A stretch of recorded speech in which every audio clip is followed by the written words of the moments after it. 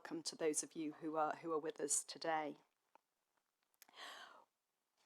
As board members will be aware, we have now set the dates for the board meetings for 2023. And for others who may be interested, those dates will be on our website by the end of this week. I'm going to turn now to the business of the day, and as usual, I'm just going to start by asking our board members if they have any new interests that they want to register. Mark. Thank you, Susan. Just to mention, if I may, that I'm temporarily seconded to Hampshire County Council as their strategic manager for trading standards. Thank you, Mark. I know that's already been recorded in the register, but thank you for saying that today. Anything else? Okay, thank you. So we'll move on now to receive the questions that have been put to the board ahead of this meeting. And I'm very grateful that Katie Pettifer is going to read these out today in lieu of Stephen Pollock. Katie. Thanks, Susan. Good morning, everyone. I'm Katie Pettifer, the Director for Strategy, Legal Communications and Governance. We have 3 questions for the board meeting today. Our first question comes from June Arnold on behalf of the Grain and Feed Trade Association and the Agricultural Industries Federation. The question is, the UK is reliant on imports of agri-bulk feedstuffs, notably maize and soya for the livestock sector, and the majority of this is genetically modified and sourced from third countries. Since Brexit, the UK is obliged to establish its own rules and processes to authorise all GMOs as safe for import and placing on the market. It has been a lengthy process thus far, and GAFTA and AIC members are concerned that no GMA approvals have yet taken place in GB, and there is already divergence with other key importers. There are additional complexities if maize or soya is imported from the EU. This is now compounded by the Russian invasion of Ukraine, and our members will likely need to source from other origins. Issues such as GM approvals and compliance with EU or UK MRLs will continue to be a challenge, and temporary solutions will be needed. We're aware that our European equivalent organisations are already discussing flexible approaches to be introduced. Our organisations have taken part in the recent GB consultation on authorisation of 9 key GMO traits for England, which we hope will be supported by FSA Scotland and Wales.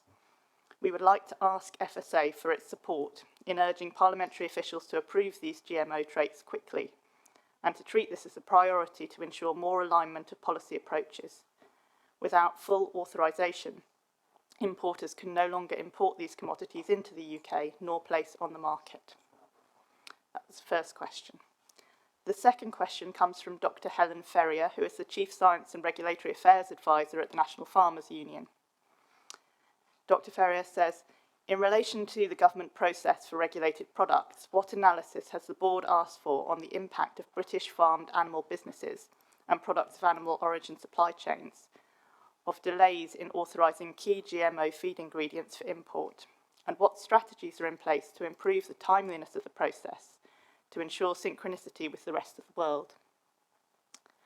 And the third question comes from Paul Hisco, who is the founder and managing director of scoresonthedoors.org.uk. He says, today's strategy paper does recognise some aspects of the greenhouse gas emissions from the food and drink industry, and does include a general statement of support for government priorities. In addition, some green policies are named in today's paper, including support for wellbeing and sustainability policies for programmes from Northern Ireland and Wales. Overall, however, green policies do not come across as a priority for the FSA. The question he has are, does the FSA believe it could play a more significant role in promoting the government's green agendas, both within its own operations and as an enabler for its local authority partners? And would the board agree that more emphasis should be given to pursuance of carbon reduction initiatives as part of future strategy? Thank you very much, Katie. Those questions are all very pertinent to, I think, issues that we've got on the agenda today. So if I could ask Rebecca to take the first two, I think, in relation to the risk analysis paper, and then Katie, if you might pick up on the final one when we're talking about the strategy. Thank you. I should also say that given we have got members of the public with us in person today, we will reserve a few minutes at the end of the agenda if there are any questions that you wanted to put directly to us today. Thank you. So the next item is really for us to just review the minutes of the board meeting that we held in Cardiff last December. And so if I could ask members of the board just to turn their attention to that paper and let me know whether they are happy that those minutes are an accurate record of that meeting, or whether there are any corrections or clarifications that are needed. People content?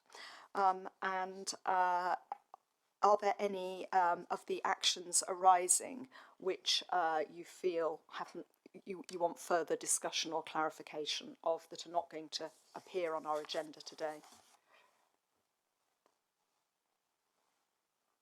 Oh, everybody content, thank you. So we'll press on then with the new items of business for today. And that starts with my report to the board, which, as usual, is just an oral update. I don't think we can meet today without saying that how upset I've been personally. I know many other board members will share this, as we've seen and heard of the crisis that's unfolding in Ukraine. First and foremost, of course, our thoughts are with the people who've been directly affected by that. But I do want to also assure you that the agency have been working internally and with other government departments to consider our response, and I think Emily will touch on that in her report. Of course, there are potential impacts around the food supply chain, the risk of radiological contamination if nuclear sites are disrupted, and possible effects on UK food businesses as well. A list of my engagements over the last couple of months has been published on food.gov.uk, and I think there are three things I just draw your attention to, which I think sort of highlight the breadth of what we've been up to. The first is I was very pleased to visit CFAS in Weymouth last month and to see a little bit of the research and surveillance work that they carry out on behalf of the FSA.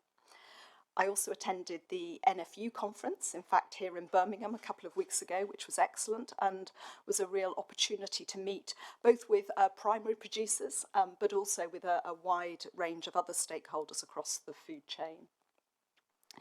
And the third thing I wanted to mention is that we held the first meeting of our new consumer forum, which is a small group of civil society organisations who have complementary interests in different aspects of the food chain, particularly with an emphasis on the consumer interest.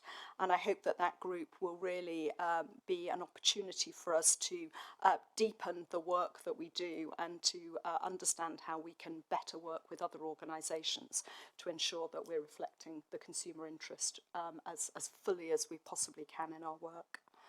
And with the new strategy coming up, I think it's a really timely moment for us to refresh and renew that relationship.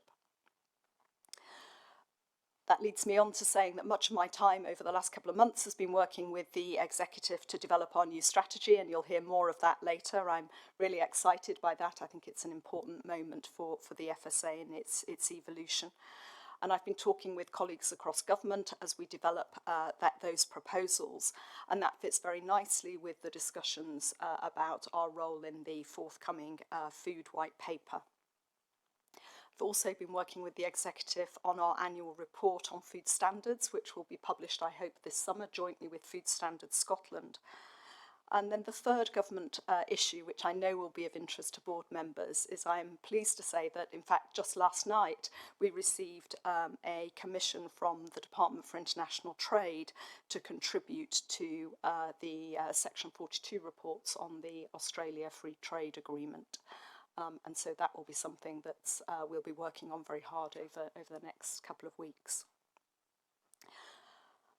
Moving on to sort of slightly more administrative matters, I suppose. I'm really pleased to say that the Department of Health and Social Care ministers, in consultation, of course, with ministers in Wales and Northern Ireland, have made some decisions in relation to our board membership. I'm absolutely delighted to say that three of our board members, Tim Riley, Mark Rolfe and Margaret Gilmore, have all had their appointments renewed, and I'm delighted that they're going to continue with us. The other thing that's happened is that we also have agreement to recruit some additional board members. We're slightly under number at the moment, but I think that given the expansion in the FSA's role post-EU exit, I'm very conscious of the workload and the tasks that are falling to board members. I think it would be very, very helpful for us to be able to expand our board a little. And this week we'll be going out to advert for up to 3 new board members. In addition, we've also had the agreement from the Northern Ireland Minister of Health to commence the campaign to recruit Colm's successor as the board member for Northern Ireland, and of course also as chair of the Northern Ireland Food Advisory Committee. I say that with a slightly heavy heart because Colm has been such a huge asset to our board, as a board member, as the representative for Northern Ireland, but also as chair of ARAC, and it's going to be very, very big shoes to fill. So thank you for all your work. We'll have time to thank you properly later. And then another sort of rather sad but necessary moment is that Ruth's time as deputy chair will actually come to an end next summer, not this summer, next summer, 2023. And we've agreed that DHSC will start the campaign to reappoint a deputy chair later probably over the summer. That's just recognising the amount of time it takes sometimes for these appointments to come to fruition. So that sounds like quite a lot of change, but in reality, I think it's a really good mix of continuity and refreshing and renewing. That will evolve over the course of the next year. And then just finally, one news story, which I don't get to announce very often in these updates, is that today we've announced that the FSA will be giving just over £200,000 to Birmingham City Council to support it in its work in preparing for the Commonwealth Games, which of course are going to happen in the city in 140 days or something like that, very soon indeed. And this additional funding will help them to provide the extra support that is going to be necessary to deal with the new challenges that will come in relation to food businesses. If you think of it almost as a huge festival, there's going to be a whole lot of temporary food outlets, pop-ups and so forth, and that's going to add quite a significant load. We're really pleased to be able to support them so that actually the whole visitor experience, we can do everything we can that they can have food that's safe and that they can trust. So that's an exciting moment, and I'm very pleased we've been able to do that. That's quite enough. I'll leave it there, but of course very happy to answer any questions you might have on any of those items, or if there's anything that you think I've missed that I might have been up to recently.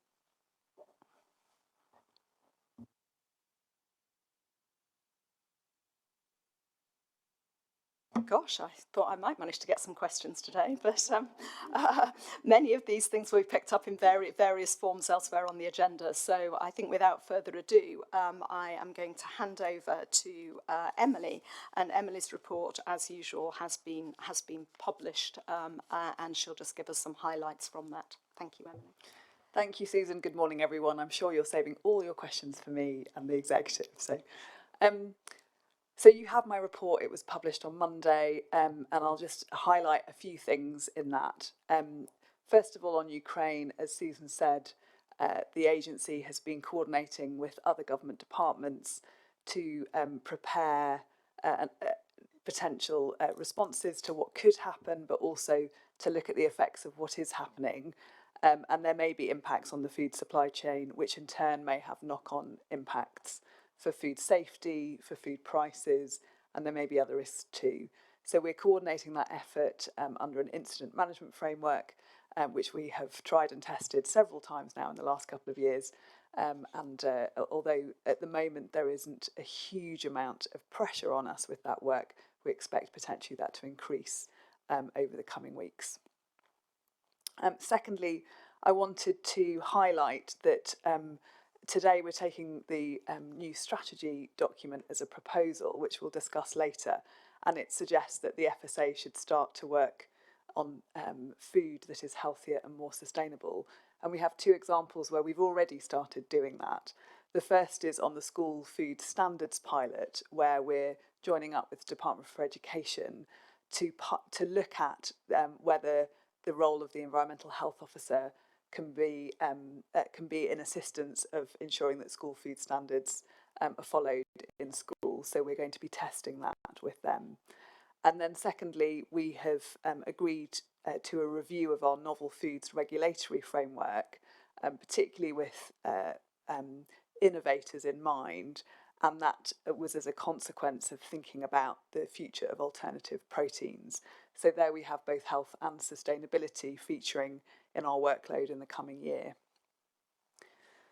My report covers the continuing consequences of EU exit, our involvement in the Northern Ireland Protocol, implementation and negotiations.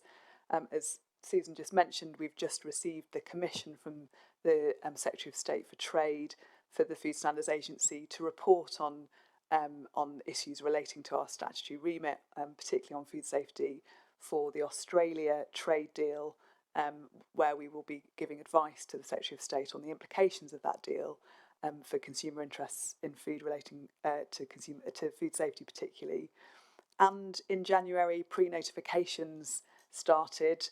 So now for EU sourced high-risk food and feed, there is now a requirement for importers to notify through the DEFRA IT system that that food is coming to the UK, and that has gone relatively smoothly as a shift. And I will have mentioned before how significant these pre-notifications are to us to make sure we can have decent surveillance of the risks of imported food, including from inside the EU. So we're pleased that that is now happening. And then we've already heard the reference to divergence, but there is not intentional but increasing passive divergence between us and the EU on some matters. The one that I mentioned in my report is on titanium dioxide. I also mentioned that we have been supporting DEFRA's work on a new regulatory framework for food and feed that is gene edited. So the FSA has been trying to think through the policy implications of that. I talked expansively about CBD cannabidiol products last time, so I won't say much here, but we are very shortly going to be publishing our lists, which will then make it clear which CBD products do not stand a chance of being authorised, and therefore we'll be asking retailers to take those off the market. That's due in the next few weeks. And then finally, I wanted to mention our information about consumers and our consumer tracker, and just to highlight that the levels of household insecurity are still looking high on our tracker. So they're still over 20. We've still got over 20% of people skipping meals or cutting the size of meals because they didn't have enough money to buy food.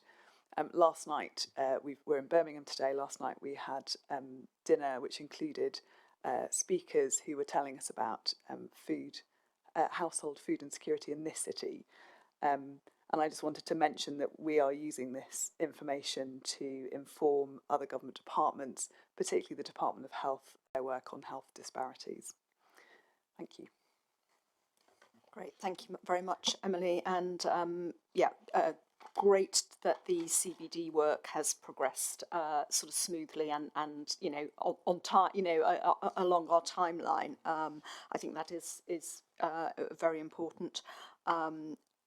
You noted the conversations we had yesterday evening around household food insecurity, and I think I've been really pleased to see the agency sort of stepping up the analysis and insights that we're trying to draw from some of the work we're already doing, and I think that is going to be very important. I mean, sadly, this is not it has got worse, and I fear it is going to get going to get worse. I think it is incredibly important that we're on the front foot in thinking about what is the right response for us, given our role and remit.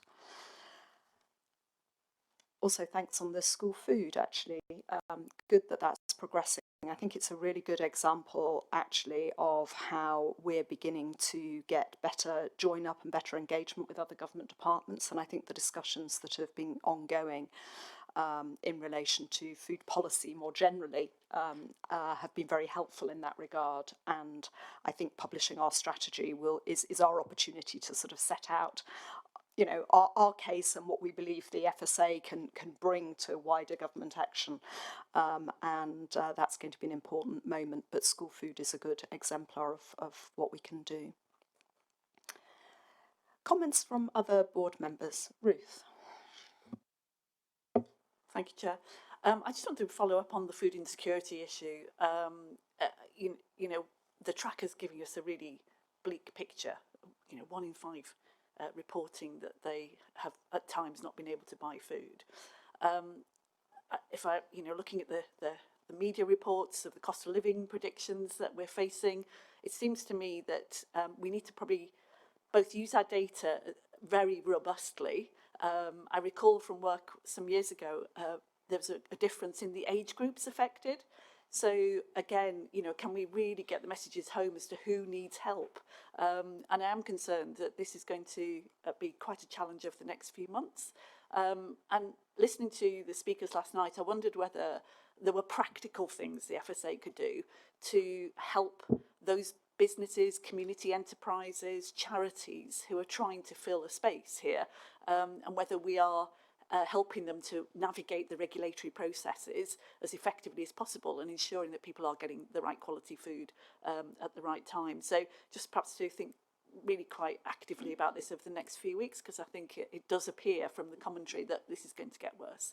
That was the first point. The second point, completely separate, CBD. I see that we're developing a surveillance plan, and I just wanted to check whether it was health surveillance or usage surveillance or both. Because I think we probably need both. And I know the health part of it is not our responsibility, but just how are those discussions going with DHSC? Thank you. Thanks, Ruth. So thank you for the suggestion on the practical things we might do to help community enterprises. And we're conscious that food banks and food sharing approaches are growing. I think we'll take that away and have a think about whether there is anything we can do either to make our own guidance more possible or additional work. On the surveillance plan, it's particularly about CBD products. I wonder if Julie could comment on that. Sorry, no, I was actually going to come in on the first point around the food insecurity, if I may. Just to reassure Ruth, we are doing more work to better understand exactly what is going on, not just the sort of the headline level around the food insecurity challenges. So that work continues. We're sharing our insights, yes, with DHSC, but also others like ONS, who are themselves looking to see how they take this work forward. And I think as we break it down to understand some of the sort of the narrower implications, which groups are particularly hardest hit, we will take action ourselves, but also through others. So we're also sharing our insights with people like the Trussell Trust and the Roundtree Foundation. So what I would also say through this group is if there are others who wish to engage and look at our data is published, but would like to discuss themselves how they might engage with it and understand and then take action, we're very happy to talk to people. Thank you. And I wonder if Rick then could comment on surveillance. I was not sure whether that was going to be Rebecca. Go on, We Rebecca. spoke earlier. Yeah, can you hear me? Great, yeah. So on surveillance, so this is to support the next stage of implementation. As we bring the industry into compliance, what we're doing is we're thinking about the information we hold as the FSA about these products, what's in them, and also thinking about how we can advise and support local authorities who may also want to do some testing on their own behalf. So this is to support the next phase as we bring the industry into compliance, as we would always do with a new and emerging product where we're taking a significant regulatory interest. And happy to keep the board updated about the results of that. Thank you. I think that answers the product side of it, but I think we talked in Cardiff about how we don't have much data about the health consequences of usage of these products. I don't know whether Robin's been able to pursue that. I think you were pursuing that. Yeah, thanks, Ruth. Yes, I've had a couple of meetings with particularly chief scientific advisors at relevant other departments. So that's mostly DHSC and the Home Office. There's probably two things to pick up on. So we've flagged with DHSC that their potential interest in this, in the same way that they monitor things like tobacco use or other. Oops, losing my badge. Or other drug use, and nothing tangible as yet, but they are interested in following up and very closely connect to those conversations. The second aspect, probably, we've talked in some detail with Home Office about this is obviously a product which has cannabis in the title, and the possible risk of misconstruction in consumers, or as a what's called a gateway product, so something that kind of legitimizes currently illegal drugs. They've got quite good data on that, and are not concerned at the minute, but are monitoring quite closely as these products come on. So I think we'll get information from both of those going forwards over the coming months. Good, thank you. Broader questions, so Mark and then Tim. Thank you, Susan. And thank you, Emily. Amazing report again, showing the breadth of everything that we're involved in. Never ceases to impress. I'll be really interested to hear the outcome of the school food pilot. I think we're all well aware of the fact that childhood obesity seems to grow once children go to school. I'm sure that's not all to do with school meals, but it would be really interesting to see what impact we have in that space. Just a couple of questions, if I may, in terms of your report. You mention doing some analysis of the pre-notification data for imports, and I wonder, please, what your plans are to share the results of that analysis, particularly with port health authorities, because that will be really helpful for them in terms of gearing up for their approach and their involvement once the physical checks come into being. And in relation to CBD, you wouldn't expect me to not ask a question around CBD. You mentioned the list that's going to be published. I think you also mentioned that back in December, and I'm interested to know what a few weeks means, and in asking that, obviously, to encourage that to be as soon as possible. But also in December, you mentioned guidance for local authorities, and I'm really keen to ensure that that is published at the same time as the list, so that local authorities have the support that they need. So I respond. Thank you. On the school food pilot, so it's striking that the school food standards in England don't have a sort of compliance or enforcement mechanism attached to them. There isn't anyone going around checking that schools follow them. In Wales, they do have a sort of paper-based check. In Northern Ireland, they have a different approach. In Scotland, they have a different approach. The thing we'll be testing in this pilot is whether the environmental health officer can look at indicators, for instance, on menus and so on, that might inform whether a judgment on whether the school is following the school food standards. We know that there are other ways of checking too, so we'll be wanting to make sure that's the best use of resource. And I do think it's important that there is some kind of enforcement mechanism or compliance mechanism happening. I'll ask Rebecca to comment on the pre-notification data. Emily, could I just come in on school food? I think the other really important thing to say about this is a DFE lead, and we're very much working in support of them. That's our bit of it, is around the EHOs, but actually it's part of a broader package of work. And I think that what I've been pleased is I think we've been able to contribute, advice and guidance on other aspects of that pilot over and above the bit that we will actually be responsible for doing. But though that's, I think, that's going to roll out really in September, I think, isn't it, Katie? So we're going to have a 6-month discovery phase, first of all, and then we actually expect kind of inspection to go live as a tool to look at school food standards in September. But it is very much one of a suite of things that DFA are thinking about to improve the standards of food overall in schools. I think we're about sort of making sure that the basic floor is being met, but it's not the totality of what's happening at all. Yeah, while supporting what we're doing, I didn't want people to think that was, we thought that was going to be sufficient. It's part of a wider suite of things. And then on CBD, I'm reluctant to be drawn on an actual date because we have a date in mind, but there are lots of things that can happen between now and then, but it's very soon. And we've made a lot of progress in the last few weeks on finalising our views on particular applications, on deciding who's going to be refused, and making sure that we have, for instance, a bit of tech that allows anyone to search the database on a particular product to find out if it's on there or not. So there's a lot of preparation that's been going on, and that also includes guidance for local authorities, which will be happening at the same time. And in fact, it's now featuring, CBD is now featuring on the regular food standards liaison discussions that we have with regions around the country. And we also have got a plan to engage with retailers in the run-up, and we have already started talking to the British Retail Consortium about it. So there's a lot in hand. Yeah, there is a lot in hand, and I think as you said, it's important that this all goes out together and as a mass. So we just need to get the timing right. But yeah, very soon. Tim, and then Fiona. Thanks very much. And again, great report. Thank you. I guess just a little bit more on the School Foods Initiative, and I do fully understand how our role is, and these are more my words, but about enriching and complementing others' leadership around this.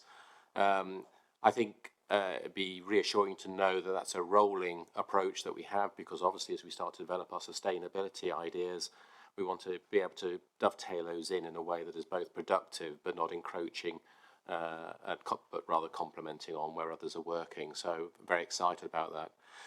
My other question or issue, I guess, is more about the challenge that's presented at the moment around animal feed security, for the issues that are happening globally at the moment, and the concerns and uncertainty that's going to give not just to producers, but beyond that in the food chain. And I suppose the assurance I'm kind of looking for here is more about that we keep a weather eye on how we're communicating and involving stakeholders, so that at least they know within our legitimate role how that is being modified, I should say, and flexible to what's needed, so that we can maintain, if you like, people's knowledge and understanding, so that they can continue to provide where possible, but they're not inhibited by where we regulate. Thank you. Thanks, Tim. I'm going to turn to Rebecca, partly because we didn't answer Mark's question on pre-notification, so apologies, Rebecca. And then if you could answer the point on animal feed as well, thank you. Thanks, Emily. Yeah, so Mark, on pre-notifications, as we say in the report, so we're in the early stages. We've got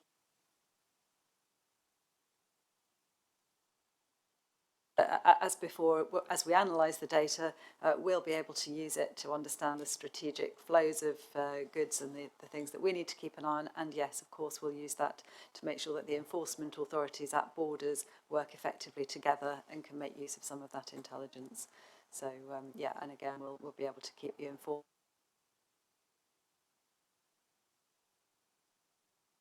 We need to take into account as we develop future approaches. And then moving on to food security. So yes, animal feed is a particular issue, but obviously there are wider concerns about food security issues that may arise globally and for the UK in relation to the situation in Ukraine. The FSA, as always, is very much engaged with DEFRA's work on food security in this. And as we've done before, in fact, as we did during the COVID pandemic, we're sensitive to areas where, as a regulator, we can work as part of that cross-government response to consider what flexibilities and what ways there are in which we can make sure that we're not a barrier to measures that are going to support UK producers and UK consumers. So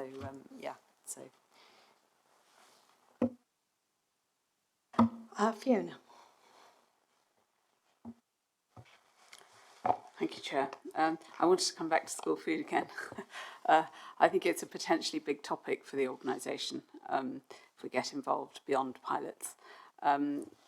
It's a very challenging area to regulate, is probably the wrong word, but to keep on top of, to ensure that standards are being met. and it's not just a food safety issue, it's to do with meeting nutritional standards.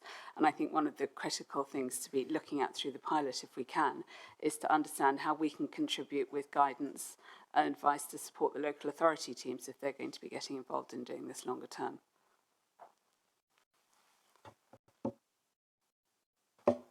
I completely agree with that. I think one of the things that's very important in doing the pilots is that we're not just trying to design a mechanism that flags the standards aren't being met, but to design a mechanism that triggers a process that then helps the school to meet them. That may not be entirely our process or at all our process, but we need to work very closely with local authorities and with DFE to make sure that the entire system works together then. Very good. Coleman, then Margaret. Chair, thank you. Again, great report, Emily, and just a comment really on the school food strategy.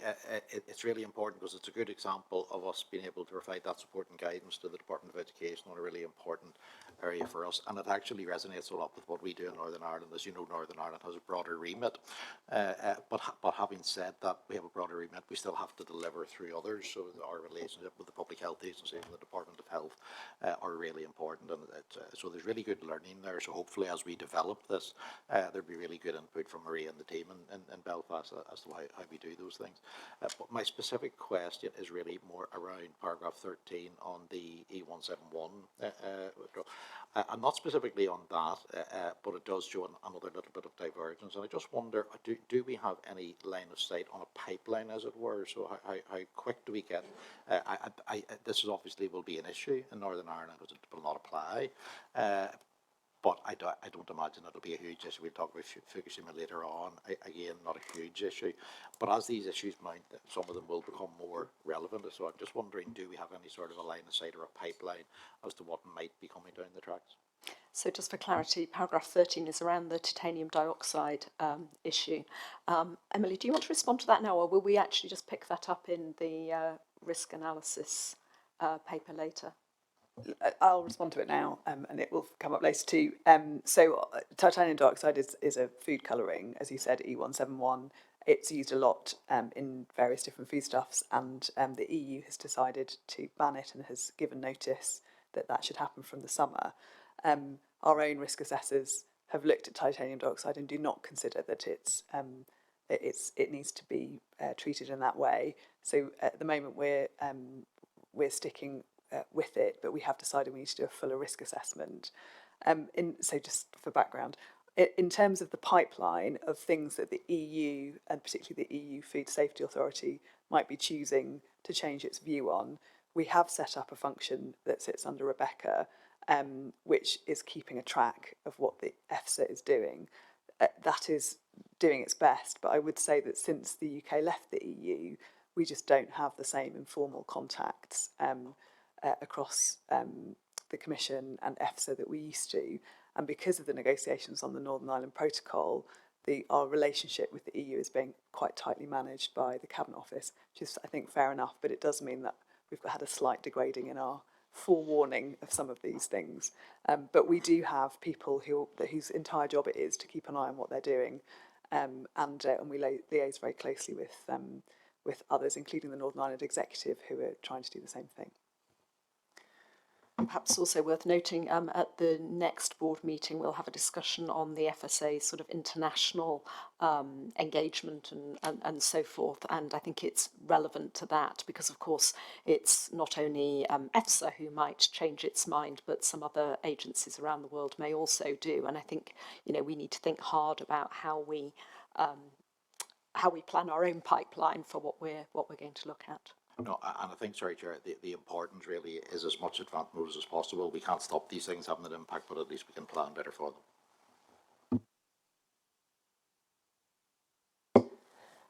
them. Again, a fascinating and really interesting report, Emily, thank you.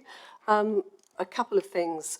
Divergence I was going to mention from a different angle, stating the obvious, is that we have a remit to inform the public as well as we can, and it is very confusing when the EU says something is safe and we say as not safe and we say it is safe. we find ourselves in a situation where it is therefore banned in Northern Ireland, but not necessarily in the rest of the UK. What can we do to deal with this issue? How can we keep the public's trust on side when we have this kind of divergence when it comes down to a different interpretation of the science, if it's that? So I think that's a really big issue for us. We need to keep the public on side. I was going to just add support to the food security. It's a really big issue, and it's being brought home to us, in particular in this city where the figures are below the national average, so an even bigger problem here. And what actions can we take, which is what Ruth was asking. I would ask, within our remit, are there other actions? How wide can we go on this? I think the positive side is what we're hearing. We've heard it several times already about how much cross-government work, how good our relations are in the FSA with other government departments who are trying to tackle this. I think that's unprecedented in my experience of the FSA. And I think it's going to become much more important when we're dealing with genome editing and the impacts of the war in Ukraine as well. So that's important. And then I have a final question just about the figures that you give about pre-notification on high-risk products. 19,000 entries. 400 up to 19,000. Was that because people were just saying, oh, it's voluntary, therefore I won't bother to submit? Or was it, what was it? And then secondly, how much of a pressure is that putting on our staff? Are we expanding to deal with it? Thanks, Margaret. Are there other actions that the FSA could take in relation to household food insecurity? Yes, of course, there is always more we could do. And what I suggest is that we come back to the board in June with some thinking on that. We as Susan said, we've already been looking at how we can look closely at the research we've been doing and make sure we've understood, done initial analysis on it to understand some of those disparities in there. But I think there's more we could do. So let's come back to you in June on that. Thank you for saying the cross-government working is unprecedented. It takes a lot of effort, and certainly my team are doing a lot to insert themselves into cross-government conversations where the FSA hasn't always been, certainly for the last few years. I think my reflection on the strategy we're talking about later is that we have been absorbed by Brexit and by COVID for the last few years, and I think we are now starting to turn our attention in broader ways to other matters. That's not to, of course, we've been working cross-government on some bigger risks and Brexit and COVID and so on, but on these other things. And on the notifications, so I think, and Rebecca can confirm if I'm wrong, but I think basically there is the vast majority of the food that comes into the UK that's imported is from the EU. So it's inevitable that once we start asking for pre-notifications on high-risk food, so products of animal origin, and high-risk food not of animal origin, that the volumes are high because that's where the food is arriving from. And I also think it's inevitable that importers didn't really want to follow that process because they would have seen it as an additional burden. I mean, the DEFRA's system has made that as straightforward as possible, and it only applies to the high-risk food, not to all food. But of course, it's a high volume. That's the consequence of it. And if you think of how many billions of pounds worth of food are coming into the country, 19,000 alerts actually is, in a way, not that much. We did a lot of work from a data point of view to make sure that we have got that feed coming in, that we mesh it against some other forms of data, and so that we can have a relatively automated way of surveilling what's coming in. So we're not having to sort of pour through each of the 19,000 alerts and read them all ourselves and so on. But we have also got additional staff in our imports control team. We bid to the Treasury for money, which we've been doing successive years, because this is a new responsibility for the FSA and we've needed additional staff, so that team has grown. And I should also say that, I'll repeat what I said before, having this ability to see what is coming in from the EU that's high risk was an incredibly important part of our surveillance system, and we were worried that that wasn't there from the moment of Brexit, and we had been concerned that it had taken a year for that to happen. So we're very pleased that it's in place and it does help. The information makes a significant difference.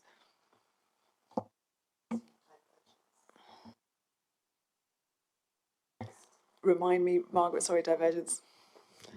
Just, you know, for the consumer, thank you, how yeah. difficult this is going to be and ongoing. I mean, I was surprised how quickly we are already dealing with divergence in certain areas when it comes to interpretation of the science. Thank you, sorry. Well, my overall answer is we have to be led by the science, and our scientific assessors have looked at the evidence and have concluded that the FSA scientists had assessed, I think it was a slightly different sized particle, and had come to a different view, and that particle isn't often used in the food industry, is what our assessor said. But I think Robin should comment. Yeah, I was going to pick up on both that point, Margaret, and also Colm's point about the pipeline. I mean, overwhelmingly, the underlying science here is international. So the papers that we're all reading are the same. The scientists themselves are obviously coming from all, we take opinions from all over the world, and likewise EFSA do too. So typically that risk assessment part, that science part, I think there's a very broad agreement on. Where you get divergence is the subsequent management question about how you tackle that. And in the specific case of titanium dioxide, the situation at present is there is some absence of evidence, and the question is if it's not there, how do you respond to that absence of evidence? Which is why we're doing the deep reanalysis that Emily mentioned, and just as a sense of scale, there are well over 800 papers looking at the toxicity of this molecule, so there's quite a lot to read. But I just wanted to make the point that I think there is very good broad international agreement and a lot of pipeline interchange between people at a one-to-one level where we're swapping notes all the time. But of course, what then happens in terms of a policy recommendation is quite rightly influenced by the individual countries and their policies there. And I think where we have a very strong position in the FSA is our commitment to transparency, because we are in the position to be able to say, here is what the science says, and this is the policy that is made on the back of it. And so it's very clear to consumers and to businesses where the different divergence might come in. But I definitely take the point that the end product for the individual is challenging. And I think what you've said to me, and I'm just speaking here almost like seeing it from the viewpoint of the consumer, is that I'm more convinced when I hear you say we've looked at 800 scientific papers. So it may be that we have to spell out a little bit more how we come to our conclusions in the future. Can I just come in? So I agree, Margaret. I think this is very important. So we have published our joint, our preliminary opinion, a joint statement from the chairs of the two scientific committees that have looked at titanium dioxide. So that's in the public domain. You can see what they've looked at and the conclusions that they draw, which are very clear, that at the moment there's no evidence that would warrant us taking action. But I do agree, actually, I think we should just pay a little bit more attention to how we make that accessible and very clear for consumers. In this case, it's a very significant product, so people may hear about what's happening in the EU and want to know what the FSA thinks. So I do agree that's something we should pay more attention to going forward. Rick? I think it was just worth adding as well, when we developed the risk analysis process, the new risk analysis process, there were three pillars to that. There was the risk assessment, the science, there was the risk management, but there was also risk communication. So it's built in as a key component. And part of that was how we explain things like uncertainty, which you're always going to come across in areas like this. So again, it is something we can visit through that pillar. So it's definitely something we're considering. Great, thank you. As ever, a really good discussion, but I'm always interested in themes that I guess emerge. One that I was expecting board members to raise, and so I'm going to do, is around the comment around gene editing. So we had a big discussion on this previously, and the board agreed that we needed to develop a new regulatory framework for gene-edited foods. Given the pace that this is developing, I think it would be really helpful to hear where we're up to in developing that new framework, particularly because of the importance of maintaining consumer confidence in this approach. And so, yeah, where are we up to? And is that something that perhaps, given the pace of things, we perhaps ought to be looking at in June? Perhaps I could ask Rebecca Sudworth to come in on that. Yeah, very happy to do so. Yes, so we've updated the board previously about the approach that we intend to adopt as we work with DEFRA on the implications for food of the coming changes to government policy in this area. So at the moment, DEFRA has announced a streamlined process for crop trials, but they've also announced very clearly the policy to bring forward proposals and legislation to make it forward to grow crops commercially that have been genome edited. And as Robin has explained in previous board meetings, genome editing is a new technique for introducing modifications to crops, which is a lot more precise, and government has decided that it should be removed from the current legislative framework for genetically modified organisms, and it should have a lighter touch approach. So obviously, as and when that new legislation is introduced, which will make it easier for those crops to be grown in the UK, our priority is to make sure that the food safety aspects are built in right from the start, which is one of the things that we discussed with the board when we talked about this before. So obviously we're working very closely with DEFRA as they develop their thinking, and yes, I agree. I think we'll want to come back to the board in June with an update. And then as soon as there are further government announcements, we'll be able to talk in more detail about how we feel that new legislative framework should work. But I think one of our key priorities, and something that we're keen to do, is that when we come on to talk about our proposals for regulatory reform and where we'd like to go with our risk analysis process, is to try and join up better across the different regulatory frameworks that touch on food. And this is a good example, I think, of where working with DEFRA, we can make sure that the food safety implications are built in from the start. That's great, thank you very much. I'm going to draw this discussion to a close. I guess a few things. We really look forward to seeing the sort of public announcements on CBD and all of the related guidance with that in the coming weeks, to use your phrase, Emily.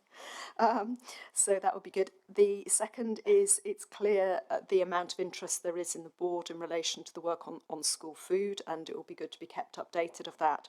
I suppose what I would also really hope is that we can use this we can learn some lessons from our cross-government engagement on this, and also trying to identify what are the sort of unique skills and attributes that FSA is contributing into this cross-government work, because I think that will be very helpful for us in the future in identifying other areas where some of the things that we do well or we do uniquely even actually can contribute in other areas. So I think that's, I think that work is going to be important over and above what we do on school food. And then two very specifics that I think we have agreed we will have papers on at the June meeting. The first in relation to food insecurity, and I've had discussions with Emily and the team on this, but I think it would be good to bring that to the board as a paper, because I do think we need to make some choices. We heard a lot about our data and drawing out insights. That's fantastic, it's incredibly important, but what I really want the board paper to consider is what are the, Ruth's words, what are the practical things that we could, should or might do, just to allow the board really to think how far we, in our role as a regulator, where does that take us. I think the issues around community food redistribution is an absolutely obvious one. It plays into the discussion we've seen on use before, best before dates. That's just one example. There may be other things, and I think it'd be very helpful if we had almost some options, because whilst at a very sort of personal level, I'm sure we all really want to do the right thing and to do everything we can, we also do need to be very conscious of resourcing and prioritisation. But I think seeing a worked through options analysis would be very helpful. And then the final one is the point Rebecca's just mentioned about an update on gene editing, which will come to the June board as well. Great. Yes, what a lot going on, and what a lot of new things. We've also heard lots of mentions of the new strategy. We've got an item on that later, but I think this is a time where the board is going to have to think very, very hard about where we invest our time, resources and energy, because what's becoming apparent is that there is more to do than we possibly have resource to do. Very good. So let's move on to the sort of specific issues in our papers today. And the first item on the agenda is around strategic risk management. This is an important sort of annual moment, I guess, for us. We had, as the board and executive met in January to have our annual risk workshop. And that's really our opportunity to think both about the risks and indeed the opportunities that the FSA faces now and in the relatively near future, which then informs some of the business planning and financial decisions that we make, as well as putting on record the sort of principal risks that we think there are in the food system and which we need to monitor and mitigate. So I think what Pam has done very helpfly, and the team in this paper, is really summarise the sort of process and the conclusions from that workshop. I'm going to hand over to Pam just to summarise that now. Thanks, Susan, and good morning, everybody. So I'm Pam Beedman, the Director of Finance and Performance. Excuse me. So as Susan's already outlined, the paper replays what we discussed at the board retreat in January. It also outlines the FSA's approach to risk management and the risk management framework. It formally puts the principal risks on record. It does outline also the responsibilities of the board, the ARAC and the executive in terms of managing the risks. So in terms of the board, that is setting the risk tolerance, setting out the principal risks, the thresholds, and ensuring that the mitigations look appropriate.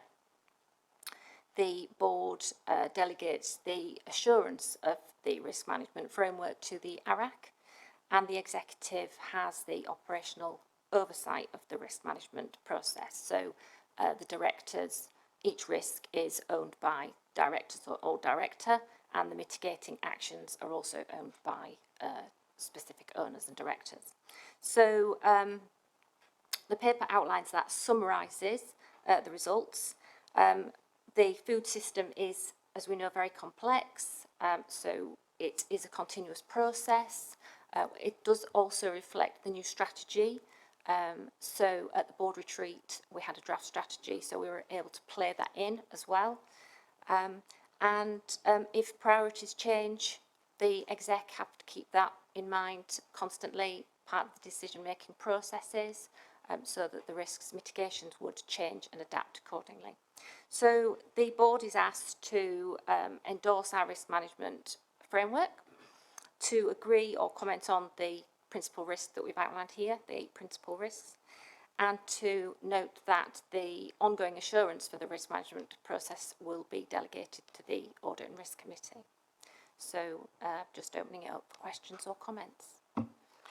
Thank you very much, Pam. I suppose it's important to say, whilst we have an annual workshop and an annual update, of course risk management's an ongoing process, and I think, you know, the events of the last few years ongoing today tells us that the food system's complicated, things change all the time, and that the risks need to evolve. You know, our thinking about risks is going to have to evolve. Peter. When the Welsh Food Advisory Committee looked at this paper, it was supportive of the approach and focused very much on the area of prevention, thinking in terms of the response to incidents, building in the looking at what are the root causes of the particular incident to learn from it. And I know there are general statements here about learning from what is occurring, and that is very much a part of the agency's approach. But I think it would be very useful to spell out a little more how we adopt methods that ensure that we look at those causes from a perspective of the future and prevention. And some of that thinking in our committee came from the fact that the FSA is a key participant in the Health Protection Advisory Group of Public Health Wales, which looks at incidents and outbreaks, and they are trying very much to learn in that way with the perspective of prevention in the future. Thank you. I mean, I think FSA, I'm moderately impressed that we do have a good learning pathway, but perhaps we haven't spelt that out as fully as we might. Emily, do you want to comment? So it's something we promote through our incident handling, that we look to do a root cause analysis for each of the incidents and try and get the business to do that too. We want to do more to persuade businesses to adopt that. And if the Welsh Food Advisory Committee would like a presentation on how we deal with incidents, we'd be very happy to do that.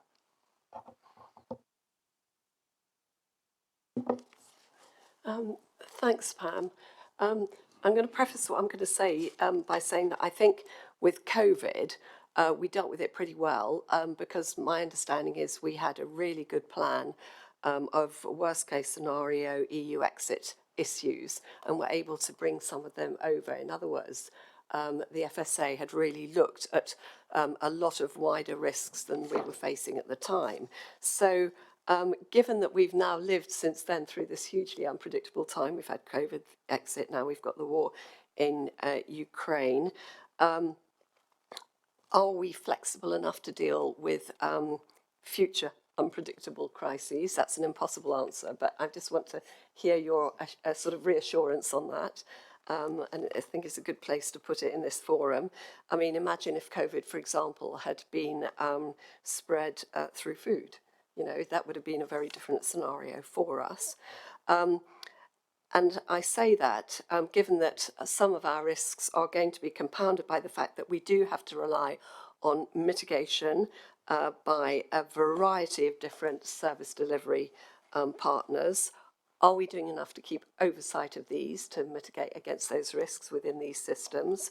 And finally, around the culture of risk management, do you think that our structures are robust enough to avoid any complacency?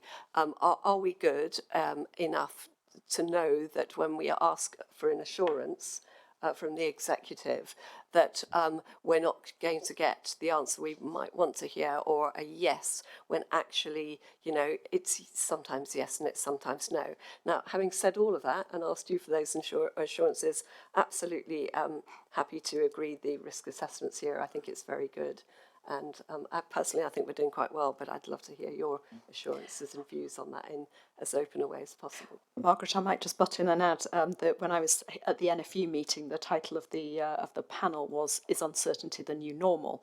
And what I tried to talk about is how within the FSA we had tried to, you know, take some of the learnings about uncertainty from the last couple of years and embed those in our thinking for the future strategy, particularly in some of the guiding principles, which would, I hope, allow us to recognise it is a practical reality. Pam, do you want to take that, or is Emily going to take Margaret's questions? Pam, okay. I'll start, thanks. So the COVID response, clearly unprecedented, you know, and not expected. We did respond really well. The incident processes came into play, and in fact, as we heard yesterday, we've already reinstigated that to deal with the current Ukraine crises. That's not to say that it is at the moment impacting FSA to the extent that COVID did, but we're ready and we've got the processes in place in case that happens. So we've got a very good structure to work with.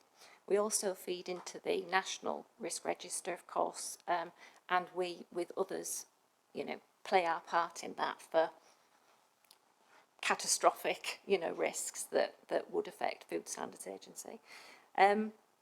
Just picking up your point about the culture, particularly management. So I think that we have this risk management framework. I think that during the COVID period, we were not as stringent as we had been in the past because resources were diverted. So mitigating actions that we would have envisaged putting in place sometimes got delayed. So we are now starting that process, bolstering it again with deep dives, you know, really pressing people, holding them to account on the mitigation action owners as well. So I think that it did honestly have a slight drop due to COVID because of other resource pressures, but now we're going to be back to business as usual and we'll be holding people to account. I just wanted to add on the question of whether the FSA is ready to respond to risks. So yes and no is the answer. So yes, I have a lot of confidence in our system to deal with incidents or risks that are of a scale of the things that we've seen before. I think if COVID had been foodborne, that is of a scale that we just haven't seen before. The amount of testing, sampling, the amount of media interest, the amount of public anxiety would just be of a scale that is not the same as what we have been ready to handle. And you have to remember that the capability of the entire regulatory system has been diminished in the last decade because there have been cuts. So, you know, there are fewer environmental health officers, there's less sampling going on, the lab capability is smaller than it used to be. So from a capability question, we are ready to deal with things that are of a scale that we have been used to. If something was of a significantly different scale, I would be concerned. And in the same way that you saw Public Health England last 2 years ago having to scale up at very short notice, we would have to do the same. Now, fortunately, we are doing some thinking about labs and sampling and so on, a bit with that question in mind, but I wouldn't like to suggest to the board that we were ready to handle a massive shock like that. I'll just very briefly come back on that. So on horse meat, extraordinary that we've allowed the lab capacity to go down, because what happened during horse meat was that we did not have lab capacity to deal with it. That was very traumatic. I mean, colleagues absolutely know more about this than I do, but we were able to go abroad, and obviously in a COVID situation, we would not have been able to go abroad to do that. But putting that aside, just on a wider thing, I do think that the FSA dealt with it very well, but just to point out, you mentioned the National Risk Register, which has had the pandemic absolutely as the #1 risk to the UK security since the first day it was published. And yet it was massively traumatic. And I remember before the first lockdown having a heated discussion with other board members where we were discussing, are we ready for why is this so traumatic when we've been rehearsing for it for, you know, over a decade, for 15 years.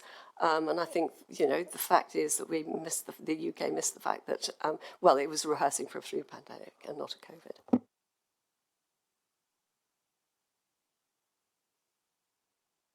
That's very polite of you.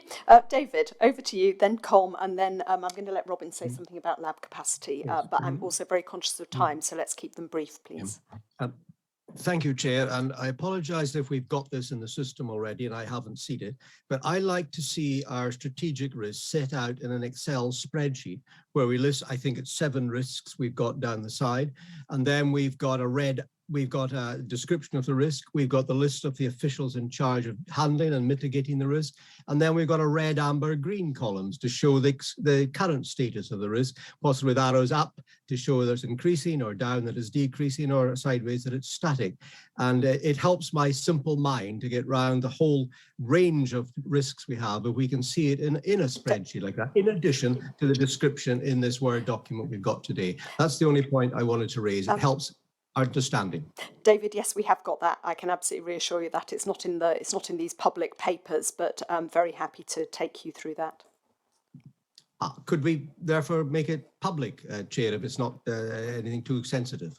Well, let's take that back and have a look if there's more that should be put in the public domain. Sorry? Yeah. There are all sorts of there's all sorts of thinking about what you put in the public domain about risk management to make sure that we don't make it more likely that a risk might happen. So we have to be quite thoughtful about what we publish. And one of the things that I think is fantastic about the FSA is that we do publish this summary paper, which most government departments don't put in the public domain at all. But we'll take that away, David, and think about it. We'll look whether we've got the balance right. Com. If I can maybe just respond to David, first of all, David, if you can take my assurance that at ARAC we do look at this on a quarterly basis, and we give and exactly how you have described it clearly based on your experience of other audit and risk assurance committees, we have exactly all of those things that you're talking about. So it is tracked very, very carefully by both ARAC and by the executive team. Just a couple of comments. I am conscious of time, Chair, but I think a lot of which has already been said. So there is a real need to be agile around these things. I think the one thing that probably isn't stated as clearly as it might be is managing some of the corporate risks in there. So a lot of in terms of how procurement management and those sorts of things, we need to be really careful. We're on top of that. I think one thing that might be useful in terms of some sort of a horizon scanning, if you will, from a risk perspective. So it's taking some of the previous comments and what might happen, and just a bit of, so we've got in now to the habit, particularly through ARAC, of the concept of deep dives, and we're starting to do that across the business. Pam's already referred to that. I think if we can up our game on that a little bit, just to have a look at what could, we're in a new world in the post-EU exit, and we just need to understand the implications of that, and a little bit of scenario, horizon scanning, scenario planning from a risk perspective as well could be very useful. And one final point coming out of the discussion from NIFAC, the Northern Ireland Food Advisory Committee last week, really supportive, but just in terms of one of the risks, which refers to, or one of the bullet points at the end of Pam's paper refers to being able to provide an adequate response to a major food incident. We didn't really like the adequate word. We didn't think the adequate word was actually adequate. If that were to be an appropriate response to a major food incident, it might be slightly more reassuring. Thank you, Chair. Thanks very much. And I think that point about corporate risks is a good one. We've spent most of our discussion talking about those external risks. Margaret made a very strong statement, and really Emily's follow-up about lab capacity. So I am just going to ask Robin to comment really briefly on what we're doing in that area. Yeah, thanks. We are acutely aware of the fact that this has reduced considerably due to a mixture of national lab reduction and also commercial consolidation of commercial suppliers. So the two things are underway that I can talk at more length about at a future board. One is that internally within FSA, we're looking very carefully about how we increase our sampling, how we invest more in labs, and whether a different model would be better for us. Secondly, this is not a problem that is unique to food right across the sector. So there's a very active conversation being led by Government Chief Scientist around lab sampling and national lab capacity in areas like drug and chemical testing too. That might have much larger long-term implications that we can kind of piggyback on top of. So yeah, two strands to that we're very actively engaged with. Julie, is it a crucial point? Just maybe pick up very quickly on the horizon scanning, just to remind everybody. One sentence. Yes, we have a new horizon scanning function that is doing exactly that, looking out further and understanding how these things interplay and looking at potential combinations of events that might cause something risk-like. So yes, and we can provide more information on that. Thank you, and sorry to cut that off because this is a really important issue. It's what we as a board are about in terms of assuring the risks. I think we should also remember, and that ARAC do a huge amount of this work on our behalf and scrutinise the risks very carefully. They do a great job, and I think some of the sort of deep dives they've been doing recently have been incredibly insightful. Yeah, that's probably enough from me about that. I mean, it is something that we do keep under continuous review through ARAC, and yeah, thank you for doing that. Fiona, did you want to say something? Yes, thank you.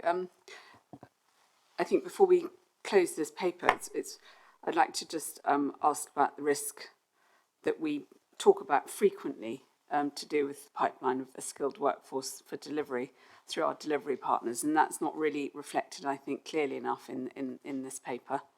And I think it's really important that we continue to look at that and continue to respect it as a challenge that we're going to have to find ways of working around or with in the future if we want to maintain the standards that we're inspecting against. That's a good point. Pam? Thanks, Fiona. We try to incorporate that as part of being able to deliver our regulatory functions, which did encompass some work on the operational transformation programme, but we will try and make it a little bit more explicit. Thank you very much. We didn't allow enough time for this discussion for this paper, and I apologise for that. But anyway, we've taken the time anyhow, so that's good. I'm going to close this item now. We will return to it, of course, at regular intervals. We're going to move on to the next two items, and we are running a little bit behind, so I'm going to ask both the strategy team and when we get to risk analysis, if we'll try and take 5 minutes off each of these sessions so that we can hit our break on time.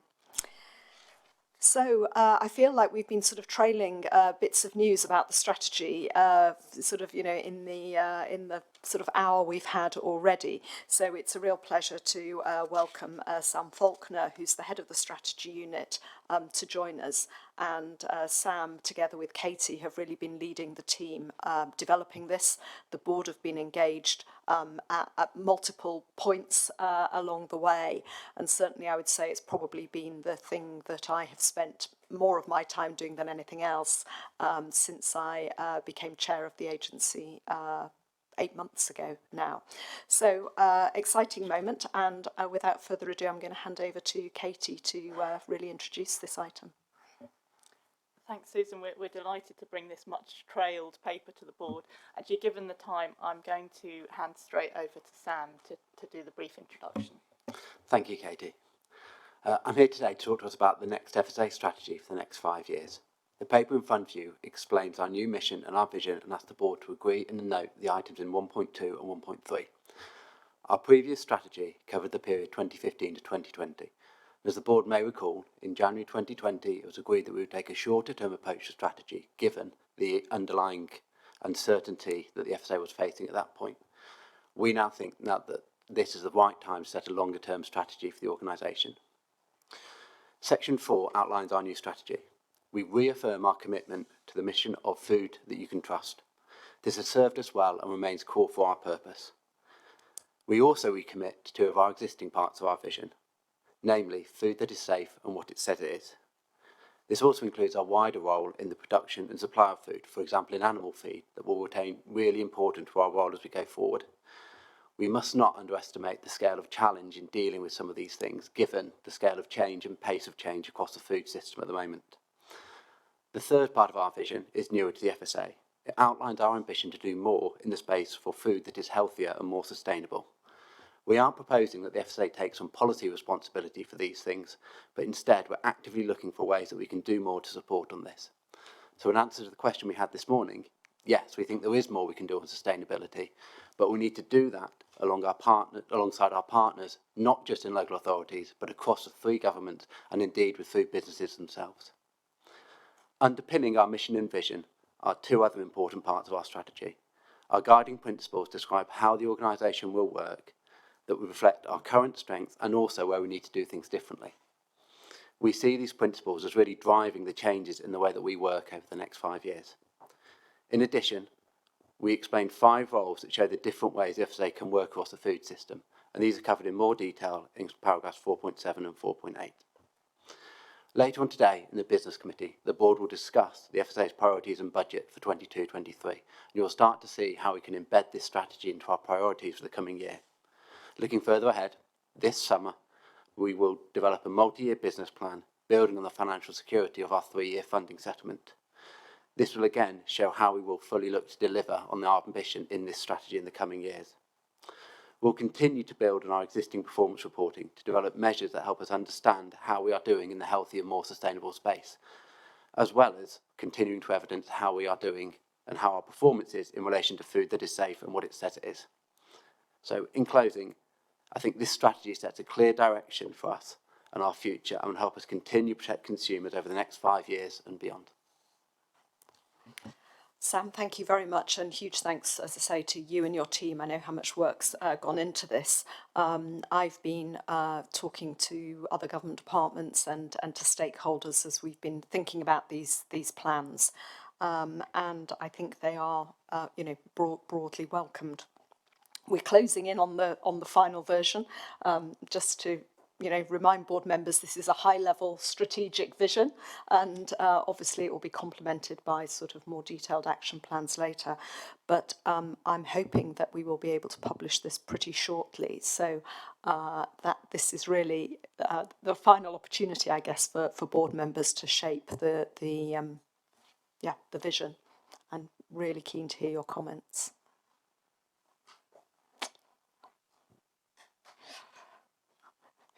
Peter, there must have been something from the Welsh Food Advisory Committee when they saw this. Exactly right, yes. We had a very good look at this paper and generally were very supportive. So it's a matter of picking on one or two specifics that the committee was exercised about. One of them was that there was a strange absence in this document of reference to food hypersensitivities. It's something that we know that the board, the whole organisation, has regarded as an important aim. Our work in this field has been stepped up enormously and our ambitions are great. But in terms of reference in the paper, you really need to put something in to indicate what we are doing in this field and the priority that we give to it. Second thing was on vision. The committee went round much the same circuit that the board had previously done in looking at healthier and sustainable and so on. At the end of the day, no improvement was forthcoming in terms of specific wording, and I think one has to say that the best has been done in the phrasing of that.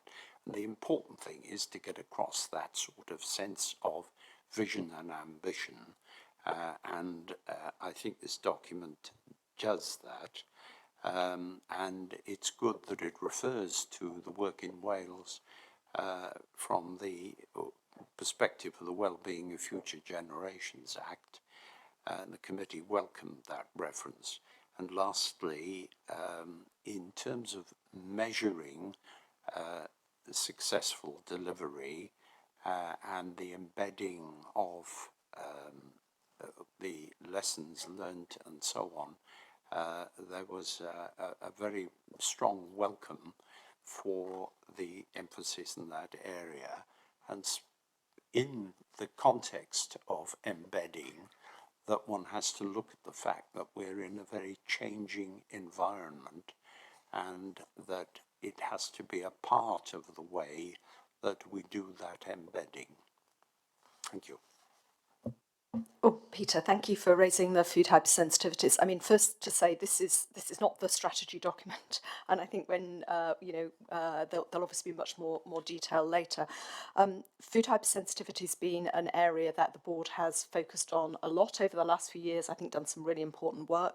In June, we'll have an update from the food hypersensitivity team on the outputs of the work that has been ongoing, and that will be a moment for us to plan the next steps. It remains incredibly important. I think the discussions that we had with the board previously were that we see this as such an integral part of food that's safe and food that people can trust. And so, in a way, I would say it is now more deeply embedded across the organisation rather than being in a box over there, which we called food hypersensitivity. And I hope that when the full strategy, document is out, that will become clearer. But I would absolutely want members of your committee and others who are, looking at this now, not to feel that had been lost. It's been quite the reverse. It's been embedded.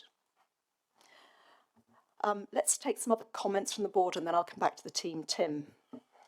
Thank you for that. And just to commend the work that's been done to date, because I think there has been a lot of discussion and trying to accommodate a variety of views. And I think one of the big issues for us is that we are in a far more volatile situation in respect of food and the supply of food, and therefore there will be more pressure to perhaps to seek compromises over standards, because I think we're possibly not in a position at the moment to know exactly what can happen in the immediate future and indeed the medium-term future. So I think it's important that we've actually set out clearly our three strands, our three pillars. I think food is healthier and more sustainable is absolutely vital, but I think we need to recognise that it cross-cuts very heavily. Food is safe and food is what it says it is. So this is not necessarily additive in terms of burden, but it's about how we integrate. I think there's very important that we start to develop that theme in terms of what it means practically, because it can be open to misinterpretation, and it might be seen as we are encroaching in areas that are outside our remit.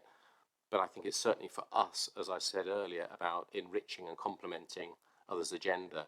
But I think we also ought to be ambitious, and I think this is really important around sustainability. It's too easy to, I think, procrastinate around sustainability aims and what it means. And there will be claims around sustainability, particularly in the food area, where somebody needs to arbitrate and regulate on what those claims are, so that people do know what food they are getting and it is what it says it is. So I think if those points can be incorporated as we progress along this line, I think we'll be on a very solid track. Thank you very much, Tim. I mean, one might imagine, there's clearly a lot to do in the health and sustainability arena, but one might imagine that when we come to refresh this strategy, 5 years on, we'd be saying a bit like hypersensitivity. Actually, now this is part of our core business, but, and that food is safe and it is what you can trust, food you can trust. But I think that because we have focused so firmly on classical food safety, I think it's quite important for us now to make that statement that food needs to be good for you in the longer term and also good for the planet as well. So I think right now it is important we call that out, and you're absolutely right, we need to define what our role in that is alongside other government departments, and with the food white paper and other activities, now's a great time for us to do that. Thank you. I'm going to swoop round each of the board members. Mark. Thank you, Susan, and I'll be quite brief. This is great. I'm really impressed with the development here since the last time we discussed it. I'm particularly keen to reflect the comment in here that the food is safe and what it says is remain our core work, and I think that's really important and mustn't be lost when we actually publish the strategy. Having said that, I'm going to talk about the third bit now, which is the healthier and more sustainable. I think we need to be really clear about what we mean by sustainable. Last night it was explained to me passionately that in the public health space, sustainable means secure and is all about food insecurity and isn't really linked to environmental issues. And I think we need to be really clear about what we're trying to achieve with that third thing, because it might mean different things to different of our partners. Fiona. Thank you, Susan. A couple of comments. I'd be really keen that we don't lose the phrase people can make informed decisions about what they eat. And I think that's picked up in the Science Council report as well. And it plays into how our science is delivering that information and trust in our food system. So I think it's a critical bit that we must continue to make visible. But the other bit, which I felt would be, we're perhaps not stressing strongly enough, is the fact that Food Standards Agency is now an independent national body standing on its own outside the EU on a global stage. We have our own responsibility for science, we have our own responsibility for delivering standards, we have our own responsibility for reassuring through the food system, and we perhaps don't make enough of that. The strategy is the first strategy of the new version of the Food Standards Agency in that role. Thank you. That's a good point, and perhaps also a reminder for us just to check how we think about our international links and so on when we're writing this. Good. Ruth. Thank you. Well, just to commend the team. I mean, we've had a number of discussions leading up to this point, and just a huge amount of work has gone into getting us to this stage. I like the fact it's true to our core purpose and is unwavering and takes forward previous strategies into that area of concern, but it also signals our wider contribution. And I think naming it, being explicit about that, but recognising we're supporting others on both healthy food and sustainable food, recognising the point Mark made about understanding what we mean by that. The consequence is we need to prioritise. This is a huge amount of work and we have limited resources. So the important thing for me now is to think about what impact are we trying to make. And measurement is going to be quite key to that, because we need to know if the actions we've taken are not having the effect we hoped for. So we need to course correct in some way, change our approach, be radically different. So I think that the section that talks about measurement is absolutely key. And in that regard, we talk about looking at measures around healthy and sustainable, but I think affordability is part of that sustainability question as well. So really unpacking it and thinking carefully, and how we can develop measures where we're not the lead agency, but there are things that we should be doing that we can tangibly measure whether or not they've had that impact. And then finally, the same applies, I think, to the core business. You mentioned the hypersensitivity work. I think thinking through how can the board look at the high-level strategic measures, but also be confident that we know that the regular business as usual core business work is actually also having the impact we want. So measurement, I think, is the next big thing for us to talk about. Thank you.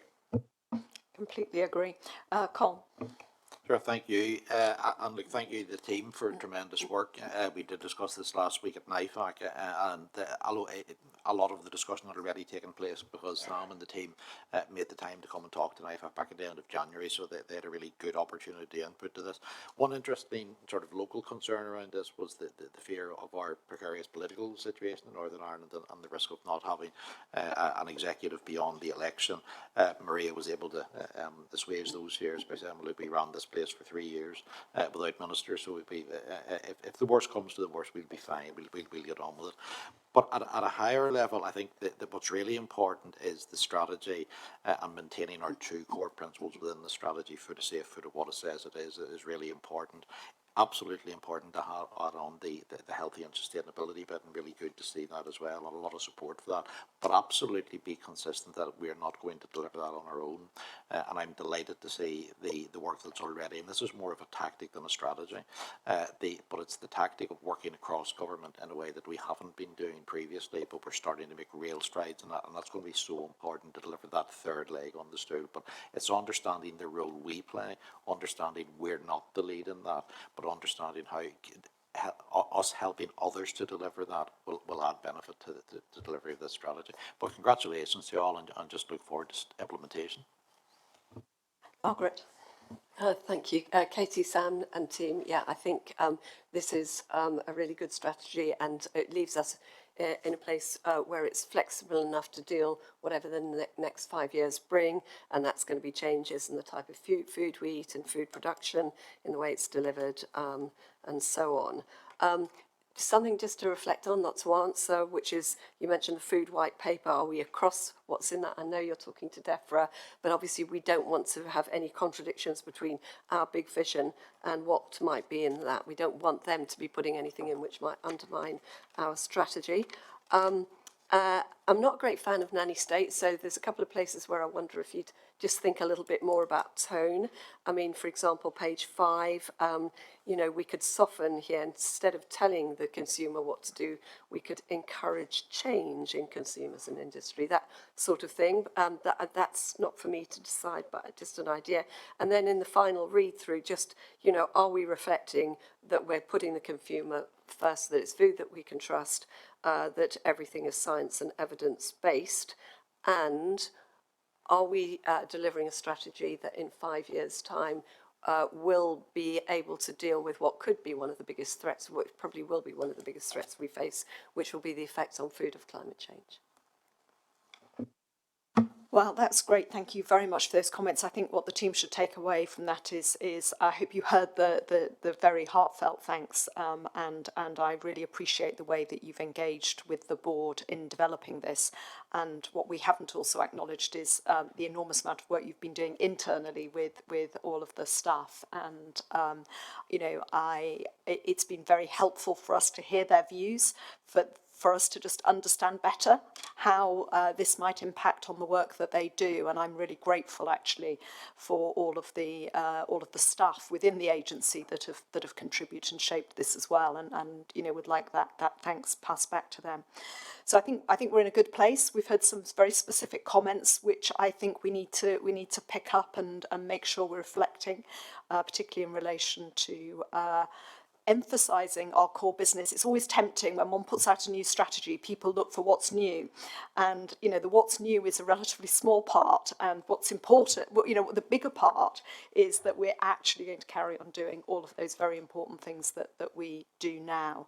And we really, not only in the strategy, but I think in launching that, we need to think very carefully about the messaging. I don't want people to imagine we're going to dive off doing something different. This is a sort of evolution. It's just, you know, expanding our role. So I'll hand back to you, Katie, to comment, and perhaps in particular to just talk a little bit about how this dovetails with the work that DEFRA and DHSC are doing. Thank you, Susan, and thank you everyone for those comments. We really appreciate them. A couple of reflections on that.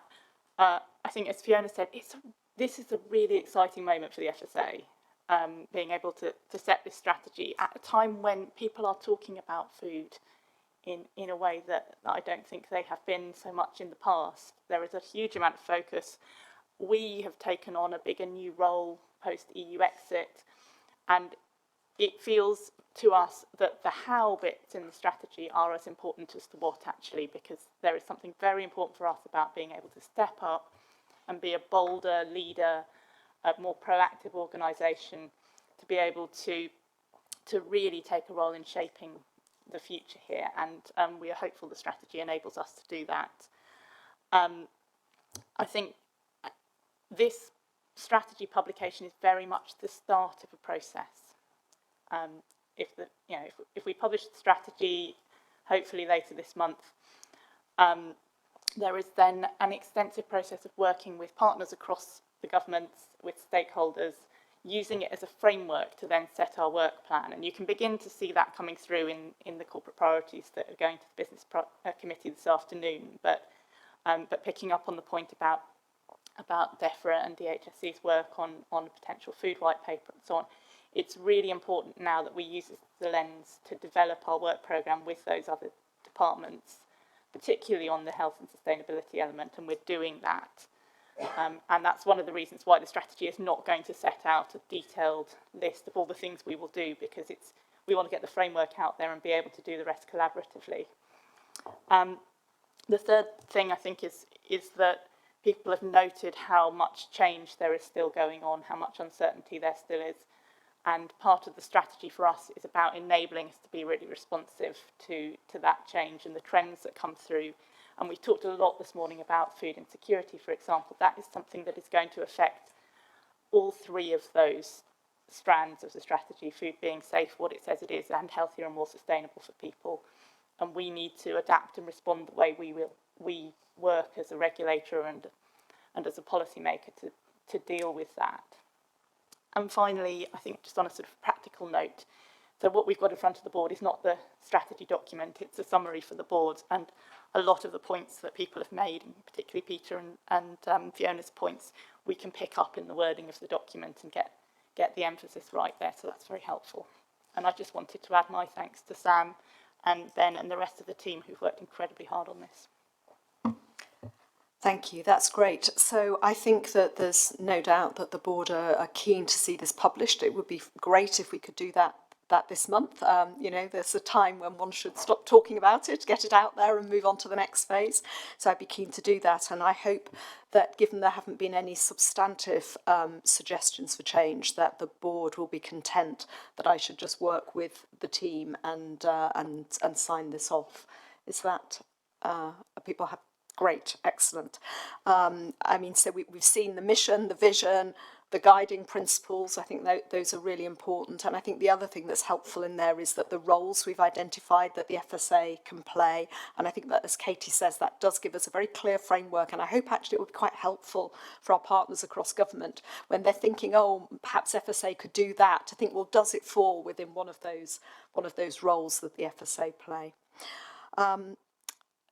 I suppose the other thing I just want to formally note is that we, will now develop a full 3-year business plan, and to sort of take this forward and really start embedding that strategy. And as you said, Katie, we'll see the start of that in the business committee this afternoon.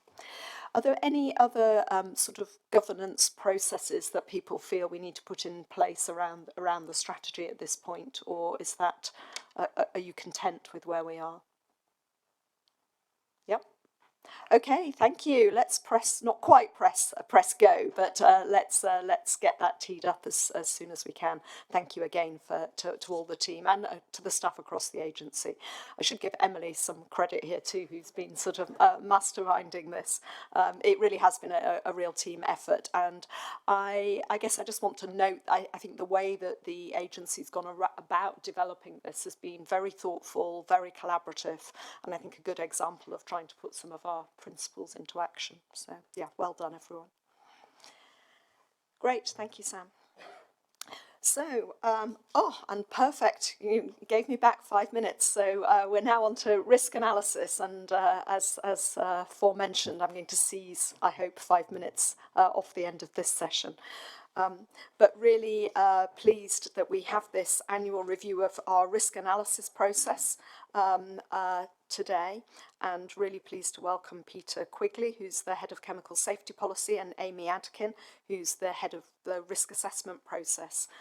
So these are people who are working within Rebecca's team. This is an important moment because, as we've already heard, it's the first time we've really looked at this in the round since FSA took on all of the new roles post EU exit.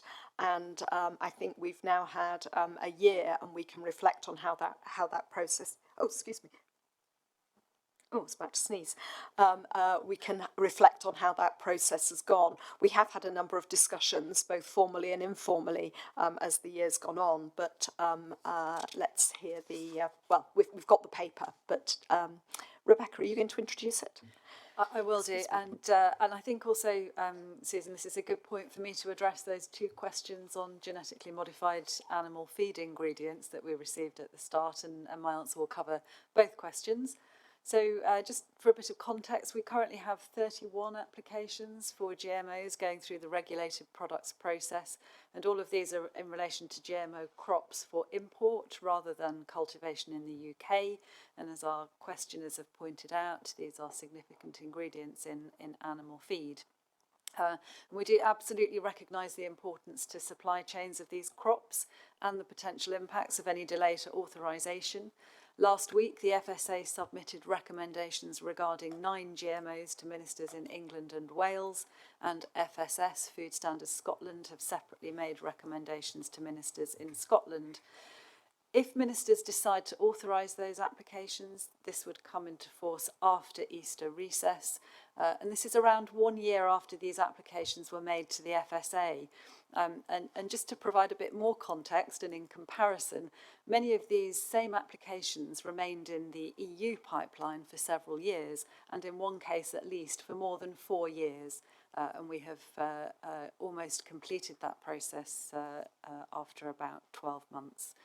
Of course, we do continue to look at ways we can make the risk analysis process and the regulated products applications service more efficient, and we're going to be coming on to that shortly. There'll be opportunity for discussion about our future plans when we talk about the paper before us today.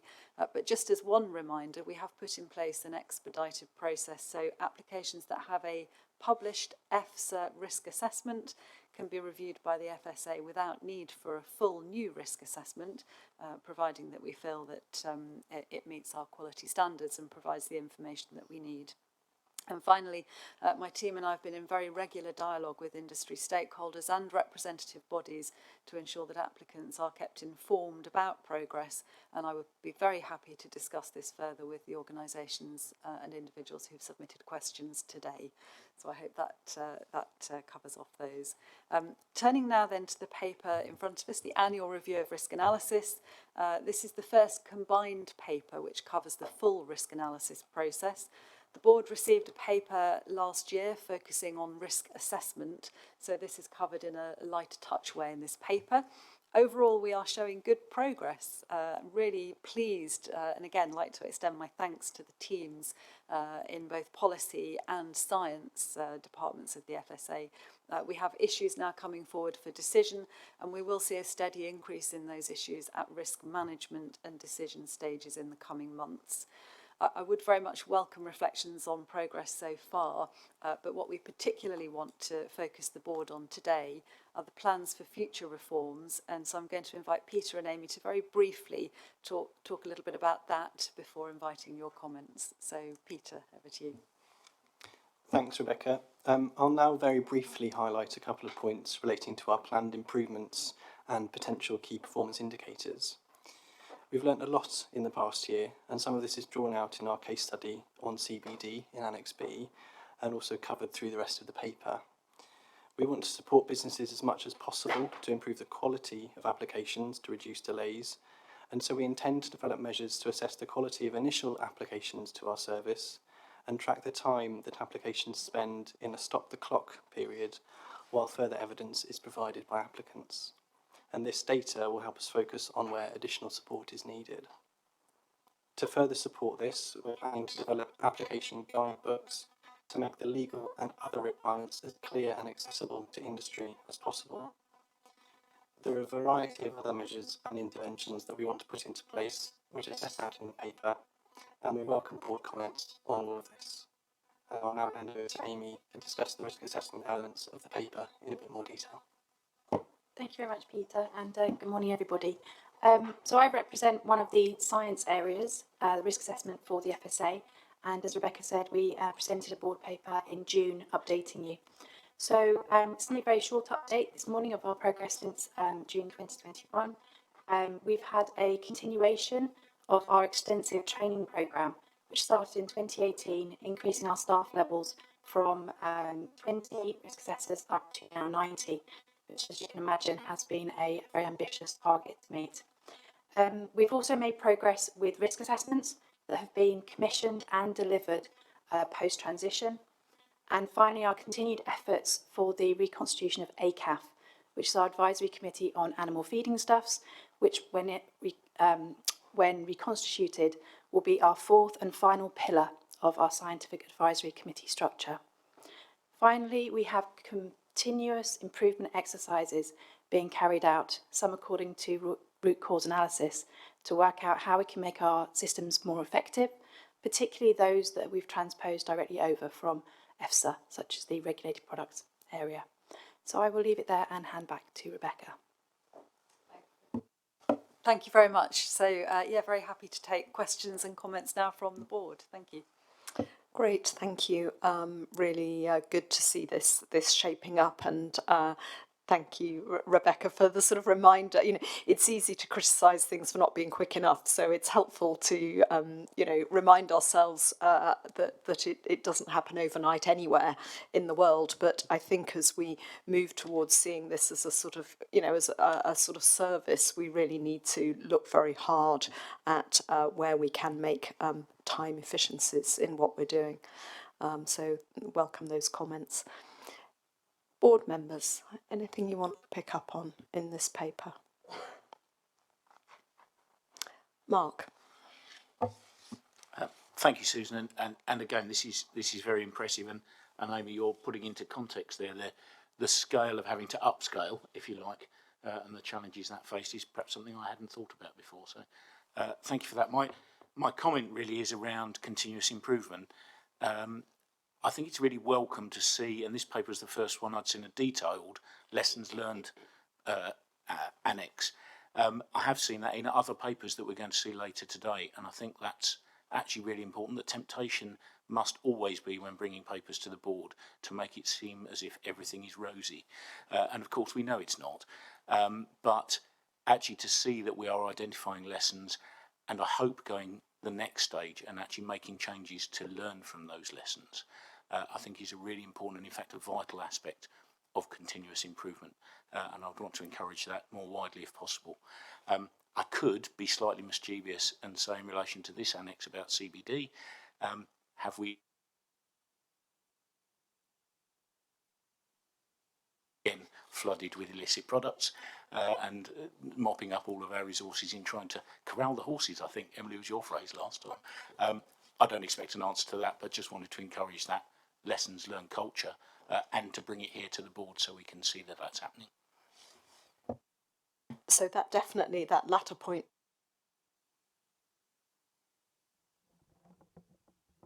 is the one I guess that's in my mind is insects.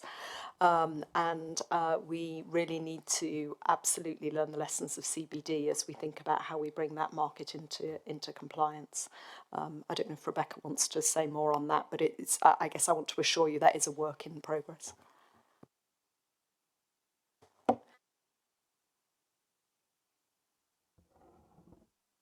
We've discussed before is not necessarily a typical product, but I think it has been very useful in some ways, and I'm glad you appreciate that we've drawn out those lessons learned. I think it does sometimes happen that that there's regulatory uncertainty, or there's food businesses they can place products onto the market with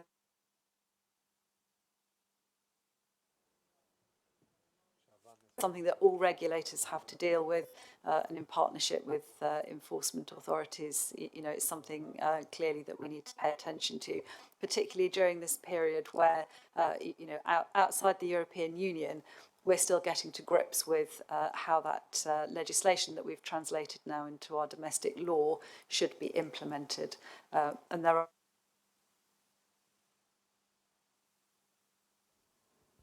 it's something that we want to pay close attention to. Apologies for my microphone. I think it's cutting in and out a bit, so let me know if you can't hear me. Thank you. So I think Ruth and then Colm were going to come in. Thank you. Well, yes, well done. Massive transformation and taking on a huge new function. I do think it's important that we have explicit quality standards, that we can judge how we're doing against them.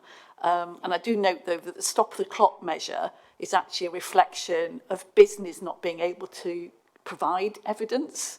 So I think we need to be clear when we have different measures that we look at, which ones are within our gift to do something about. Clearly we can help business a bit, but businesses have to have the evidence for us to consider. So just being clear which ones reflect our performance and which ones are actually part of wider issues. Third point really is this illustrates measures that we talked about earlier about core business. And I just want to be reassured that we're going to integrate them into the strategy and how we monitor the strategy more generally. So will these measures that you're planning to introduce be introduced by the next quarter? Will we be starting to look alongside all our core business and this is part of it, or is this a separate time frame? So I just need to be confident that we're aligning all of this as part of our regular business.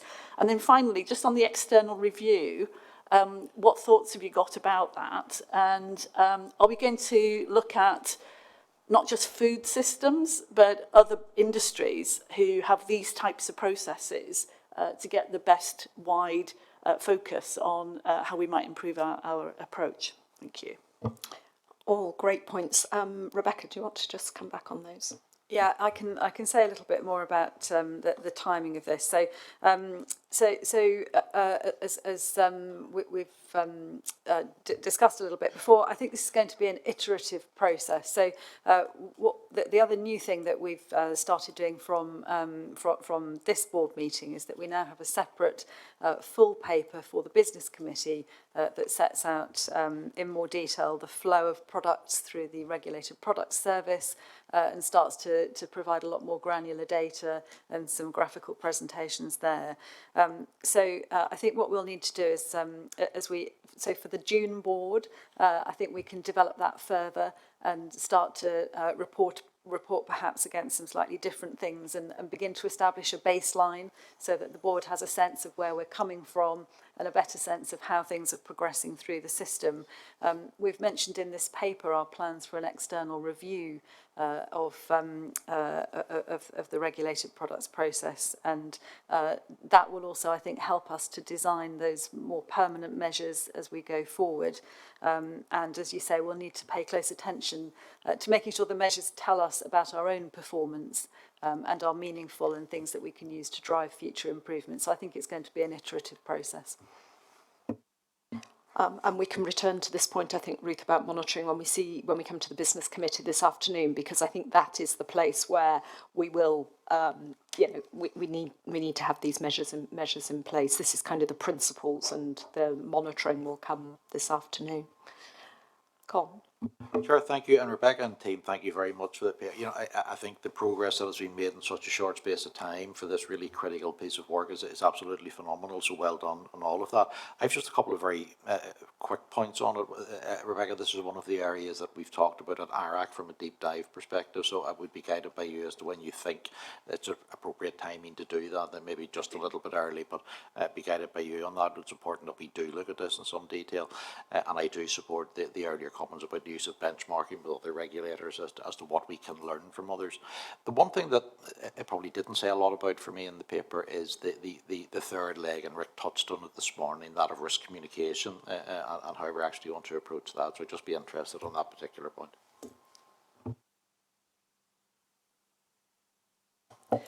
Yeah, so just starting with risk communication. So this is something that's built in, so the risk analysis process, we have a very detailed operating model with the different stages that we go through, and considering the need for attention to risk communication is built in right from the start. So in particular with products where we know there's significant public interest, or issues where there might be particular stakeholder or even political interest, we make sure that we've worked with the comms team just so that we can flag the need for that further advice. And again, I think CBD is a very good example of this, where we've paid a lot of attention to risk communication as we've gone through the process. And when we made our initial announcements last year, I believe we are one of the first global regulators to set out that clear consumer advice about CBD. And as Rick said, we've explained clearly what we know and what we don't know. And those principles as well, we also used in our COVID response, and we were able to very rapidly put information into the public domain. So I think this is something that we do pay attention to. I think that we're learning as we go along. And as we discussed earlier, I think one of the areas I want to come back to is making sure that consumers know where to go if they're concerned about regulatory divergence, and when they see things that may be allowed in one jurisdiction and not another, particularly when it's within the UK, that we help people understand why that is, and what it means for their own food choices. So yeah. And thank you for your comments on the performance indicators, and we'll take those on board. Thank you very much. Margaret. Just very briefly, thank you very much for the paper and the work. On the issue that you raised about the staffing and this reactive, upping to 90 staff, is this workload likely to be this high in future? I know that particularly when it comes to CBD, but there'll be other applications. And I know you refer to workload peaks in Annex B, so I'm just slightly concerned about that. And then secondly, I was just glad to hear you mention, Rebecca, about using the FSA risk assessments, because I was wondering whether there were ways of looking at places like the EU and drawing on some of their processes and systems. Thank you very much. So within those 90 staff, they cover a wide range of different workflows, not just regulated products. So within that, there's also our incident function for UK Food and Feed, but also our import risk assessment function that we supply to both the FSA and to some other government departments. So those resources were planned, and our plans were accepted for what resource we predicted to need outside the EU. Some of those predictions are correct, and we're very pleased that training is going ahead. In other areas, there are modifications we are making, but with the 90 staff, it gives us a lot more resilience and capacity and the capability of moving around staff to the different functions that we now have. So we are a far more critical mass of toxicologists, microbiologists and other food scientists to enable us to perform those functions that we need. Thank you. If I could possibly ask probably Rebecca just to talk us a little bit more about the regulatory reform, because at the moment we're essentially just following, the systems that were in place previously. We've sort of lift and shifted to some extent. But could you just tell us a little bit about where you see those future opportunities coming?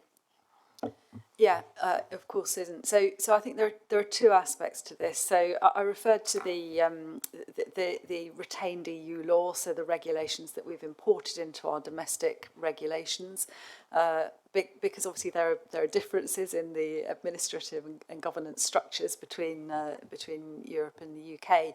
Some of those have not landed comfortably, so there are workarounds and processes that we've needed to put in place. For which frankly do make our process less efficient than we would like. So handoffs between ourselves and other government departments, or aspects where we've needed to spend a little bit of time clarifying the legal position. So one of the things we want to do is just to take a look at that and make some proposals to ministers about how we think we might be able to improve and streamline some of those processes. The other aspect, though, is the opportunity now outside the European Union to take control over this and actually think about the kind of regulatory regime that we want. And again, there are two things I think that we could really focus on. The first is thinking about the gateway, if you like, the front door to government when businesses are developing a new product or they need some regulatory advice. And we have many different regimes, for example, for regulated products. And it's quite an overhead for businesses to understand them and get to grips with all of the different requirements. So as Peter says, we're already thinking about what we can do through guidance and support, but there may be ways in which we could have a much more effective front end. And then secondly, looking forward, we've spoken before at the board about innovation and the need for a regulator not to stand in the way of innovation by putting up unnecessary barriers. Obviously, regulation is really important. We very much stand behind the need to have good process and make sure that our food is safe. But again, there's a lack of flexibility in the current regulatory system, and we want to make sure that we're geared up to meet some of those challenges that we've been talking about in the context of the strategy. And so those are also some things that we'd like to think about. Of course, as we do this, we'll be engaging very carefully with our colleagues in the devolved administrations. Ministers in the different countries will have their own views about the best approach, and we need to be sensitive to that. And we're also sensitive to the need for stability and certainty for businesses to make sure that we bring them with us also on our journey. But we've referred in the paper to the appetite across government for looking at how now outside the European Union we can do things more efficiently, and we're very keen to be part of that conversation. So Rebecca, it sounds, you identified two areas. Am I right in thinking that the sort of timeline for those two is also somewhat different, and that we might do the first rather quickly, and the second one clearly is going to take a bit more time? But just give us a sense of when we might expect to see change happen. Yes, that's right. So we'll be able to bring forward some proposals this year to ministers for improving the way in which our current regulations operate. Obviously, it will depend on ministerial appetite for change and legislative priorities, and the regulatory reform, the sort of wider regulatory reform is a longer term piece of work. So we'll be laying the groundwork this year, and again we'll be bringing that back to the board in due course. Thank you. Tim. Thank you. Just very briefly, and thanks, Rebecca, for all that. That's very encouraging.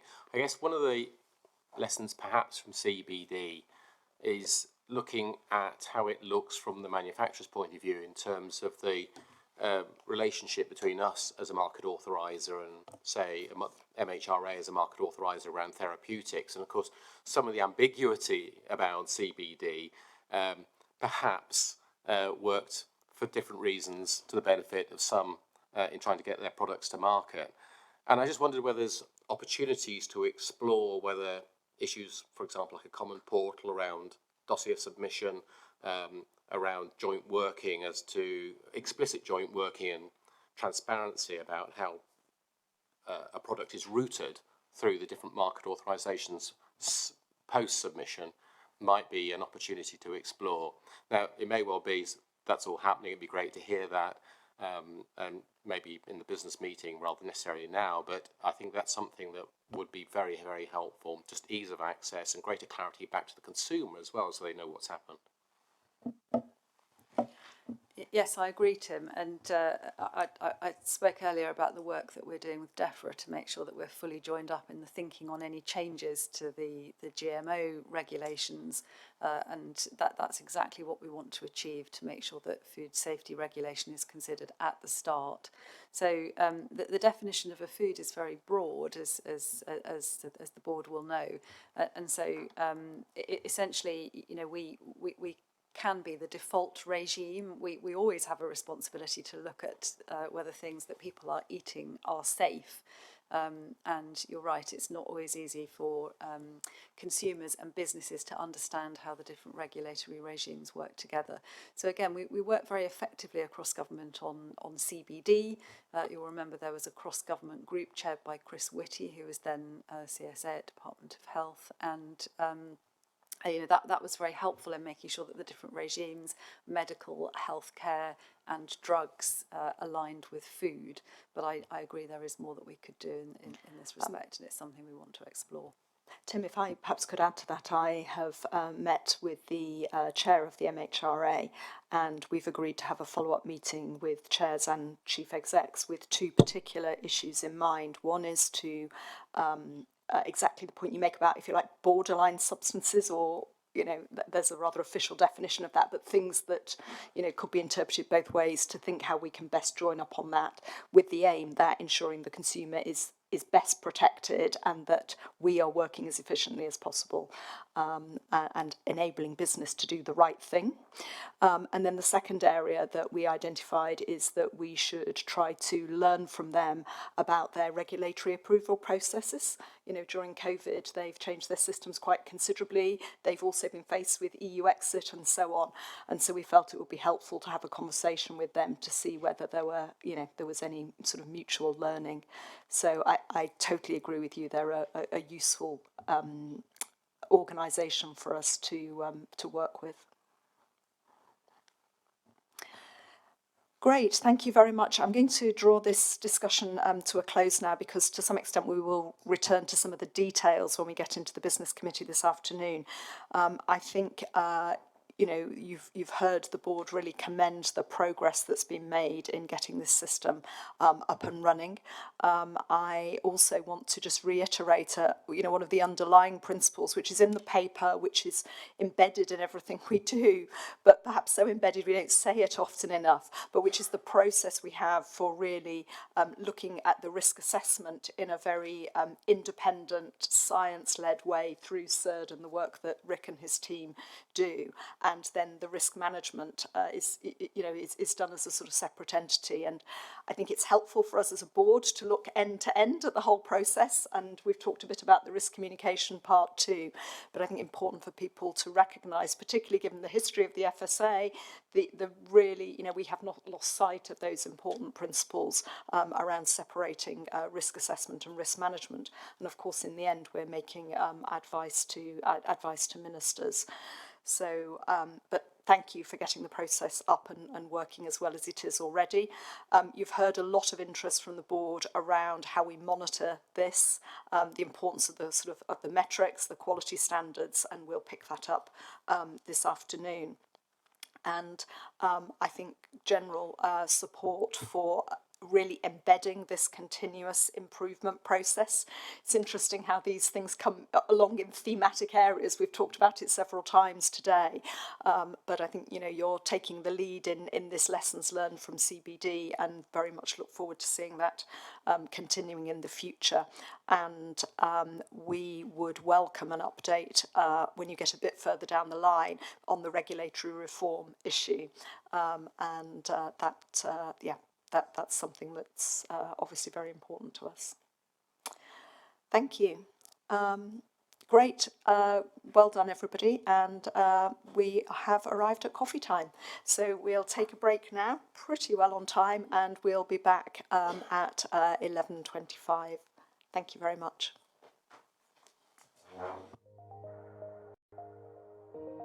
Food crime may not be something you think much about, but dealing with it is essential. Let's take a look at why. Food is very important because we all need to eat to live. Did you know that the average family in the UK spends almost £60 on food and drink a week? That's around £3,000 a year, and it contributes to the UK's £200 billion food and drink industry. Although we produce food in the UK, more than half of what we eat comes from other countries. The next time you sit down to a meal, have a look at the food on your plate. Chances are a lot of it has travelled many miles and through different countries before it came to a supermarket near you. We call the journey that your food takes a food supply chain. The good news is that the majority of food sold and eaten in the UK is both genuine and safe to eat, because everybody deserves to have food they can trust. But there is a lot of money to be made in the food industry, which is why food crime can and does take place. Food crime can affect businesses selling food and consumers, like you, who buy the food. Some examples of food crime include using a cheaper ingredient in place of a more expensive one. For example, substituting beef for lamb. Adding something to a product to reduce costs, such as adding cheaper peanut powder into more expensive almond powder. Making false claims about a product, like saying something is organic or made in Britain when it is not. At the FSA, we have a national food crime unit that was set up to protect consumers and businesses. The unit gathers information about food crime and shares it with partners who can take action. If you have any concerns or suspicions about possible food crime taking place, contact us on 0207 276 8787. So, there you have it. FSA explains food crime. For more information, visit food.gov.uk.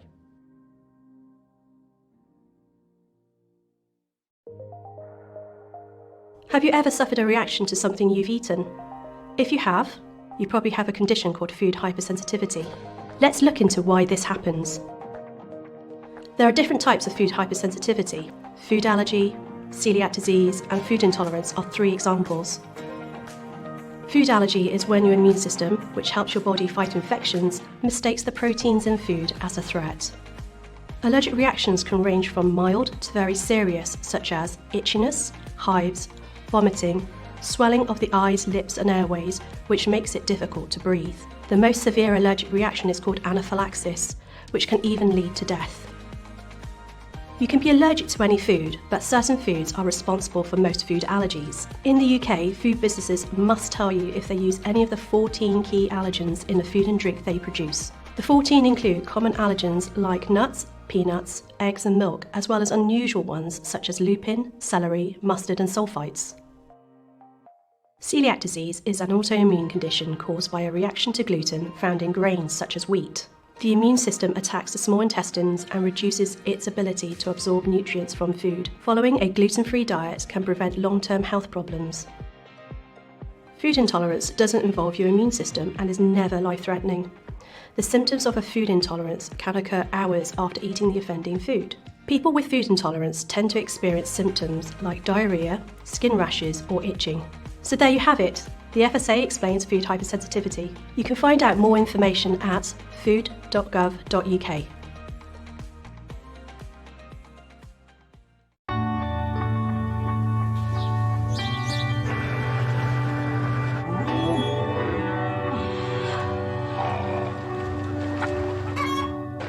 It's important to know that we can trust our food,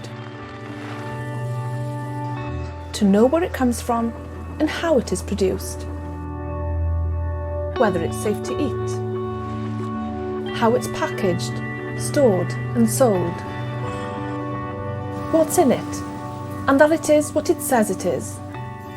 That everybody can have a safe, healthy diet now and in the future, so that we can make informed choices about what to eat in a changing world. At the FSA, we want to make it easier for businesses and consumers across England, Wales and Northern Ireland to do the right thing to keep food safe, to protect people, to reduce the cost of foodborne illness to our society, and to maintain our strong reputation for safe, authentic food around the world. To do this, we use the latest science and evidence to make sure food is safe and what it says it is. We tell the truth about food, so that together we will always have food we can trust.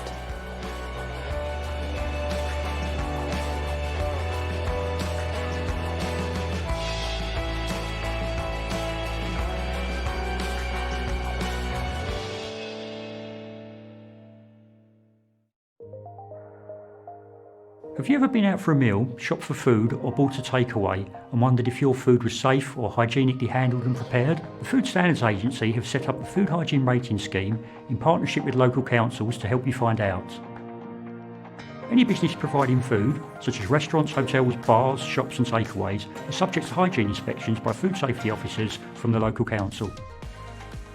The inspection covers three main areas: how hygienically the food is handled, such as how it's prepared, cooked, reheated, cooled and stored; the condition and cleanliness of the facilities and buildings, including hand washing facilities, pest control and the layout, lighting and ventilation; and the systems and checks in place to ensure that good hygiene is maintained and that staff know about food safety.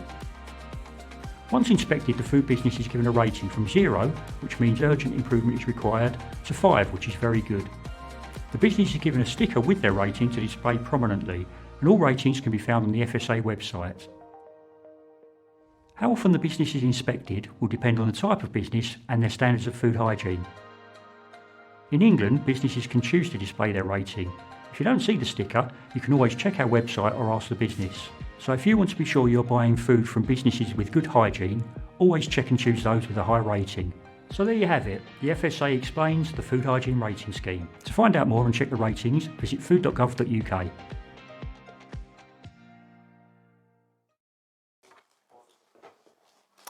Okay, welcome back everyone, and not by coincidence but by careful planning of our agenda, we're now going to move on to an item which relates to products coming from the Fukushima area of Japan.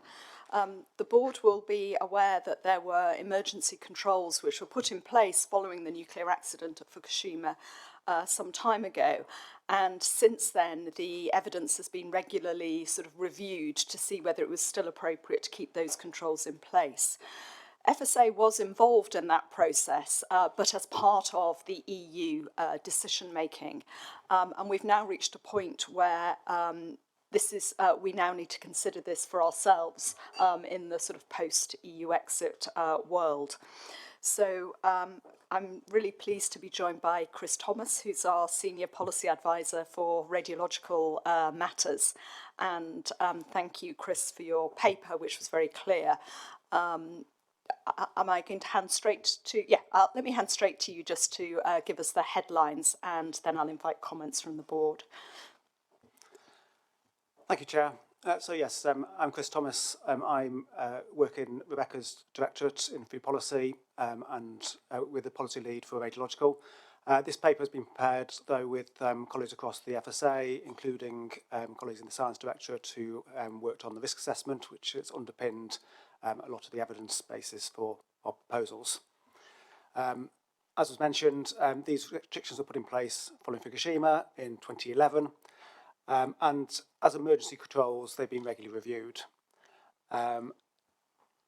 The current controls that remain in place only cover a limited number of foods, which are certain species of fish, mushrooms, and foraged wild vegetables. And we are now coming on to our first review of these controls, as you say, since we left the EU. Just a couple of points I wanted to highlight in addition to the paper you've seen. To emphasise that these are enhanced controls being put in place because of the risks around the accident in Fukushima 11 years ago. The proposals today don't affect our routine monitoring for radioactivity in food. We do routinely monitor within the UK food, largely focused around food produced around nuclear sites, and that is following international guidance from the International Atomic Energy Agency, which all countries that operate nuclear power stations would do similar programmes, including routine monitoring that will take place in Japan as well. While we don't routinely monitor for imported food, we only put in place controls where there are perceived or identified risks. There are checks that do take place on incoming freight.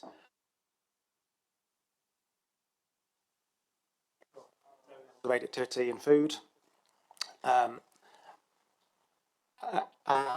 Those radiation detectors have never actually been triggered in respect for imports from Japan, so that's all been, controls have been in place, but those other detectors haven't been triggered.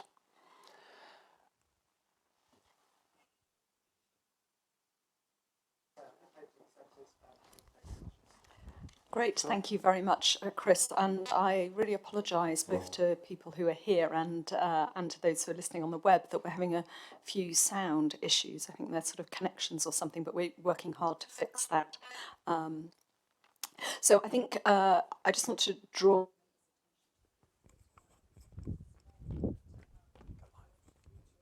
We're talking here about the enhanced controls that were put in place. We're not talking about any change whatsoever to the general food law, and that would continue to apply. Essentially, I mean, just to be crystal clear, the proposal based on our scientific assessment of the risk is that it is no longer necessary to have these additional controls in place.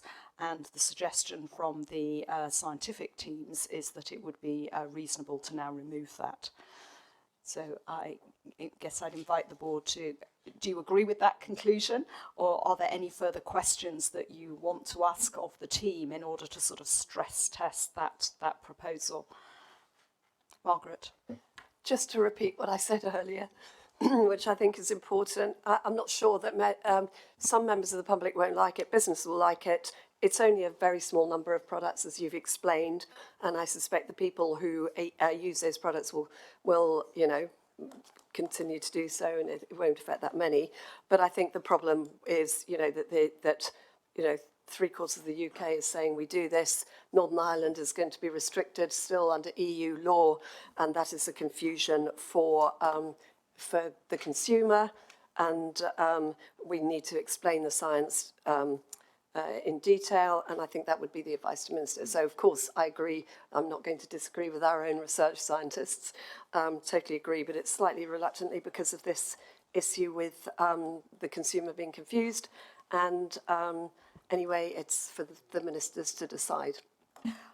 Chris, it might be helpful actually if you could just tell us a little bit about the rest of the world, if you like. I mean, it's natural that we look at alignment with the EU, but it would be helpful just to remind us where everyone else is in relation to restrictions on these products.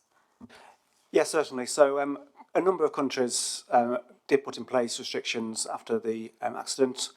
I think it was around 54 countries and regions. I think the EU counts as one region in that count, so the EU and 53 other countries. Over the years, most countries have reviewed and removed their controls. So we're now in a position where there are the EU and the UK and 11 other countries that still retain those controls. And it's recently that the move has been for other countries to look at reviewing these. So the United States removed their remaining controls last year based on, again, their own risk assessment and evidence. So it does look as though this is the direction of travel. Colin? No, and Chris did articulate that last week to NIFAC in terms of the rest of the world. I think it is really important, and speaks to Margaret's point a little bit, Chris, in terms of the risk communication around this. Yes, it will be an issue that people in Northern Ireland will not be able to avail of, but it's not a massive issue in this particular one. But I think that it's important that whenever we communicate the decisions and the science behind that, that we're not the outlier. The risk is here that because we're doing something different and it diverges from EU policy, that we become the outlier. But actually, we're not the outlier in this. And I think that's really important in the communication. Thank you, David. Yeah. Yes, thank you, Chair. It would seem we were all rightly overcautious on this, and that's the right way to go. But the science now seems to dictate that these additional controls should now be removed. Can I ask a question? Did I read it correctly that the level of controls we've imposed here is 12 times greater than as if this incident had happened in the UK?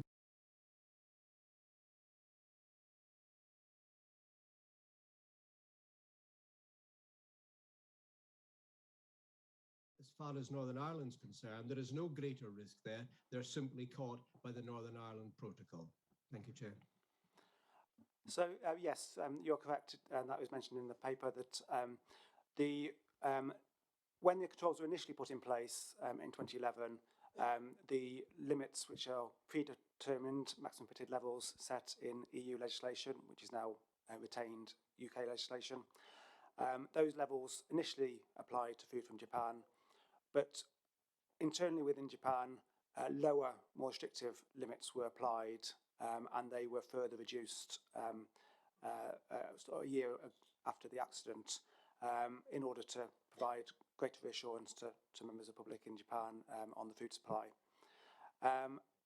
The EU decided, for consistency purposes, that the same levels should be adopted for imports into the EU from Japan.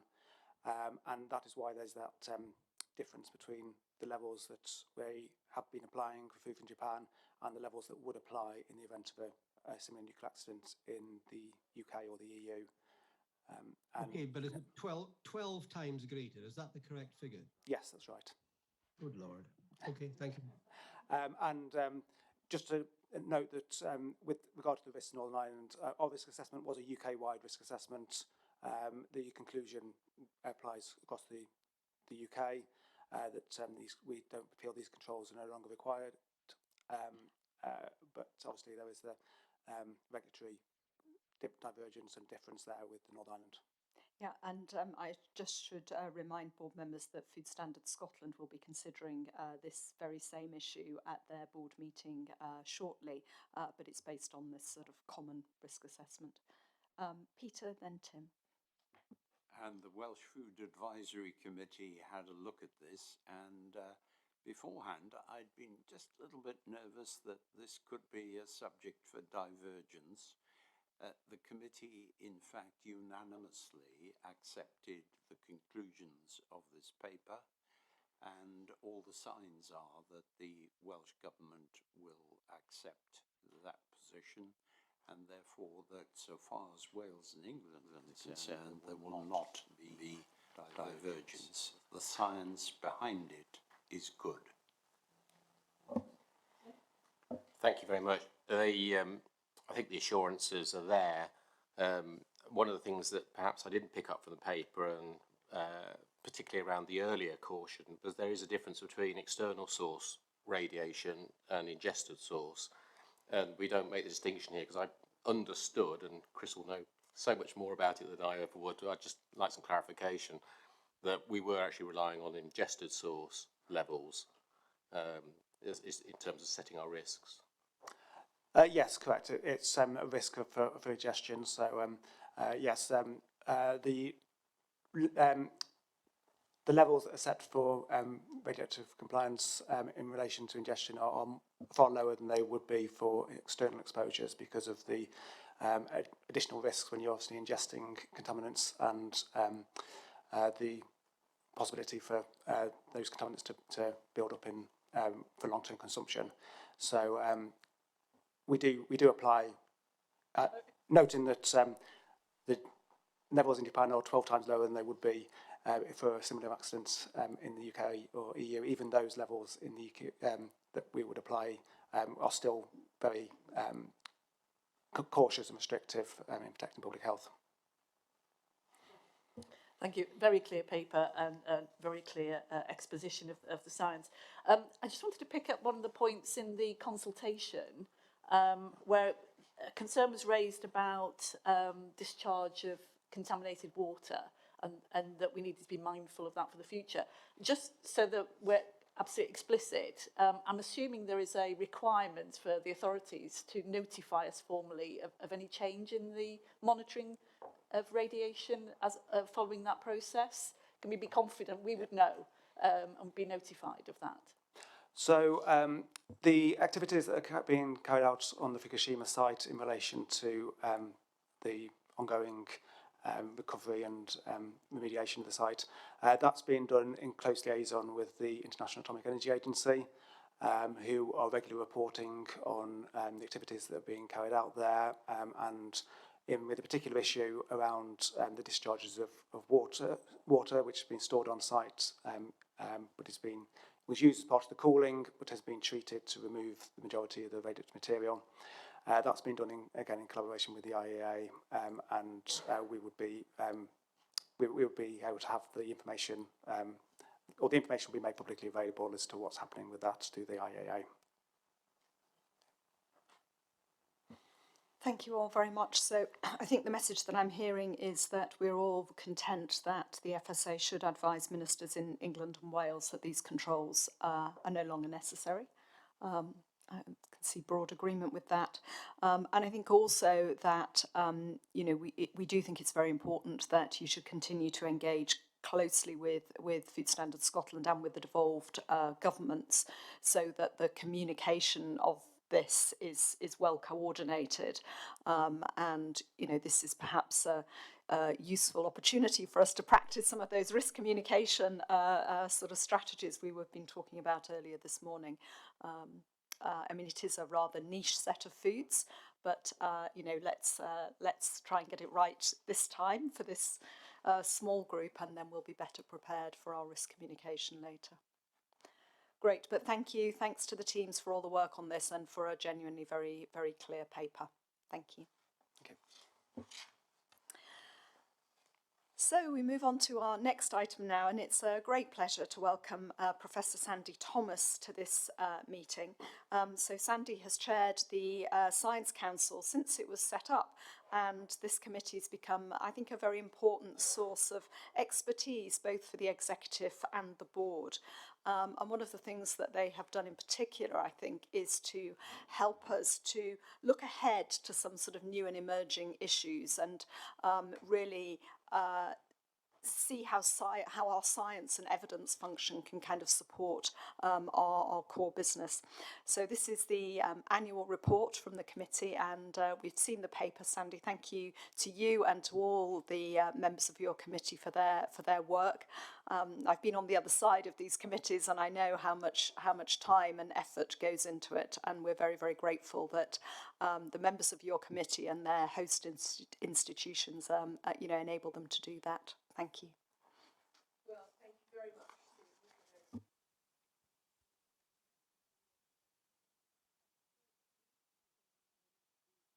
much. Sorry, what is my 5th annual report to the board? So it's a good point for me also to be able to reflect on the progress that we've made.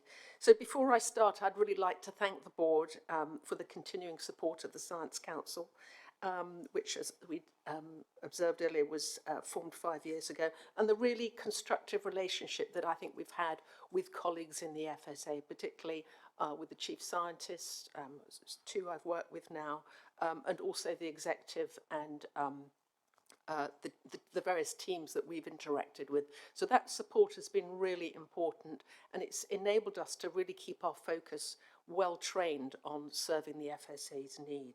So, and I think in that way it means the advice that we offer is therefore practical and hopefully timely.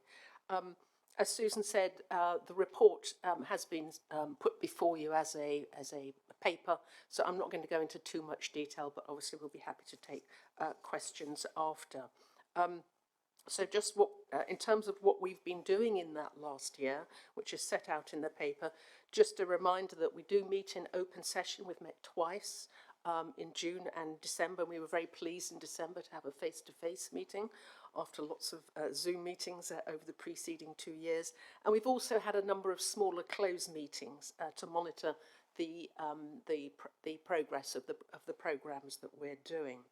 And what I'd like to do is just highlight some of the main pieces of work that we've done, what we've delivered to you about those, and then just say a few words about where we're likely to be headed in the next year. So I think overall we can say in the last year that our recent programme, it's been very productive. It's also been challenging at times. We had one very big piece of work on food hypersensitivity that has been already presented to you. So I will just talk about a few highlights.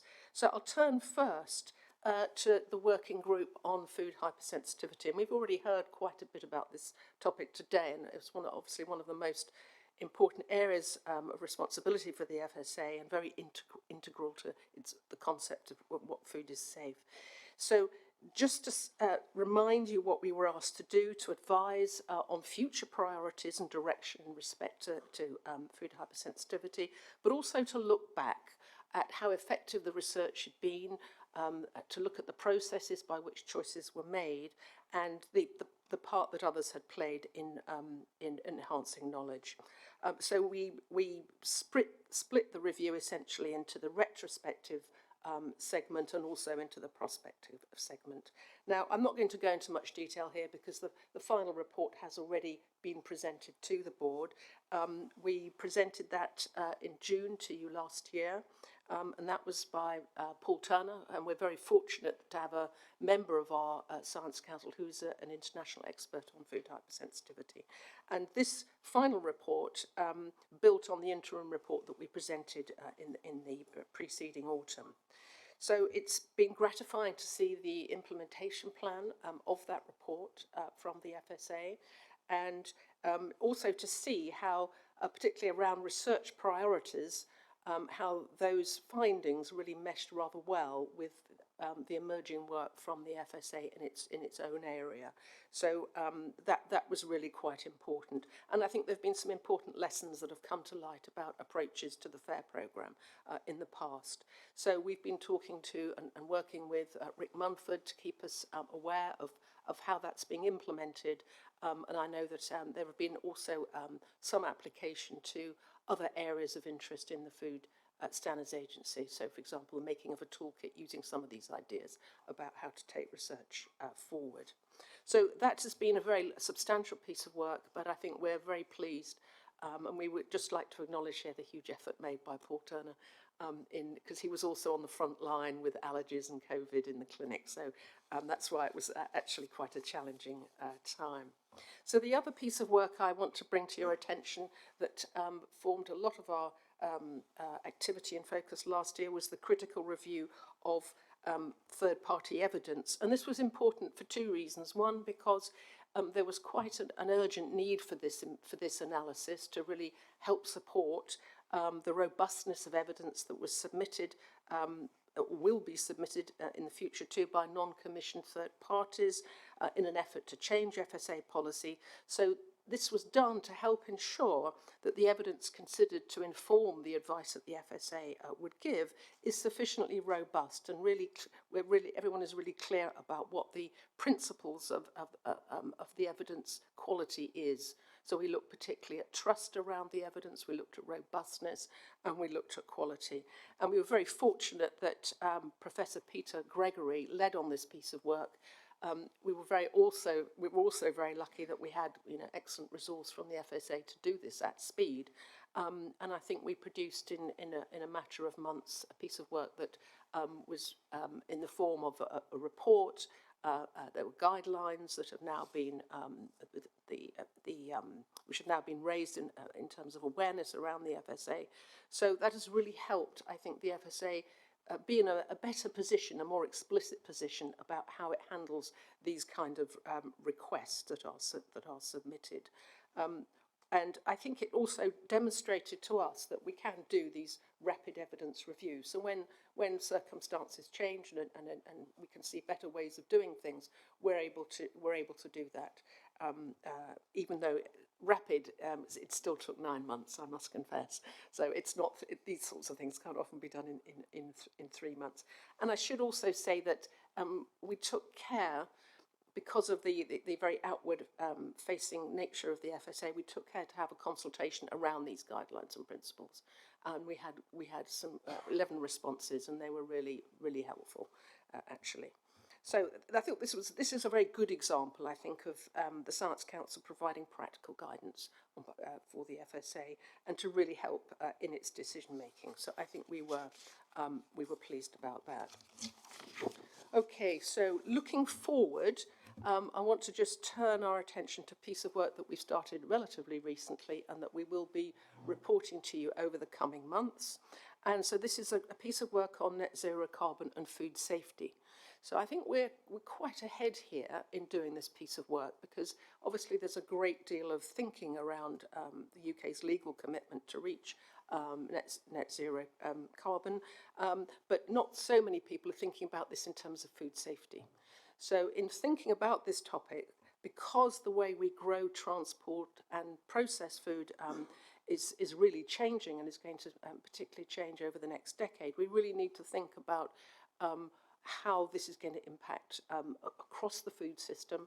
And because the food system from farm to fork is obviously very extensive, in this first piece of work we decided to focus mainly around production, which is where most of these changes are likely to come in the first instance. At a later stage we'll probably look further across the food system to processing and so on. And of course, because production accounts for around a quarter of all greenhouse gas emissions, it does mean that these changes will be, there will be pressure for these changes to happen really quite fast.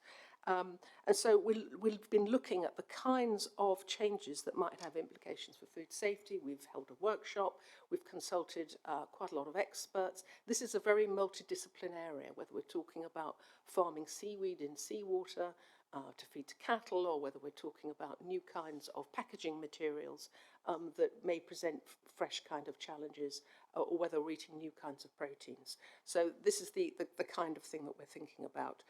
We will be bringing a report to you, an interim report to you in June, and this will reflect some of the findings from the workshop and other consultations we're having with experts, and then we will be delivering a full report to you next March. We also plan to do a piece of work looking again to the future, which we saw as aligned with this project on net zero carbon, which was to think about the likely disruptions to food supply chains in the future, whether we're talking about pandemics. Clearly conflict is something we should be thinking about given the recent events in Ukraine. We can see that supply chains are of course quite vulnerable, and the more we can make them resilient is going to be important. Again, we would want to be looking at this from a food safety angle, but this work is to come. We haven't done any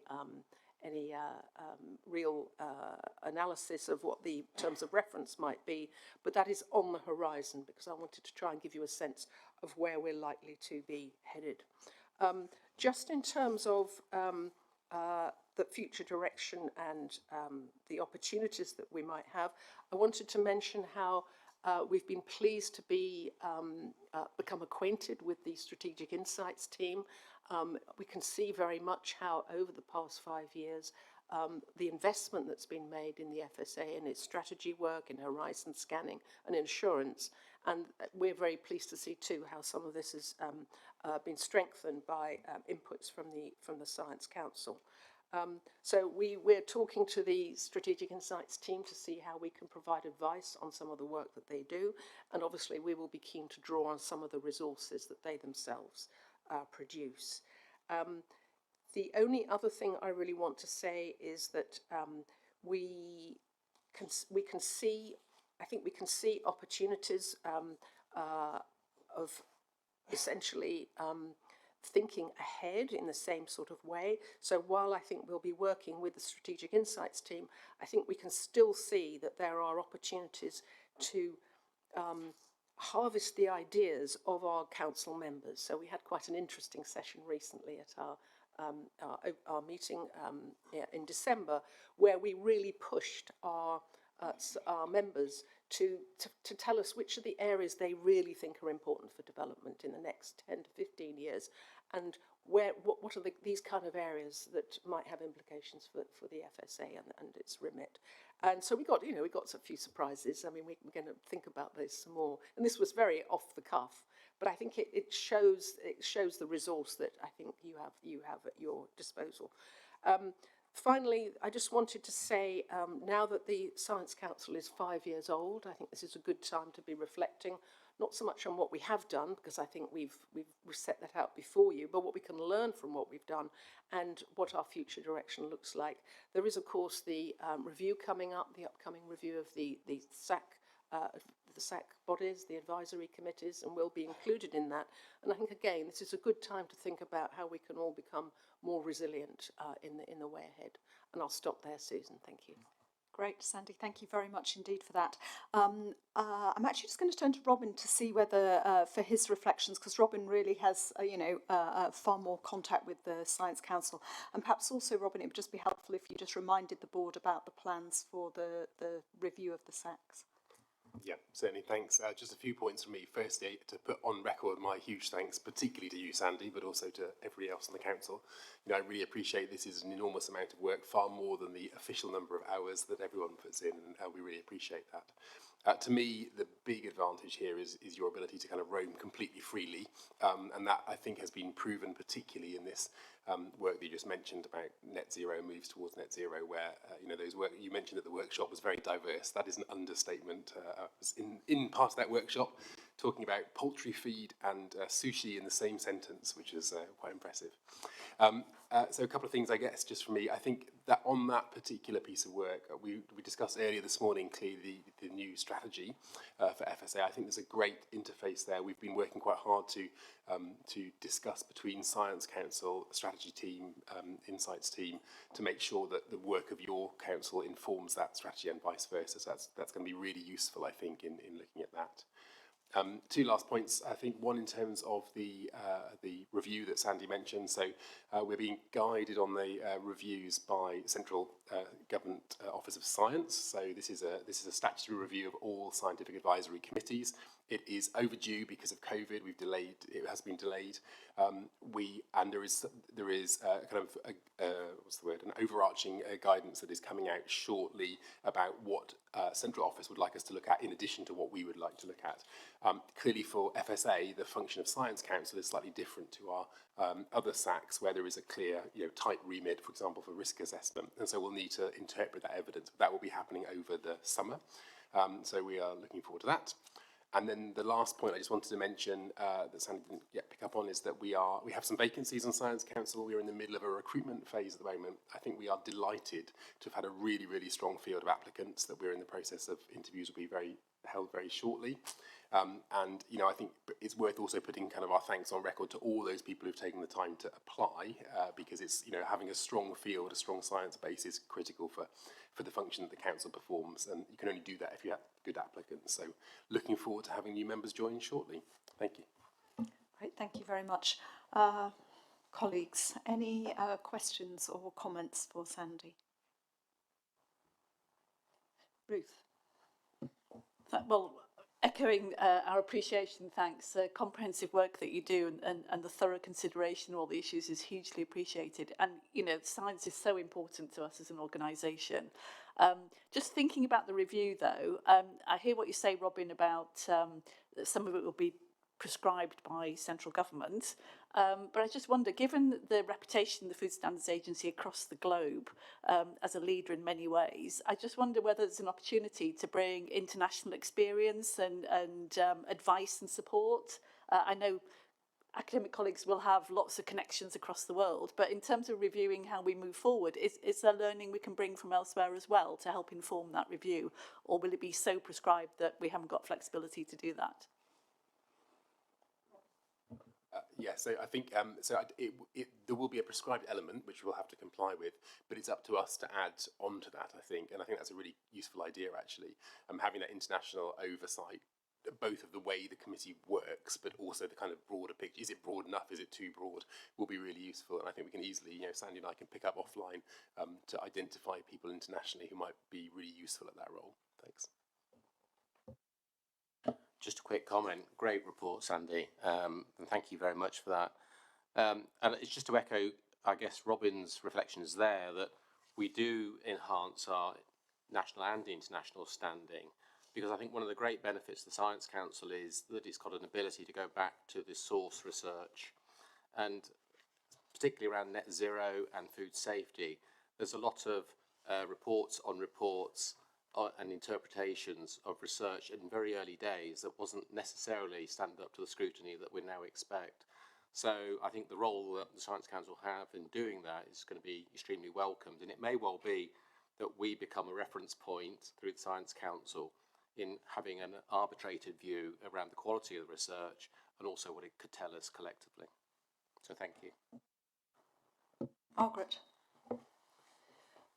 Sandy, thank you. Amazing report, and particularly delighted to hear what you're saying about horizon scanning. Really fascinating. I have one question for you, and it's about something you say at paragraph 4.6 of your report. And you say that you encourage FSA to emphasise its role in protecting consumer interests and providing clear, accurate and honest consumer information. And I wondered why you felt the need to emphasise that in your report. Is there some area that you have a particular concern about? Not as such. I think this was put in there because it was really wanting to echo what is so important from the FSA's perspective. And I think that obviously we're seeing, for example, in labelling, that there's quite a lot of developments around making all kinds of claims about sustainability and so on, which are very hard to verify. And I know this is something that you're intending to look at, and the FSA may broaden its scope somewhat in regard of some of these things. So I just think that the fact that the FSA has such a reputation in terms of robustness and having science absolutely at its core, that it's really important to hold to that, even when it's going to be difficult perhaps to come up with labelling schemes, for example, around sustainability that may be suitable in the very short term. So I think maintaining the line is something that the Science Council sees as particularly important, and that kind of architecture deserves to be respected. I think that was all. Thank you. Sandy, could I just ask you to say a little bit more, or either you or Robin, around the point you made about quality assurance, and you talked about that very much in relation to the strategic insights work, but I was wondering whether we envisage that might actually be a broader function, or whether the Advisory Committee for Social Science, for example, are doing some of that in relation to the social science portfolio, but I was wondering whether we had thoughts about the Science Council role in some of our other research activities. Sandy, maybe how do you see that? Well, this has come up from time to time, and I think the points that have been made from members are very much that our remit is very much around strategic advice, and that what I think we've sought to do from the outset actually is to provide the strategic frameworks so that quality assurance is whatever it might be, whichever sphere it's in, is very soundly based. So one of the first pieces of work we did was focused on quality assurance around science, about science being at the core of the FSA and how that was manifest in practice. So we made quite a lot of recommendations there. It was chaired by Laura Green from Birmingham, actually, and that was a really influential piece of work. I think it really made some shifts that were timely around the FSA and how it promoted itself in the world of science. So we've done that, and to some extent the recommendations we've made around risk management in another big piece of work, around horizon scanning. Again, these were all done in the first 2 to 3 years. these have all had quite a big assurance component. And my sense is that that is where the council feels that it has the most contribution to make. So I think the Science Council would not see its role as providing quite basic quality assurance to the work of the Strategic Insights Group, but we do see some real potential there for a two-way exchange on specific pieces of work and on ideas, because obviously we occupy some of the same territory in the way that we're thinking about relevant issues. But I think to have I think what members would be resistant to perhaps is something of an assurance exercise that might be perceived as a bit box ticking, or because I think they wouldn't feel competent perhaps to do that, and where they're more comfortable is to really point out what is the strategic framework, often going down to a fair amount of refinement, and then putting that to your science teams, to the CSA and to the executive to interpret in your particular and very specific government context. Sandy, you're sort of fairly clear on how the committee would feel about it, but how do you think the FSA ought to be doing its quality? You know, if it's not going to be done in the Science Council, how should we be doing it? Are you confident the systems we've got in place are sufficient? Or what more do we need to do? My experience to date has been that all of the advice that we have provided, I think I can say with confidence, has been taken up. Not all of it has been implemented, because clearly that isn't part of that's not always going to be, you know, the idea. But I would say the greater part of our advice has been very much taken on quite transparently by the FSA through the board, and that I think we feel very comfortable with that. I think what is particular, I mean, what I've found actually in my quite long experience of doing this kind of work is that the FSA is actually quite exceptional in this regard. So, and that's partly because we have worked closely in formulating how we can be useful and what the questions are that we should help answer. And so because we're very keen not to do work that's simply going to lay on a shelf. So I think the uptake of the work has been really impressive, actually, over the 5 years, in my experience. To say whether I think it's a different question, and I'm not sure that we can answer that wholly without really reflecting further, whether what you need to quality assure your entire science effort. I think that's a slight question that would need a little bit more reflection. But I think we feel that in what we're asked to do and what we suggest that we do, because it's a two-way process, that we feel that that is taken very seriously and we can see results. And that has a big assurance angle. If we wanted to look at that in more detail, or perhaps, you know, it would be timely for the FSA to ask that question perhaps more precisely, but I do feel that it's getting a lot right at the moment. Thank you. Robert. Just to quickly add to that, I mean, from my position, I feel very, very confident with the assurance we have on our existing SAC activities, for example. Where I see Science Council having a really key role to play going forward is with the new dimension to our strategy that Katie and team presented earlier, where, you know, by definition, we don't currently act hugely in that area, and so having your insight as we assure the science in sustainability and health, for example, going forwards, will be really, really useful. And presumably then that expertise is something you're going to be looking for in your new appointments. Yeah, absolutely. And might I just add, Susan, that the read across between the Science Council and the other SACs who deal with the day-by-day, really detailed reviews of the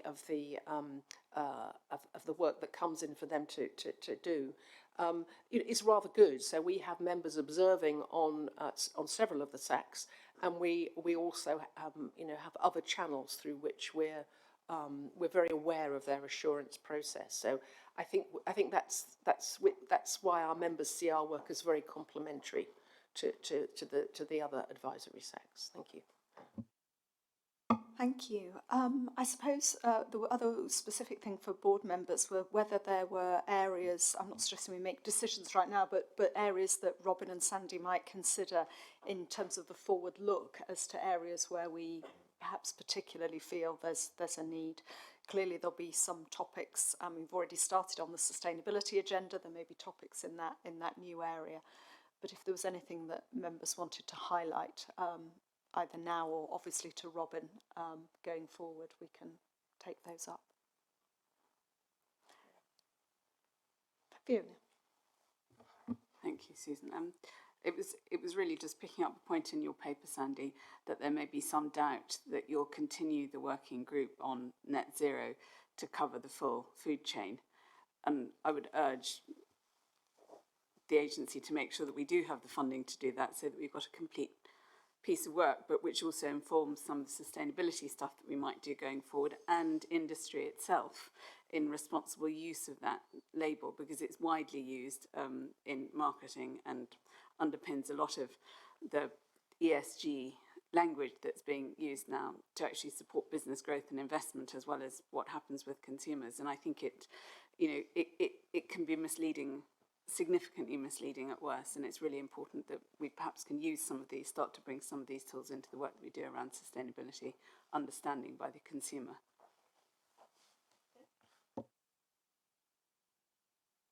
Thank you. Until I heard Fiona's comment, I was hesitating to say this.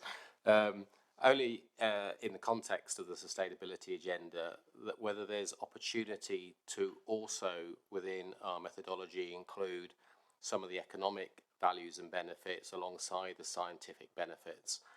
It may be that's not appropriate, but it's certainly, I think, a conversation we'll want to get into, particularly when we're seeing at the producer end of the market, and certainly government policy in agriculture, looking at those economic benefits as a rationale for determining value throughout the food chain.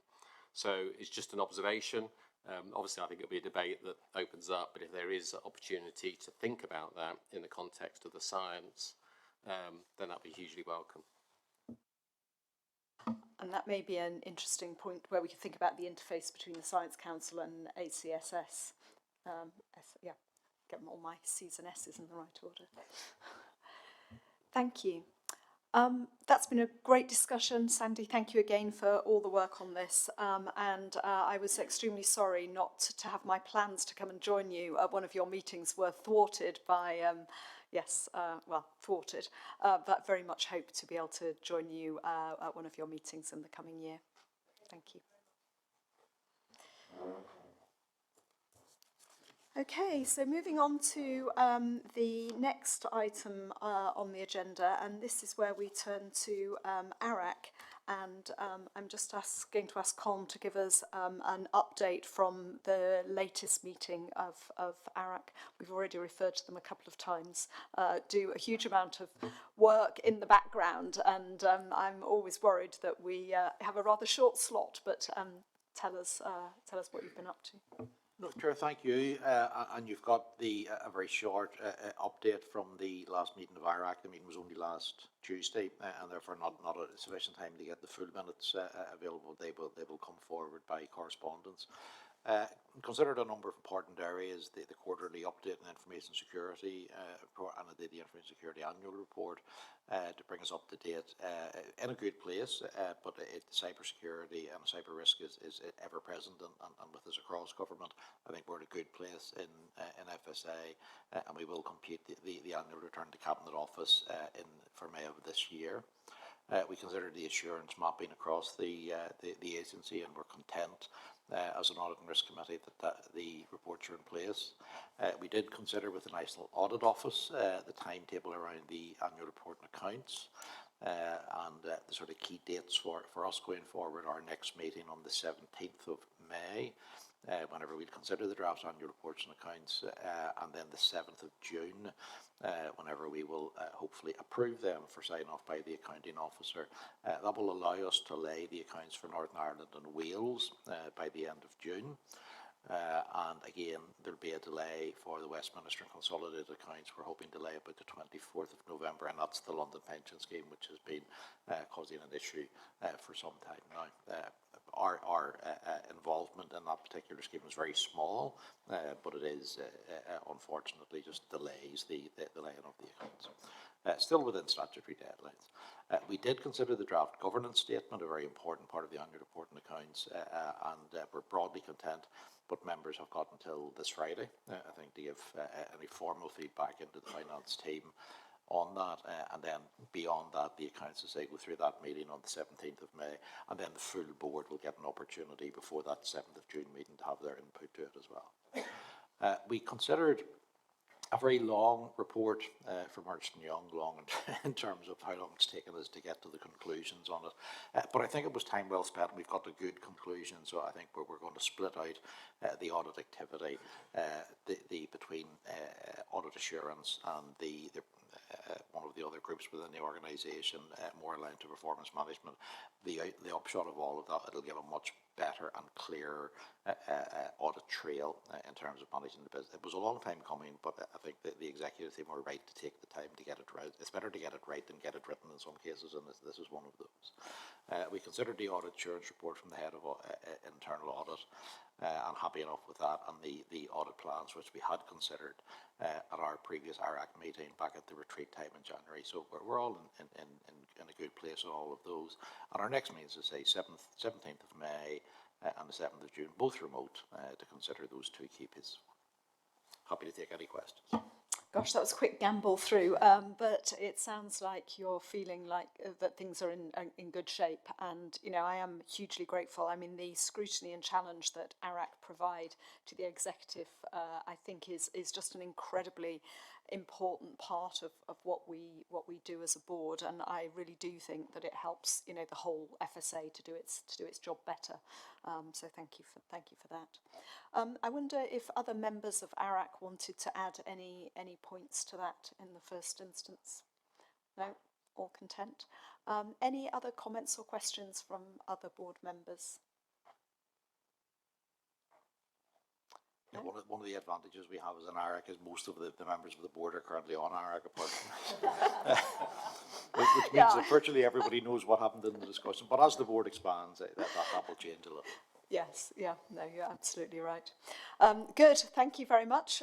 So we'll move on to the next items on the agenda, and these are again, oral reports from the chairs of our food advisory committees. I'll go to Wales first, to Peter, just to give you a short break call. And we've obviously heard a couple of times already today of matters that the Welsh Food Advisory Committee have considered, but would be interested to hear from you, Peter, as ever, about issues that are sort of rumbling or things that you feel you wanted to bring to our attention. Well, we're always concerned about issues of the frameworks and how we achieve that four-country working, but also respect the individuality of Wales and its governance.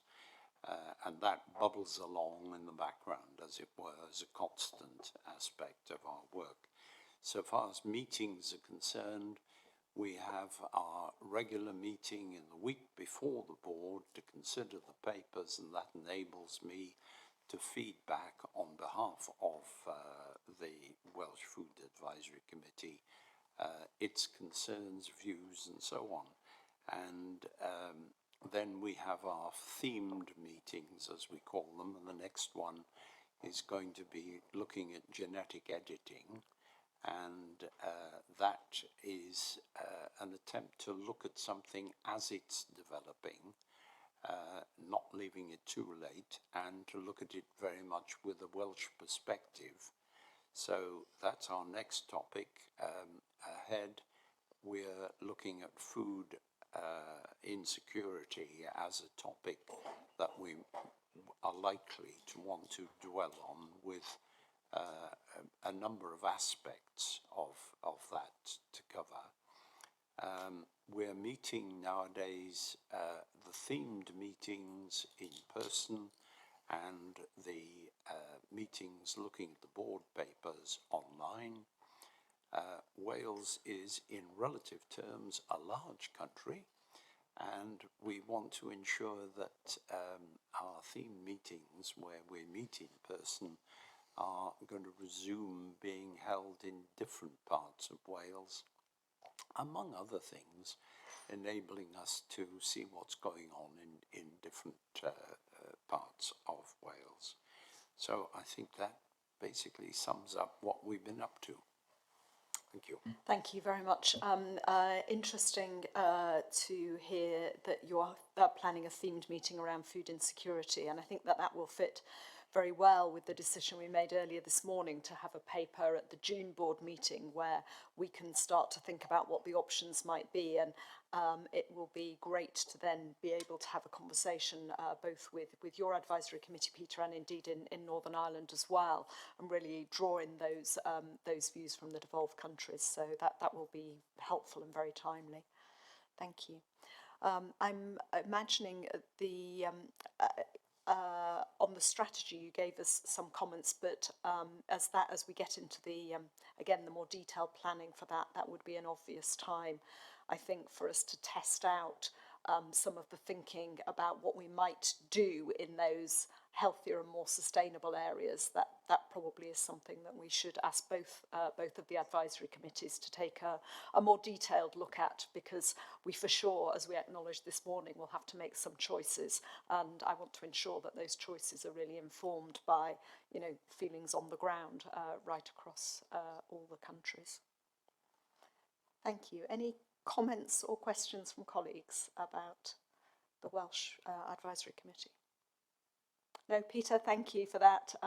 We're very grateful for the time that you put into not just chairing that group, but really being our sort of key point of contact in Wales, and that's extremely helpful. Thank you. And likewise, thanks to you for your Northern Ireland work too. Not at all, Chair. Northern Ireland Food Advisory Committee also met last week to consider the board papers, and you've heard some comments fed in from that. Our next meeting, our next theme meeting is planned, and that will be in person at the end of April, 26th of April, and we're going to consider the dietary health and surveillance with a focus on the obesity strategy. So we're working very closely with colleagues in the Department of Health who own the obesity strategy, and we work very closely with them. And the presented overview on the Eat Well, Choosing Better campaign as well. So, and like Wales, we will start now that we're back to person-to-person meetings to get back out and see our stakeholders a bit more as we used to pre the pandemic. Just a couple of other things to touch on. And we launched the nutritional standards just last week with the Department of Health and the Public Health Agency, and this is in health and social care settings. It doesn't sound a big deal, but actually it's a really big deal, because the health and social care employs about 75,000 people in Northern Ireland. So it's all of the people who work in those facilities and all of the visitors coming into those facilities. So it's a really good piece of work, kicked off initially in about 4 or 5 years ago, and it's been really updated. So I went along with Andy, who from the Belfast office, and colleagues from the Public Health Agency, from Safe Food, and the Department of Health, with the Health Minister to formally launch that last week. And then Maria and I and others will attend the Northern Ireland Food Advisory, or the Northern Ireland Food and Drink Awards dinner this Friday evening, the first in-person event we've had for a couple of years. So quite a lot going on there. There certainly is. I was really interested to see the standards report actually when it came out, and I think, you know, it's incredibly relevant for our wider work across the UK. And you know, as we move into this new strategy, because we've been doing some aspects of this in Northern Ireland anyway, I think it's going to be a real opportunity for us to consider what's worked well there, and again feed that into our thinking about what we can expand out. And really helpful actually in your forthcoming themed meeting on the obesity strategy and Eat Well, Choosing Well. It will be fascinating to see what you identify as being the areas where the FSA really has a role, because that might again be relevant for the rest of us. So great. I mean, I do think it's you know, it's an enormous asset for us to have these sort of networks elsewhere in the country. We were talking a little bit last night over dinner about you know, England, we very often talk about England as a whole, but actually there's huge differences across the country. And I think one of the things that we should perhaps reflect on a little bit more is how we ensure that we're drawing in those different experiences. Because when we talk about the average, we sometimes miss the point a little bit. So we make a point of having our board meetings around the country, and I think the fact that we've referred several times today to what we heard last night and the local context. Oh, it is working. Okay, that we, you know, visiting places does give us as a board chance to just hear directly from people working in local areas, and I think that is always incredibly important in just giving us a different perspective than we perhaps, you know, all come to individually. And I'd like to see us doing more to reflect those regional differences. I can see Ruth itching to Well, I think just also it would contribute to the disparities work of Department of Health and Social Care, and I think the whole approach to levelling up. So I think we need to play our part there as well and use all our data and our experiences to really illustrate that. I think David wants to come in. David. Thank you, Chair. I was fascinated by what Colm had to say about the Northern Ireland nutrition strategy. Regrettably, we're not in charge of nutrition in England, but I would love to see a copy of that strategy if possible, because as you said, Chair, we've now got a strategy that we want food to be healthier, and perhaps we can learn an awful lot from the Northern Ireland strategy to build into our healthier food strategy. So if it's possible to circulate it or give us a link to it, I'd love to read it. We'll make sure it goes into the board briefing this week, David. If I can just go back on that, David, and I think it's important, this is the really important point, we're not entirely responsible for it all either in Northern Ireland, but we play a huge role in it, and I think that the role that we can play in it can be replicated across the UK. You know, in the cross-government working that's already been well championed by Emily and the team here. So I think we have a bit more autonomy in Northern Ireland around nutrition, but we don't own it completely. But we have to work really closely with our colleagues in DH and the Public Health Agency. We can do exactly the same in England. Thank you. So that brings us to the end of the formal business that was. Can I just ask if any members of the board have any other business that they wanted to raise today? And if not, I'm going to turn to the members of the public who've joined us today and who sat very patiently listening to our discussions. I hope you found that useful and worthwhile morning. If you have any questions, then I'd invite you to ask them now. If I could ask you to say your name and the organisation or any other affiliation that you might have to preface your question. We'll just get a microphone to you. Thank you. Thank you very much. Good afternoon. It's my great pleasure being here. It's my first time attending the FCA board meeting physically, and I'm well and highly impressed by the discussion so far. Two key things I'd like to highlight here from the discussion is what the chairman mentioned earlier on, is uncertainty, the new normal. I think that's a very critical question that everyone here has to go back and reflect on, because I think we're living in a world of uncertainty, and we are moving from normal terrestrial war to cyber war. And how is the food industry going to protect the consumers from food cyber attacks? That will be the emerging factor from the outfall of Ukraine-Russia war. At the moment, we have over 2,000 cyber syndicates from Europe to Africa to Asia fighting this war, and food insecurity will be the next attack. And how is FCA working on it? Secondly, I'd like to really appreciate the discussion on sustainability of strategy, which was mentioned here. I think sustainability is about life. If you don't sustain your strategy, your plans, then we are all going to die so easily from bad regulated policies.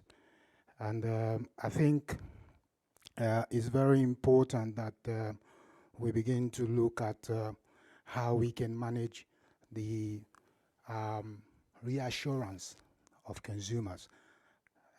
Probably I didn't mention my name. My name is Godson Azu, and I'm from Keta and Major Consult Limited, a UK-based company.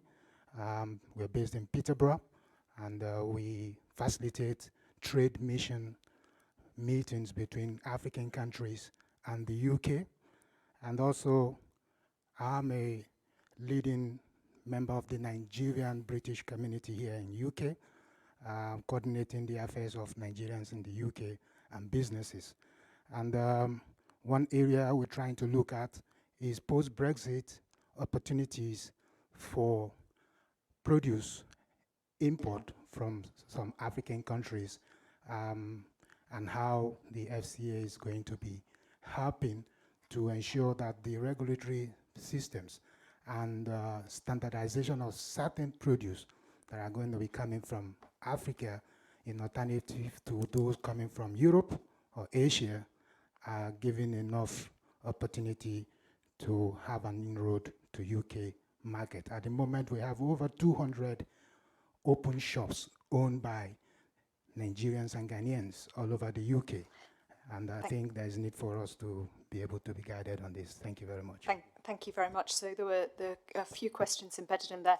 On the is uncertainty the new normal, I think the panel discussion which was held at the NFU conference is available online, which you can hear my very sort of high-level commentary on that, but also thinking about how that's informed our future strategy, where we've tried to embed some of the principles which will enable us to be sort of agile and responsive in the system. I'm going to ask Emily just to comment on the more specific issue about food security. Thank you, and thank you very much for the question. Particularly the question about cyber attacks and food insecurity. So I should just be clear that DEFRA lead on the question of food security for the UK. That's the Department for Environment, Food and Rural Affairs. And the Food Standards Agency plays its part in the national response. Clearly, with food security, there are issues not just about food, but about transport, storage, labour, and other sorts of critical national infrastructure that need to be protected and could be subjected to cyber attacks. So there is a national and cross-cutting effort coordinated by the Civil Contingency Secretariat and government and by other national security apparatus that try and protect that. I would just encourage businesses to take steps to make themselves resilient, and just if I can use that as a slightly naughty segue into an advert for our own work on food fraud, we have a toolkit that businesses can use to assess their own exposure to the risk of food fraud. And it's those sorts of toolkits that I imagine the national security infrastructure will also have available on cyber. So we just encourage you to look there. Thank you. And then your final point, I think maybe I can ask Rebecca just to pick up on the issue of support for in relation to food imports from Africa. Yes, thank you. And we spoke briefly before the meeting started, and so I'm very happy to put you in touch with colleagues in DEFRA who deal more generally with trade and trade assurance, but also colleagues in my teams who can explain a little bit more about the FSA's role in that, and very happy to find out more about potential for produce from Nigeria. That would be that's no problem. Thank you very much. Are there any further questions? If not, I think that brings us to the end of this morning's session, so we'll break for lunch now, and we'll reconvene again at 1:15 when we can, we'll start the business committee meeting. Thank you. So welcome back everybody to this afternoon session, which is our business committee meeting. And I'm going to start in the usual way by asking whether any members have any new interests that they need to declare. Do we just carry interests forward from this morning? Do they get, or do we have to repeat them? I think once they're on. Okay. we're done. So I'm glad nobody's taken on any new things over lunch. Swift work. And can I just ask if people have got any items for any other business, just so we can get the timing right? Okay, thank you. And just to say that we don't take questions from observers at this meeting, so just so we're clear about that.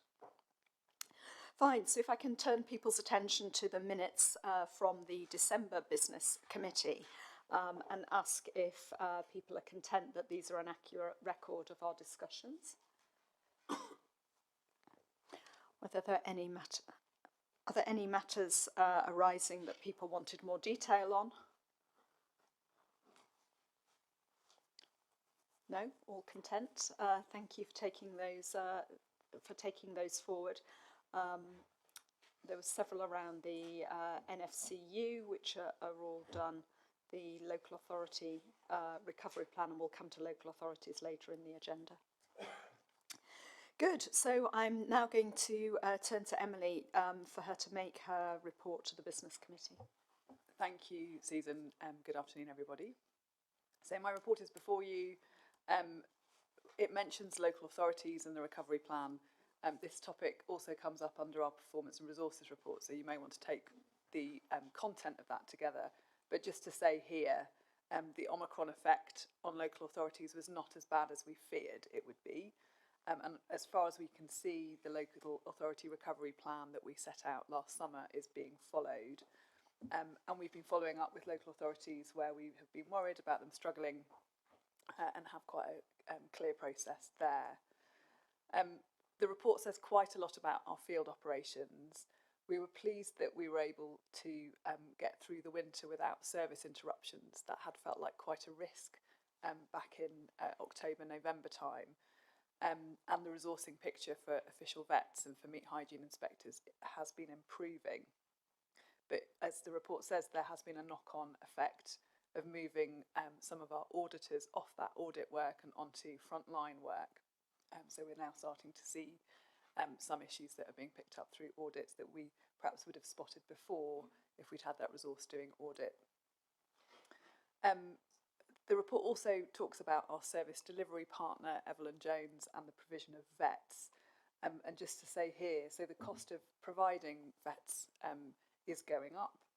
It's proving harder to recruit vets, and this is in the main caused by the additional veterinary work that has arisen out of the UK leaving the EU, and therefore a strong market for vet expertise.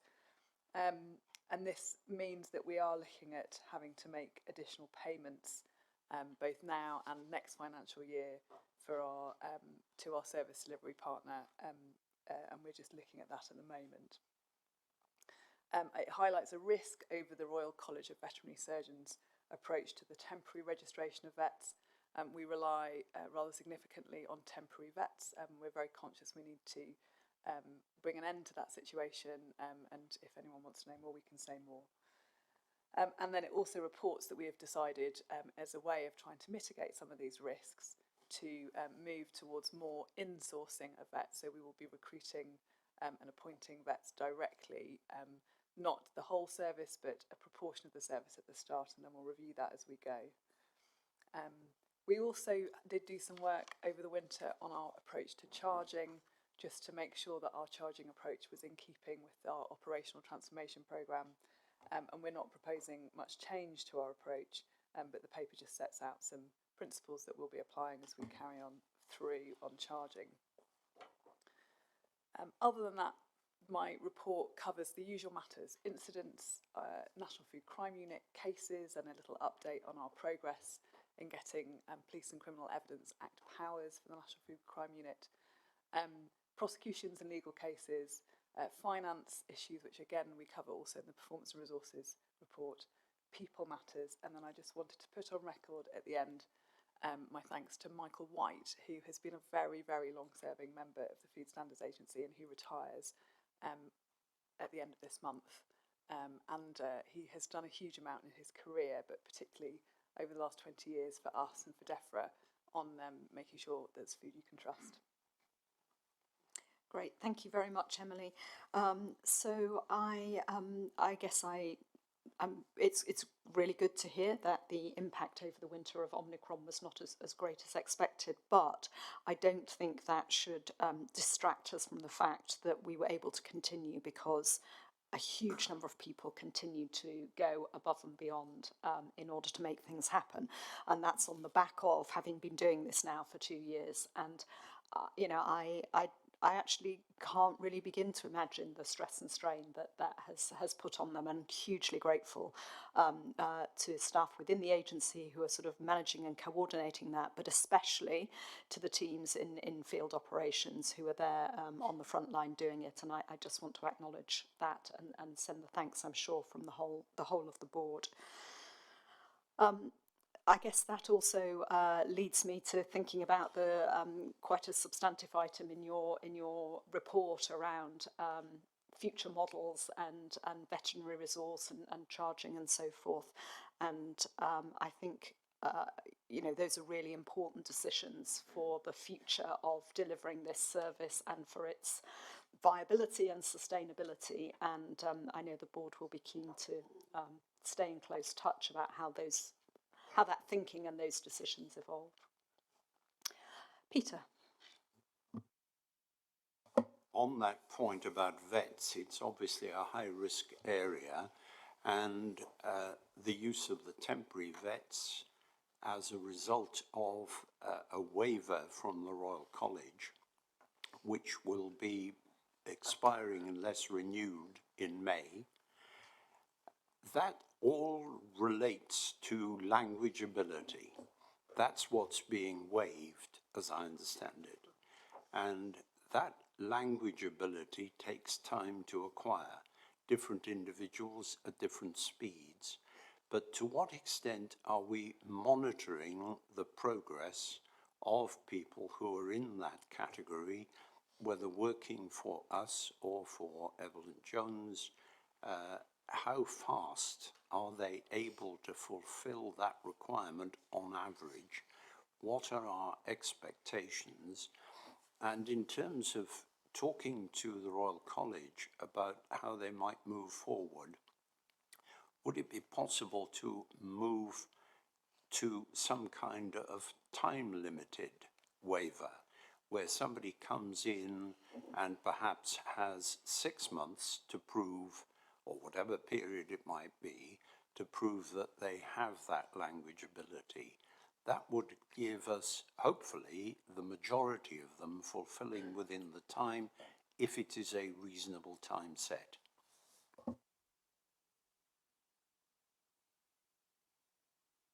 Well, let me ask. Let's scoop up all of the issues in relation to vets, and then I'll come back to Emily or potentially to Simon to respond to that. No. So David, why don't you go, and then Margaret has got another one. Thank you, Chair. It always was the DEFRA plan that any time we had a foot and mouth outbreak in this country, we would call on Australia, Canada, and New Zealand to send their vets, and we would reciprocate. That happened at the last foot and mouth outbreak.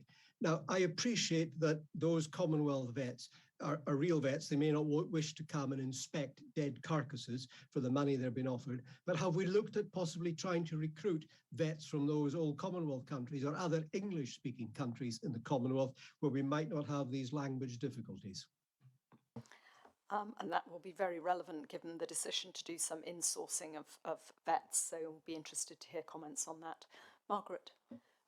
I just want to say this is all incredibly difficult, and we're working in an arena which looks very different now than it did 3 years ago. So since then, we've had COVID, we've had EU exit, and now we've got the war in Ukraine. And it is a fact that vets cost more now. Vets are less available. We've got fewer coming in from abroad. And we also have others who weren't employing them before, employing them for at a commercially higher salary. So that puts all of us and our delivery service delivery partner in a difficult place. I just wondered whether you'd agree, is this right or wrong, that these costs would have risen and we'd be in a similar place, whatever the circumstances, whether we had different delivery partners or whether we had everything internally.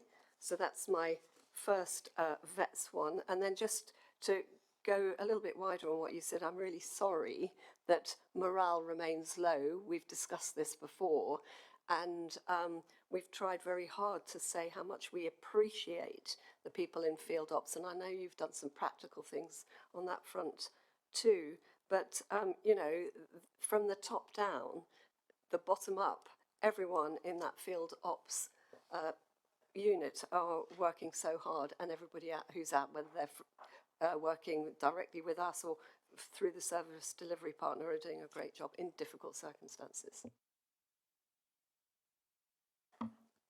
Thank you. Fiona. Thank you, Susan. Yeah, I just wanted to build on this question about the temporary registration. Are the vets who are coming in under that programme becoming fully registered? So are we able to bring them in as full members of the veterinary resource in this country or not? So do we have to start again to replace them? But I think that the much more important question is that it seems that there's a very significant risk that in May, if that arrangement isn't renewed, that we're going to lose 48. That's going to take our numbers down to where we've been trying to recover from. And I'd just like to understand a little bit more about what plans we've got in place to deal with that risk.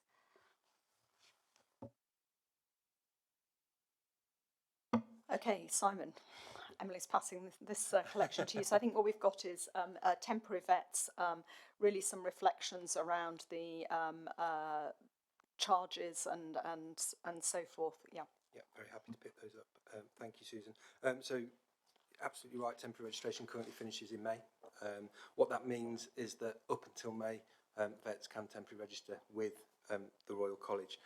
From that period in time, at the point of temporary registration, they then have 12 months in order to reach the required standards. And what we have to remember is that currently these vets are not our employees, they're employees of our service delivery partner. So our direct control and influence over how they're supported and how the work takes place in respect of supporting them to develop their language skills is very much down to the service delivery partner. Having said that, what we do is closely work with them to understand the progress, understand what that means and how things are happening. So currently in February we had around 67 temporary registered vets that were within the programme, and we meet monthly then with our service delivery partner to understand how they're progressing through their support programme in respect to the English language requirements, and they report those figures to us on a monthly basis. And clearly, whilst they're undertaking work as temporary registered OVs, they're working within a strict supervision framework. So I think, you know, within the boundaries of what we can do, bearing in mind that they're not employed directly by the agency, we do have robust oversight and arrangements with the service delivery partner to understand the progress that's being made in that space.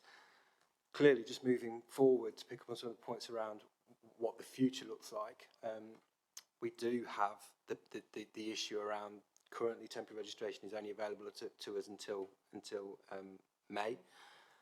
We are in regular dialogue with the Royal College. We had our midpoint review with them in December to understand their views in respect of how things were going. They were satisfied with the arrangements that we'd got in place and the supervision that was in place, and that there was no sort of impact on quality or delivery.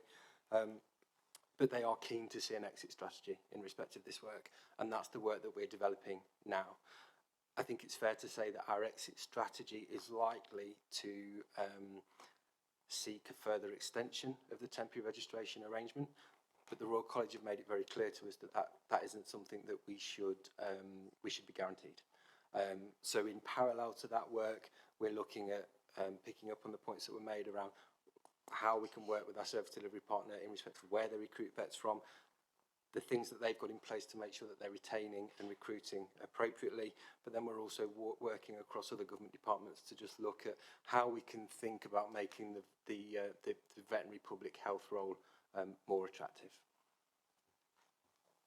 Thank you. It will be interesting to see with this move to insourcing some of the vets, whether that makes it more attractive. I don't think there's any guarantee it will, but it will be an interesting experience.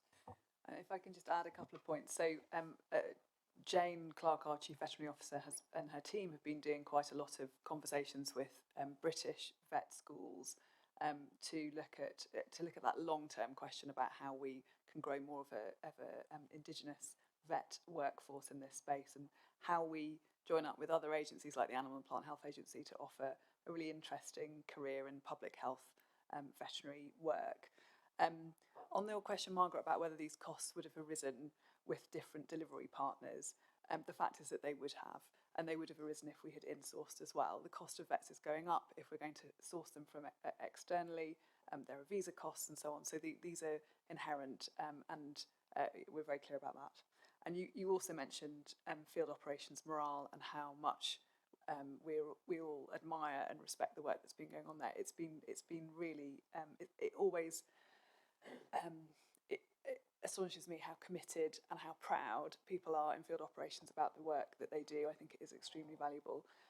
Simon and team are doing some very thoughtful work about how to engage better with our field operations staff. It is one of the consequences of the pandemic.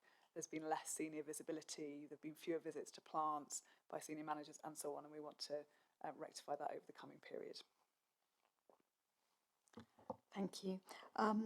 So I think that this issue of costs is one that I know ARAC have been paying particular attention to, but I think it's sufficiently important that it's really important that the whole board are cited on where we're going with that and what the likely impact is going to be of those additional costs, and obviously the relationships with our service delivery partner. I noticed, other board members haven't picked up on this, but I was interested in the section in your paper, which was about our external, our overall policy and principles for charging, and I thought you set out very well the sort of principles on which we're working. But I just wonder if I could ask colleagues just to have a look at that section and just. A short. I want to feel that we're all comfortable with that, because I think these are quite important principles. I can't bring up so this is in paragraph 14 of thinking about how we do the cost recovery elements of this. And I note that you're not suggesting that we change the current approach, and I can see that now is not the right time. Not the right time to be doing that, but mindful of our discussions this morning around sustainability, I do think we just need to keep this under constant review. Colin. If I can just sort of reiterate what you've said, Susan and Eric have spent quite a bit of time looking at this and supporting the executive team. Will continue to do that in the coming weeks and months.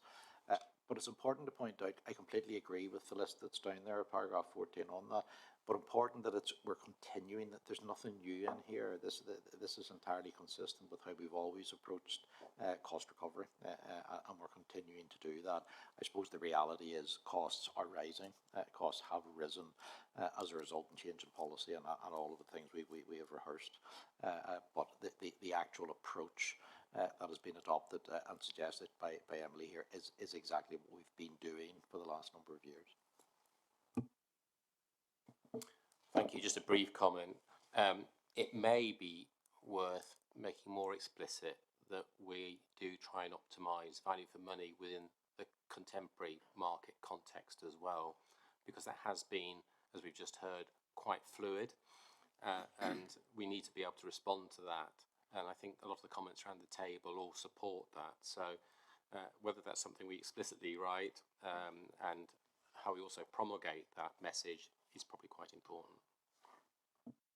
Thank you, that's a useful point. Good. Okay. Can I just ask people to just look at other aspects of the Chief Exec's report? I know Mark's wanting to come in, but so why don't we start with you whilst others think if there's any other areas they want to pick up on. Thank you, Susan, and apologies, Emily, I've got a few.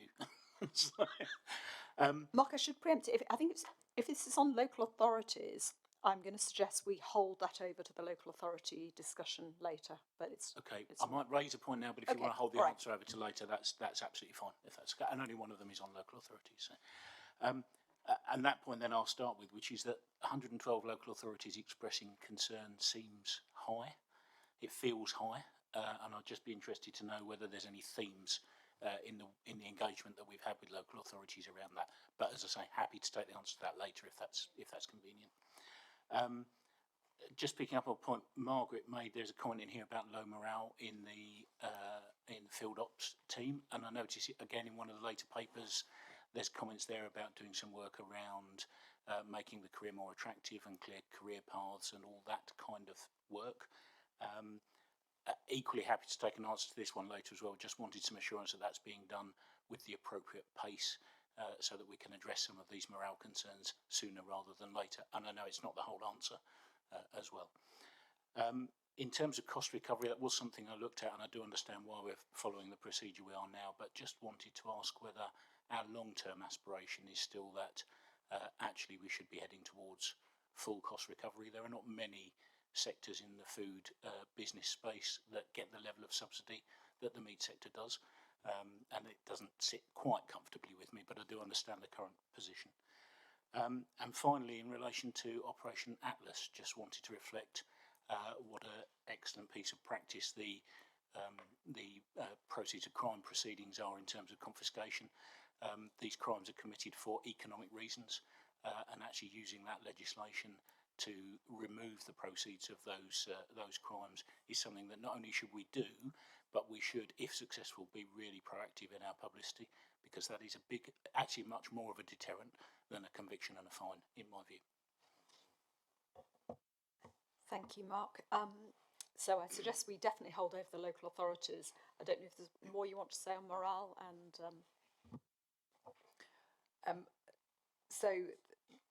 we are working on thinking about career paths for meat hygiene inspectors, and we are now recruiting more trainees. Although the vast majority of our own meat hygiene inspection workforce is over 50, and some of them are over 70, it's at the older end of our workforce. So I don't know that would completely answer the morale question. There are other things that Simon and team have been doing which will have a more immediate effect, which we need to attend to as well. The long-term aspiration has to be full cost recovery. The Treasury is really clear that that's what services like ours should be, and we've always been holding that intention with the political reality, which is that I don't think ministers would support us going there quickly. So that's where we are at the moment. It's a compromise, but I think the long-term aspiration should be full cost recovery. And sorry, on process of crime, and Operation Atlas and our National Food Crime Unit, it is really impressive. And I think the thing to remember is how much skill you have to have and how much expertise to use that Process of Crime Act well. It's a very niche specialist skill, and our National Food Crime Unit has got it and has that financial investigation skill, so I'm very proud of them. Thank you. Are there any further comments that people want to make in relation to this paper? Okay, so we'll wrap this up there. I think there's a few important points. I mean, obviously the issue of temporary registration is, May is not, it's the month after next. It's very soon. So I think that is quite a pressing issue. And I think it will be helpful, for the board to understand more, as you say, what this so-called exit strategy is, as well as being able to talk to the Royal College about that. The second is that we really want to stay in close touch with the decisions around costs and extending additional funding to our service delivery partner. That's clearly needed, but let's stay in touch with that. And then the third one, I think, probably is worth us putting on the record. I mean, Mark, you've raised it, I've alluded to it, Emily's touched on it. This issue about moving towards a full cost recovery model, not today, not tomorrow, but when the time is right, we should be looking to achieve that. And I think that is an important part of the food industry, keeping in step with other government ambitions in relation to, net zero, for example. So important we keep a close eye on that. Local authorities, I know will be a number of points beyond Mark's, but we'll take those in the forthcoming paper.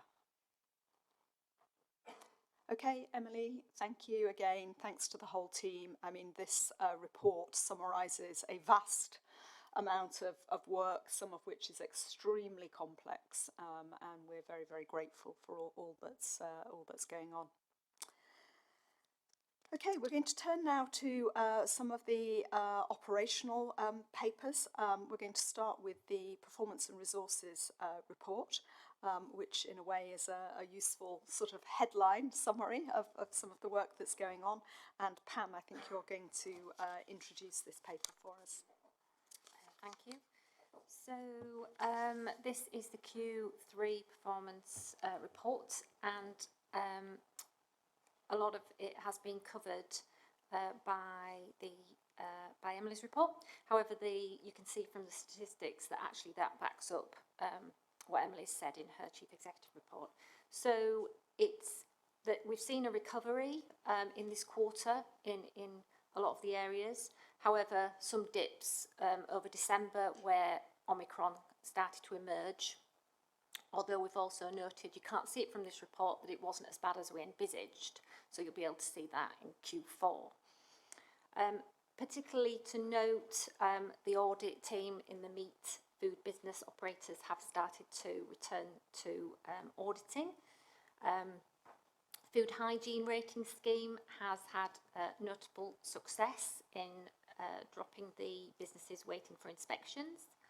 We talk about the local authorities that we have seen through our temperature checks and ongoing liaison that they are starting to recover and make progress against the local authority recovery plan. But Maria might want to come with more details on that shortly. And then moving on to finance, again, this has seen another increase in underspend. You can't see it from the main body of the report because actually we're reporting exactly the same, but looking at the January numbers, which is in the appendix, that has gone up now to 5.2 million across FSA.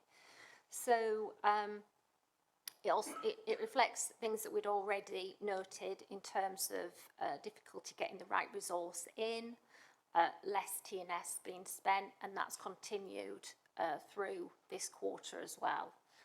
And, you know, it was affected by Omicron. We were just starting to get out and about. T&S was starting to recover. And of course, we had to go into virtual lockdown again. So that said, the underspend last year, we had 9 million underspend at the end of the year. You know, so it could be worse. We've approved £14 million worth of reprioritised spend, brought forward spend through the investment committee. We have done some extra work in terms of the local authority support. We've brought forward some sampling surveillance work. So we have had some success, but we will learn from this going forward into 22-23, and you'll see from the paper later that we are proposing, you know, quite a different approach to from the beginning of the year to try and offset some of the potentials to underspend. So I think that's summary. Happy to take questions, or if you want to hear more about the local authority results. Yes, I realised I kept saying we'll talk about local authorities later. I was thinking, I had in my mind we had a specific paper, but we don't. So I think actually, Maria, maybe I could just ask you just to follow up on Pam's comment with your, I guess, perhaps more qualitative appraisal as to where we are and where the points of concern remain. Thank you very much, Susan. I'm very happy to, and just address Mark's comments as well at the same time. Remember that these figures were taken from the October temperature check, and that included all the work that was done over the summer by the local authorities. So a number of local authorities had originally flagged to us that they may have concerns with managing to meet our expectations in the recovery roadmap. Now, when we had more detailed conversations with a lot of the local authorities, some of their concerns were around the high numbers of new businesses that they were still seeing being registered, and their expectation that they may not be able to get to all of their Category A inspections completed by the end of the financial year. So what we've done is we have worked on flagging the local authorities that we're concerned about. And you can see in the slide at number 7 slide that we are worried about 5% that have highest concern for us. And what we've done is really actively talk to those local authorities, making sure that they have service delivery plans in place. None of them yet we have had to raise to the next level of escalation, which is really heartening for us because they're working with us and they're putting their plans in place, and actually some of the concerns have been alleviated. So we're continuing to monitor. It's really important for us to say that this is the first time we've ever had this kind of as near to real-time information on local authorities' performance, and we're continuing to look at that on a daily basis.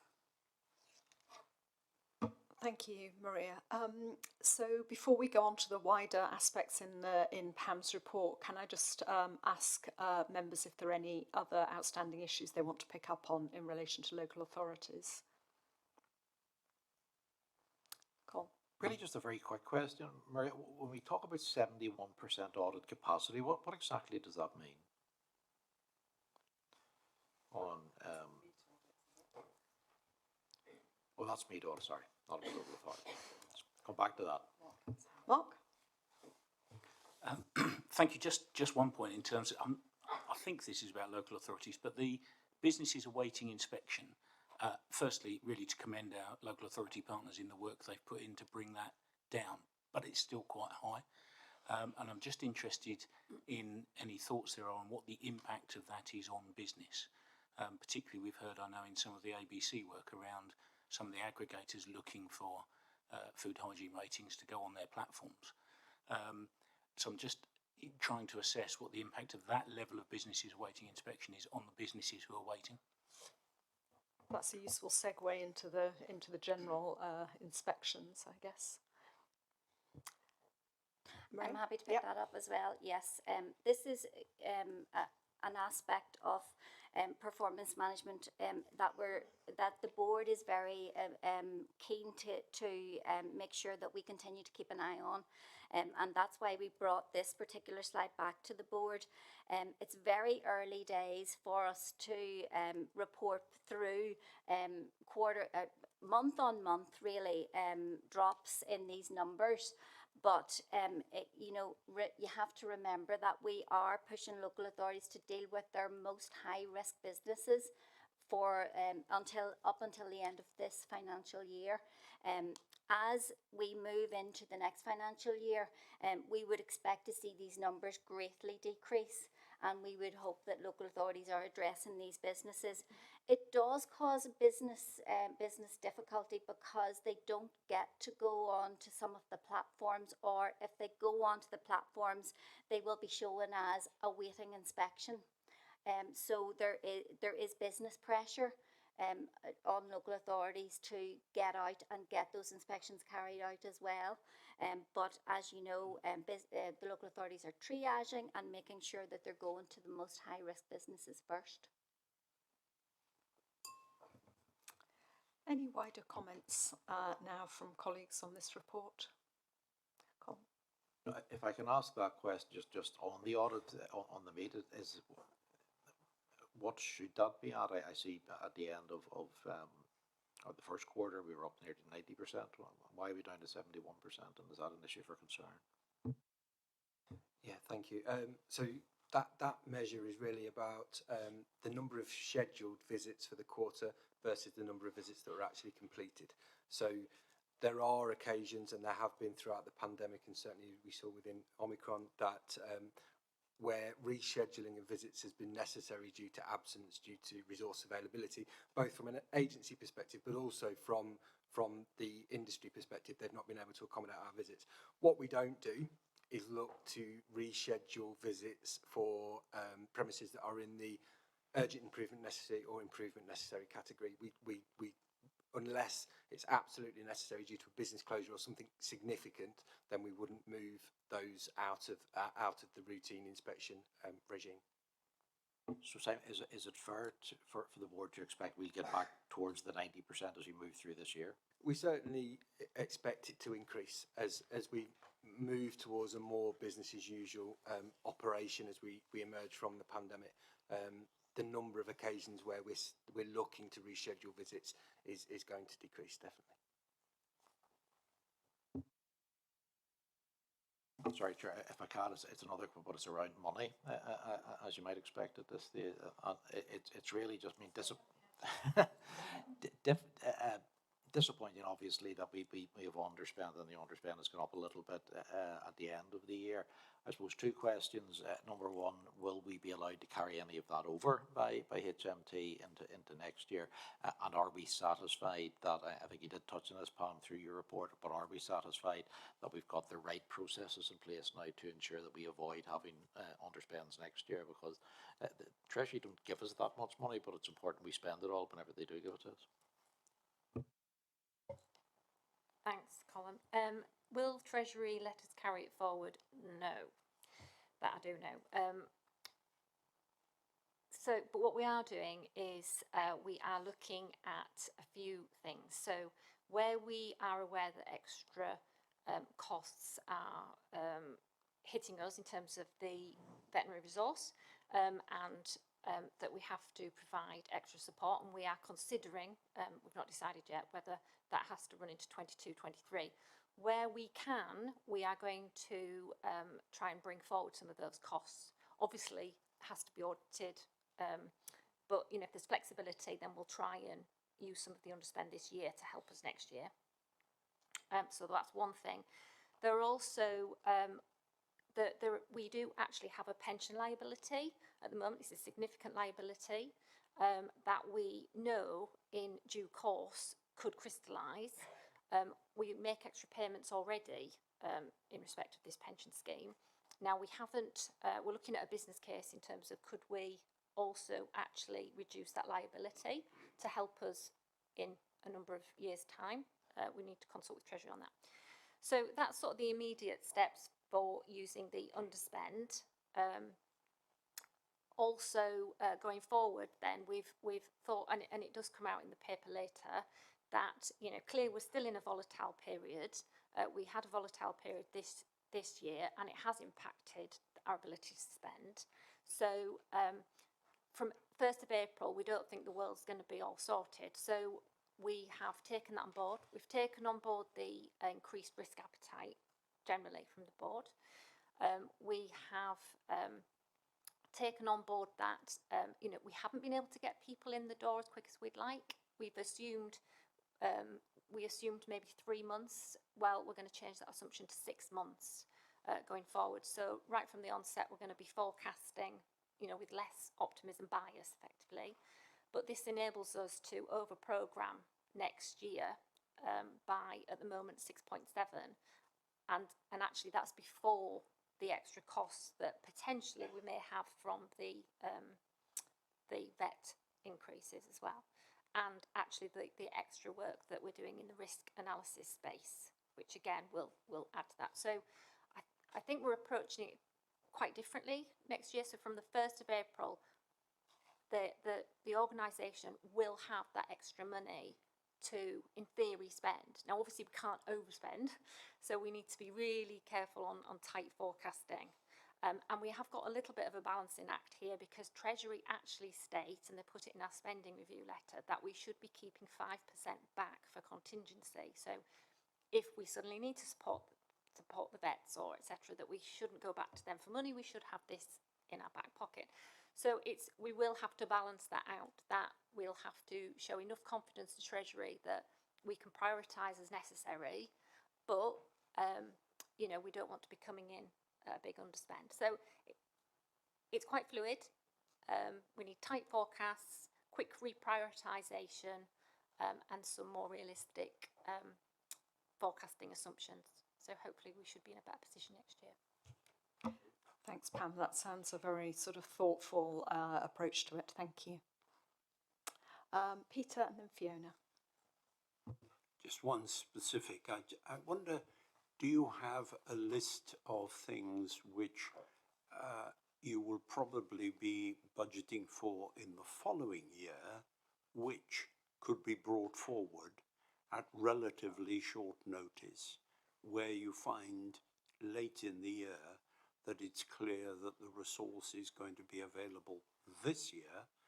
Maybe in some cases it's something that's cropped up during the year and there wasn't room to put it at that late stage in the budget. But if you could, you would.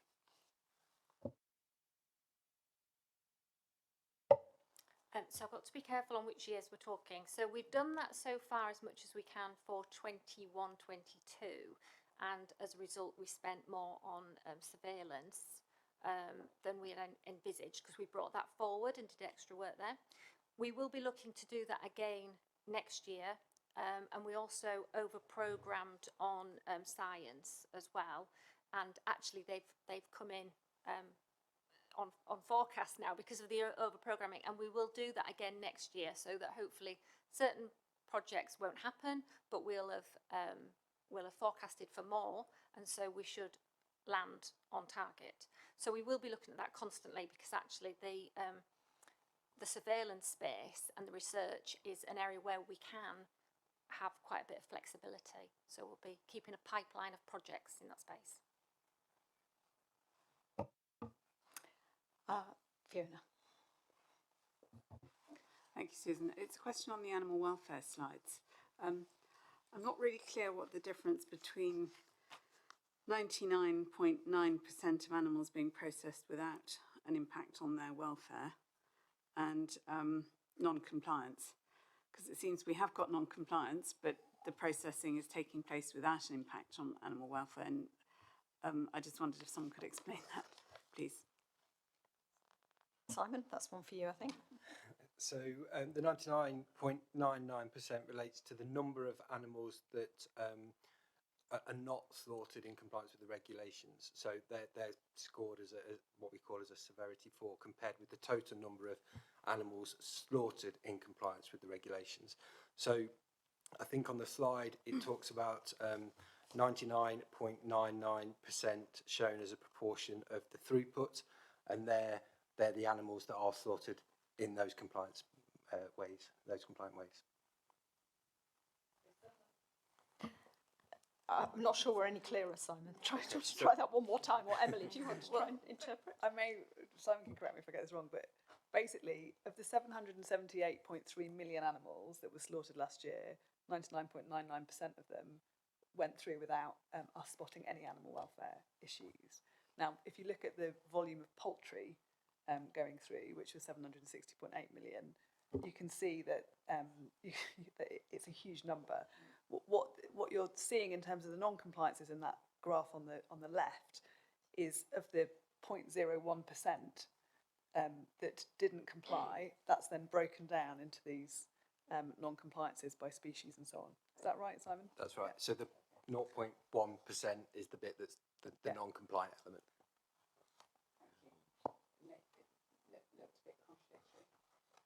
David, you were going to come in. Yes, thanks to Fiona for raising it. I also want to comment on the animal welfare side. The 99.9% sounds good, but that still leaves 80,000 animals which were not killed according to proper welfare practices. That's about 30,000 chickens and 50,000 cattle, pigs and sheep, and that worries me greatly. And I think further analysis suggests that 76% of those welfare malpractices were in transport, things we're not really in charge of. So what more can we do to try and insist that those who are responsible for the safe transport of animals to slaughter, whether they're chickens, pigs, goats, cattle or sheep, do so safely? We can possibly crack down on malpractice. We should be able to crack down on animal welfare malpractice and slaughterhouses, but 76% of these were in transport. Is there anything more we can do? Although we're not legally responsible, now that we know the figures, I think we have a certain moral responsibility to act if we possibly can. I think that's a good point, David. Emily? Thank you for raising it, David. We've known it for a long time. Excuse me. We've known it for... I'm going to have to go over to you. Sorry. Do you want to try covering this one? And then Yes. Emily can fill in. Absolutely. So we obviously work closely with our partners in respect of what we see. Our OVs do a lot of work to understand. So at the point that the animals arrive at the slaughterhouse, then we'll undertake work to understand what the any potential welfare issues are in that space. But I think it's something that we've been aware of. The split, the sort of 76% and the breakout and the split within the slide is broadly comparable now to where it was pre-pandemic levels. You know, we tend to see more at the transport stage and the split as it's set out. Clearly there's some resourcing challenges in this space, but there's certainly more that can be done. And so what are we going to do, Emily? But so I'm not going to completely answer that question. The Animal and Plant Health Agency own the question of transport, as David knows. We do share information back with them and also with local authorities. But I think there's also a point about giving information back to the farmers who reduce it, and we're not necessarily closing that feedback loop properly. I think Tim might want to come in on that. Like David, when one reads this, you're immediately horrified because you obviously look at the actual numbers as opposed to the percentage. And also hearing about most of the issues are relating to transport is worth just exploring a little further, not necessarily here, but maybe for the board to understand what are the range of issues that would qualify as a welfare issue. So I'll just give one as an example. An animal coming out of a trailer that's lame, possibly as a consequence of having been in the trailer. Is that avoidable? Questionable. But if you build that up in aggregate, it gives an aggregate cause for concern. But actually, in terms of interventions, we have to look at what realistically can be done. So I think my message back is that we probably need to understand better the scale of issues that the veterinarians are picking up, because we don't want to overreact to something. Clearly, we want to be mindful and of concern around animal welfare issues. But I think we need to be careful we don't hit a nut with a sledgehammer, essentially. So that's really a request for a bit more granular detail about when we say transport, what do we really mean? What are the issues? Because the solutions might be different. Yeah. Peter, were you going to come in on this point as well? And just what exactly is the consequence?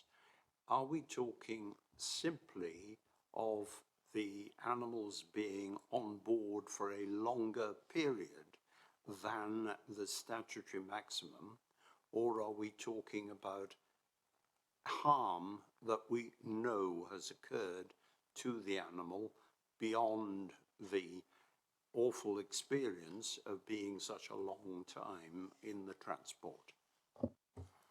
And it covers both of those things. But lumped together?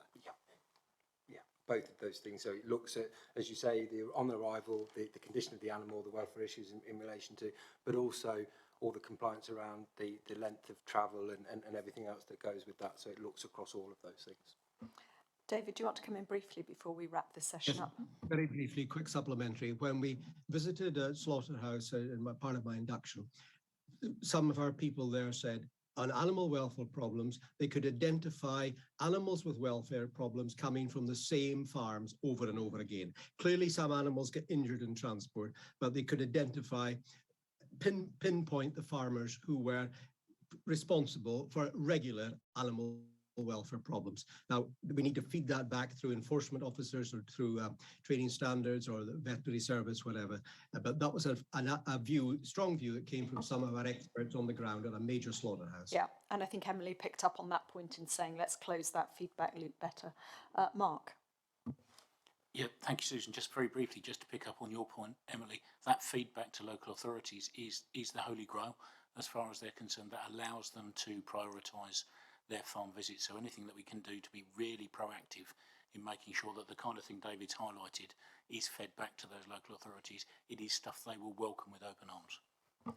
So I think there are two actions there. One is a call for slightly more granular information for us in the next report of this, and the second is a little bit of thinking about how we can translate that good intention to have a feedback loop into some actual tangible steps which are going to make a difference. Thank you. I'm going to draw this item to a close. I suppose I do just want to finish by saying it's right and proper that we scrutinise these things and we point out the areas of concern and we, query and challenge. But of course, there's a huge amount that is extremely good in here, and where things are going very well. And I suppose the one that I think we should, acknowledge and continue to be proud of is that the tracker on consumer confidence and trust in the food system remains high, and if we were going to pick one measure, people trust their food, then that's incredibly important. So let's not lose sight of that. And thanks to everybody who really makes that a reality. Good. So good progress as ever. Lots more to do, and we look forward to update next time with a few additional details. And I've said this to the team separately, but I do think this report has become much clearer, and I think we're for other areas as we move forward into the new strategy, really thinking about what are the items the board wants regular updates on, what are the metrics we're going to use, and how do we get them into this report.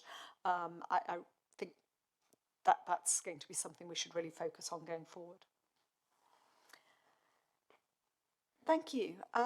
So Pam, you're up again for the next item. So this time it's a sort of forward look really as to what's coming rather than what we have done with the priorities and budget. So the board reviewed a sort of first draft of this when we had our retreat in January, and there was quite a lot of discussion, and it's good to see that that's been reflected in the paper that's come forward now. I appreciate this doesn't set out, and it's perhaps worth saying this isn't everything we do, but these are the areas that we've identified as being the priorities over the next year, and in particular those that are really necessary to fulfil our statutory functions. Pam, do you want to just pull out some key points? Yeah. So as Susan says, this is built on the retreat conversation in terms of our priorities and deliverables for 22-23. So we've revised that on the back of the feedback and trying to incorporate obviously the new strategy.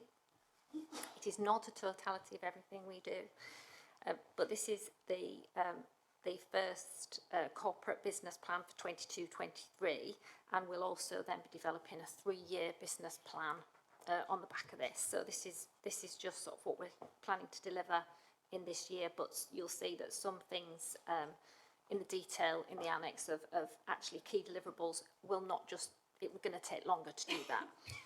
So we've divided the priorities into categories: doing our day job exceptionally well, which covers a vast array of business as usual, but it's about delivering our statutory functions. And then we've also categorised some priorities as evolving the food regulatory system. So that's the risk analysis process, where we're trying to improve in these areas, the Achieving Business Compliance Change Programme and the Operations Transformation Programme. And then we've also got a section priority on evolving our own capability and capacity. And this covers quite a lot. It's the people side, the systems, processes. So delivery, we have in Annex A tried to outline some of the key deliverables that fall under these priorities. It's not an exhaustive list, but it hopefully gives you an idea of what we're aiming to do. So welcome feedback on those two aspects. And then the final part of the paper tries to translate that into what we're actually going to spend the money on. So in terms of these priorities and deliverables, how much money is that going to cost us? versus how much we've got, and what the plan is for balancing the two. And I've already touched on some of the proposals earlier in terms of balancing the budget, but happy to take further questions on that. So I think just opening up the questions. Great, Pam, thank you very much, and really nice to see the new strategy sort of, playing into this and, really identifying this against our other 5 functions that we articulate in the strategy. So that's good. Comments or questions? Ruth. Thank you. Very clear and well explained. So really appreciate that. There is one area I wanted to just probe a little bit more, and looking at the investment plan for next year and then trying to connect it back to the deliverable. And that was around the ambition around laboratory sampling and method development programmes. If I look across to the planned budget, it looks like, forgive me, a reduction in the surveillance, including sampling budget of 2.1 million. So I suppose it prompted me to question, what is our planned investment in sampling as an FSA? And I'm also aware in the local authority budget line, we have supported local authority sampling as well. So what's the overall picture in terms of investment on sampling for this year going forward? Because to be able to develop solutions around laboratory models and so on, we need to know what the actual underlying investment's likely to be to inform the business case. So that was my question.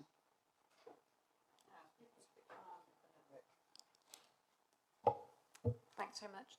So the budget for sampling hasn't actually decreased if you're looking year on year. I know it does on here because we actually prioritised 1.2 extra in 21-22 to utilise the underspend, and we actually brought forward work. So that was what I was referring to earlier, because we had that flexibility.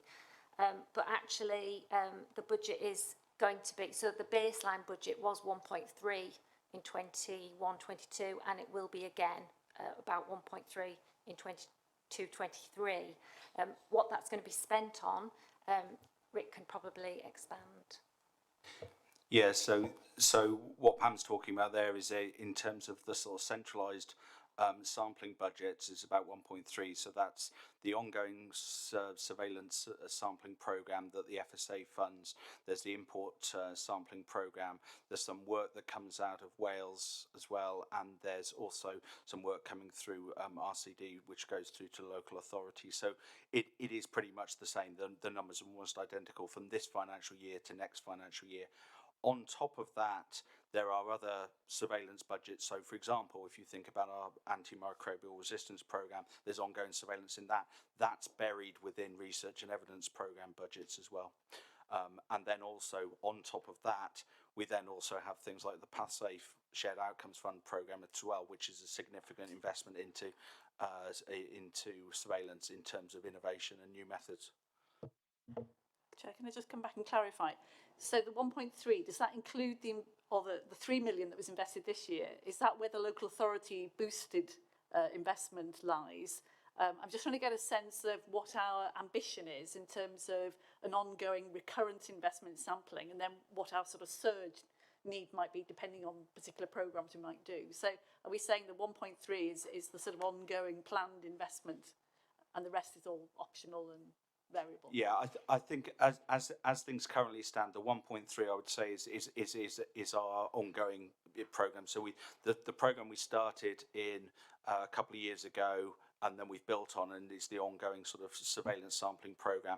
But again, we are reviewing it in terms of what else we can spend. And you mentioned the point about investment in laboratories. There's a slug of money that's going to go to look at the future of laboratories and work there as well, which has come through from SR21. There's also then through that an enhancement of the methods programme that's again will feed through into laboratories too. So this is all linked to the earlier questions about lab capacity as well. Can I suggest that we come back to this at a future board meeting and we bring you a more formal paper, because there's quite a lot buried here and it is a really important strategic question. just quickly to pick up on that point about, I mean, cost is one way of measuring this, but of course there are also cost savings which can lead to better sampling. So the PathSafe project that Rick mentioned, one of the things we're doing is using sampling done and paid for by others, DEFRA in particular, to get surveillance. So just because the number falls doesn't necessarily mean the surveillance is lower, of course. So Emily, I think the idea of a future paper on this, where are you thinking that will come? I mean, it sounds to me that perhaps that ought to come to the main board rather than the business committee. Yes, and I thought we were looking at labs and sampling in June, are we? Maybe I'm wrong.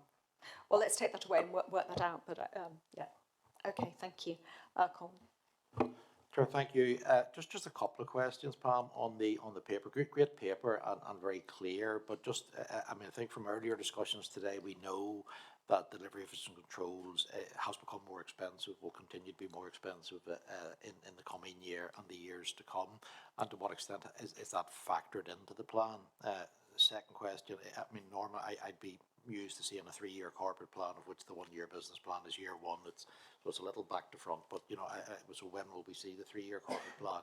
Will be, and then just the final question is on the Northern Ireland budget and the level of uncertainty there. As people will probably be aware, we didn't quite get the 3-year budget agreed because the executive collapsed before that, and therefore we'll not be able to get that until the executive gets reformed, hopefully after the May election.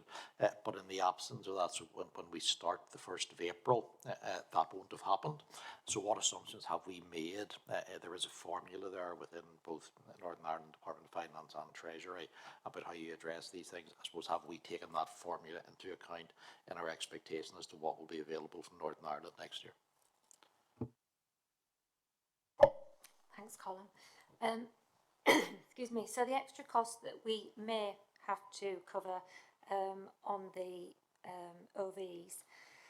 So for 22-23, we have not currently put an amount in for that. It's an emerging pressure. So it potentially would add to the 6.7 over programming that we've currently got. We will obviously discuss with Treasury as well on an ongoing basis as to whether they can maybe help, but they would expect us to prioritise, and of course we've got this 5% ask as well. The 1-year business plan, yeah, it's not ideal.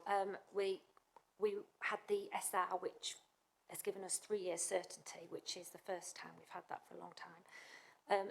Excuse me. And then we've got the new strategy.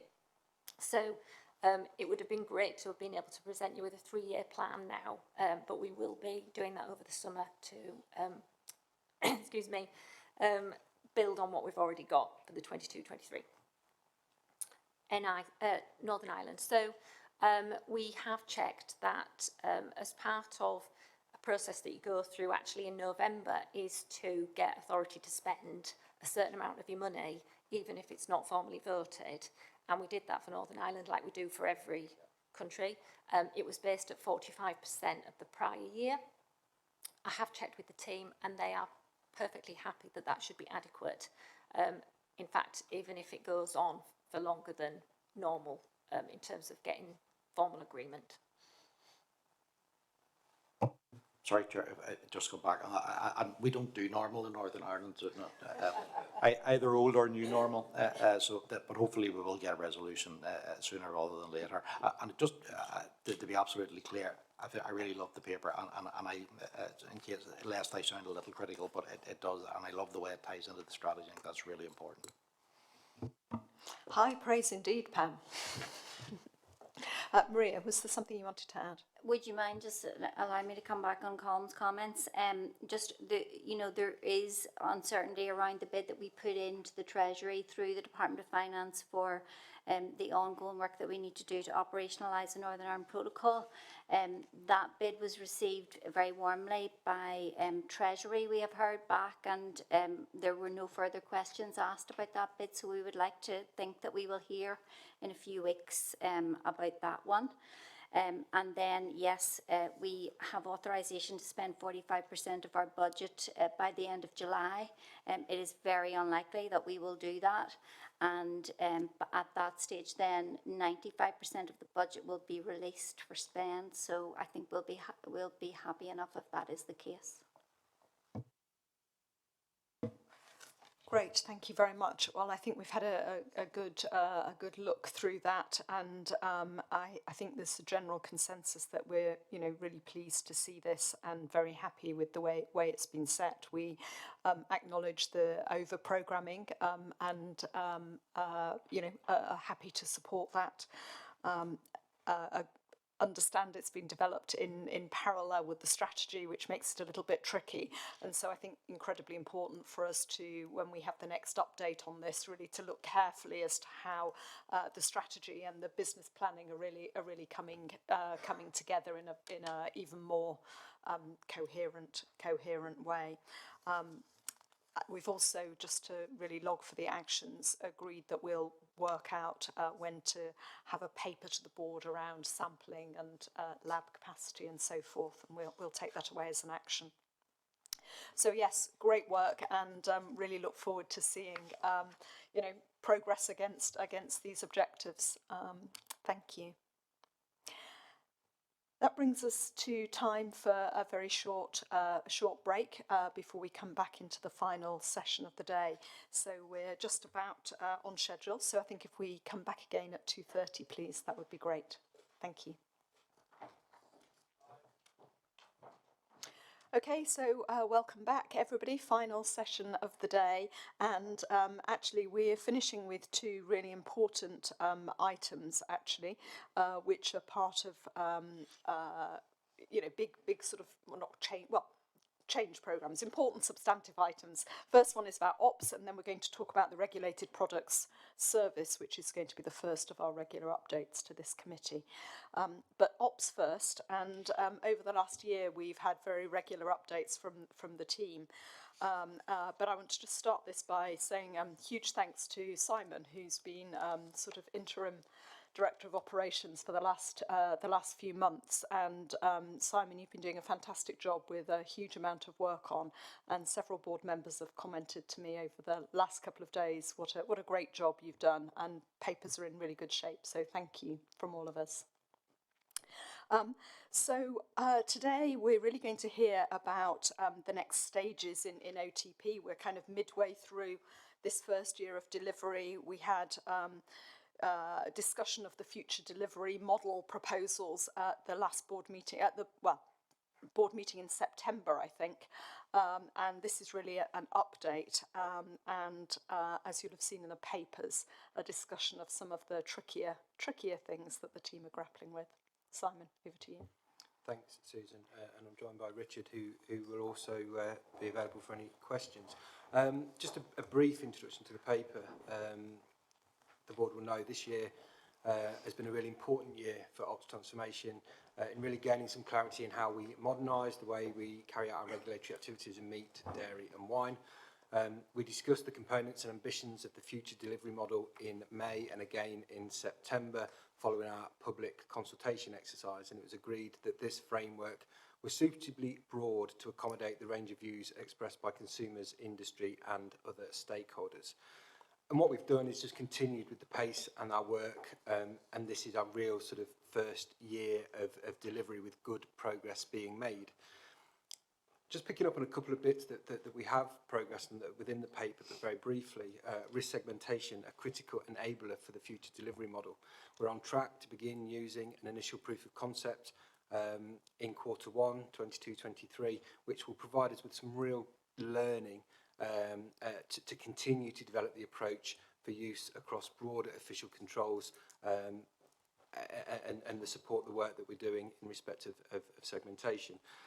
As you'll know, the programme's one of our key principles is to be innovative in exploring the use of technology to make sure that we're efficient and effective, and we've been busy exploring opportunities where we can do that. We've been testing video streaming software capabilities for use within our remote audit work. We've also been looking to develop digital solutions for our approval processes in meat plants, working with our operational and digital colleagues. We've also been looking at methods and tools to capture food chain and inspection data, and how we can use artificial intelligence with CCTV to monitor animal welfare standards, which is in the initial stages, but really provides some exciting opportunities for us in respect of how we can embrace technology. In parallel to all of this, we're progressing with some of the more detailed discovery activity on some of the complex aspects of the future delivery model, particularly looking at a potential dual system of controls across domestic and export markets, working to better understand stakeholder views and the risks, benefits and wider implications that need to be considered. The potential divergence between both GB and Europe, as well as across the four-country framework, is an extremely complex issue that really does need to be worked through in detail. And what we're likely to need to do is come back to the board with that with a much more detailed paper in the future. So just to summarise, I hope the paper provides a useful update both on current and upcoming activities, and I highlight some of the issues that we're dealing with. And as I said, Richard and I are very happy to take any questions. Great, and I should have said thank you, Richard. While Simon's had his hand full doing 101 other things as well, I know that you've really been, living and breathing this day to day. So thank you for all that work. Comments from colleagues. Margaret, you've been looking at this in some detail, so tell us what's on your. Well, first of all, I do think it's an excellent paper, and so thank you to Richard and to Simon and to the whole team. I think that there will be, hopefully, large parts of industry who are looking at this and thinking, finally, we have at least some of the detail of what may be to come further down the road. They've been waiting for that. It's really difficult, and there are some areas where, we're obviously still not there yet. And I think the main thing is we've got to keep hold of paragraph 2.3, that the main ambition is to be proportionate, evidence-based, optimise inspection assurances, promote economic growth, support trade, and provide value for money, but also protect the consumer. We want all of those things, and as you say there, with delivering animal health and welfare outcomes as well. And I think that paragraph we should be taking throughout this project and just constantly reminding all stakeholders that we want the best for all of them. Segmentation, I'd like to ask you a couple of questions about that. Some stakeholders, particularly some of the smaller abattoirs, may be worried they'll get a worse deal comparatively than the bigger ones. What are you doing to work with them to keep them on board? I think that's really important. Secondly, on the technology, it's paragraph 3.7. Clearly, this is going to eventually enhance efficiency for businesses and for us. That's the idea. Are we any nearer in working out who pays for what? And when this technology comes on board, and it will be different for different places, will it still mean that we have to have in-person inspection? I know the law says we do at the moment, but things could change. And obviously, we're concerned about any risks that might come with that. 3.10, just a little thing. You talk about software issues, the delay with frontline resources, and is that different to the use of artificial intelligence and CCTV that you talk about in the previous paragraphs? And then you've mentioned, Simon, this is the final point, different laws for different, whether you're exporting, importing, different markets. It sounds more bureaucratic. I think that's a difficult one because we're trying to reduce bureaucracy. I don't know whether you can say anything about that. And then linked to that, the final one, some of what you're planning will involve changing the law. How close are we to that? How close are we to the point where Susan might start sowing seeds with ministers?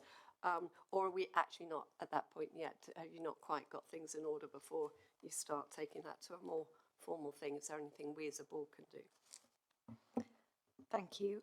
Well, Simon, that's quite a list. So why don't you do those, and then we'll see if there are any outstanding questions from others.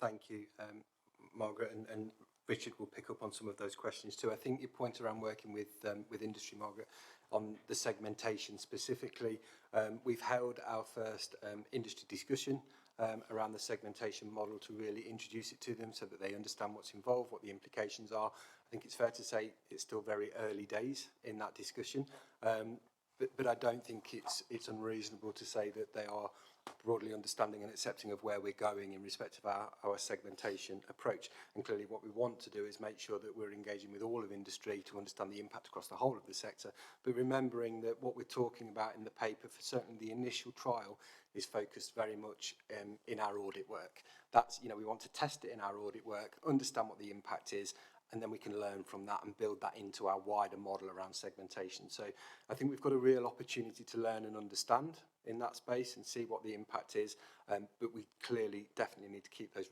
relationships and discussions ongoing with industry to just make sure that we've got that sort of relationship going forward.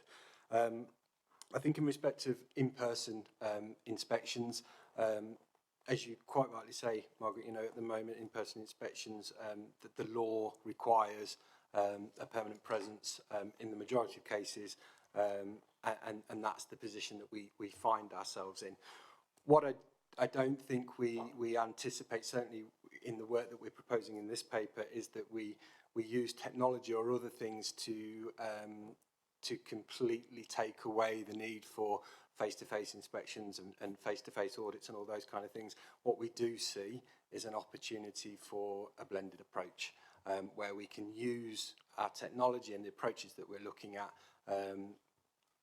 in parallel to face-to-face audits and inspections and work. So we're not looking to replace one with the other. We're looking to really blend the two together and move forward in a really efficient and effective way.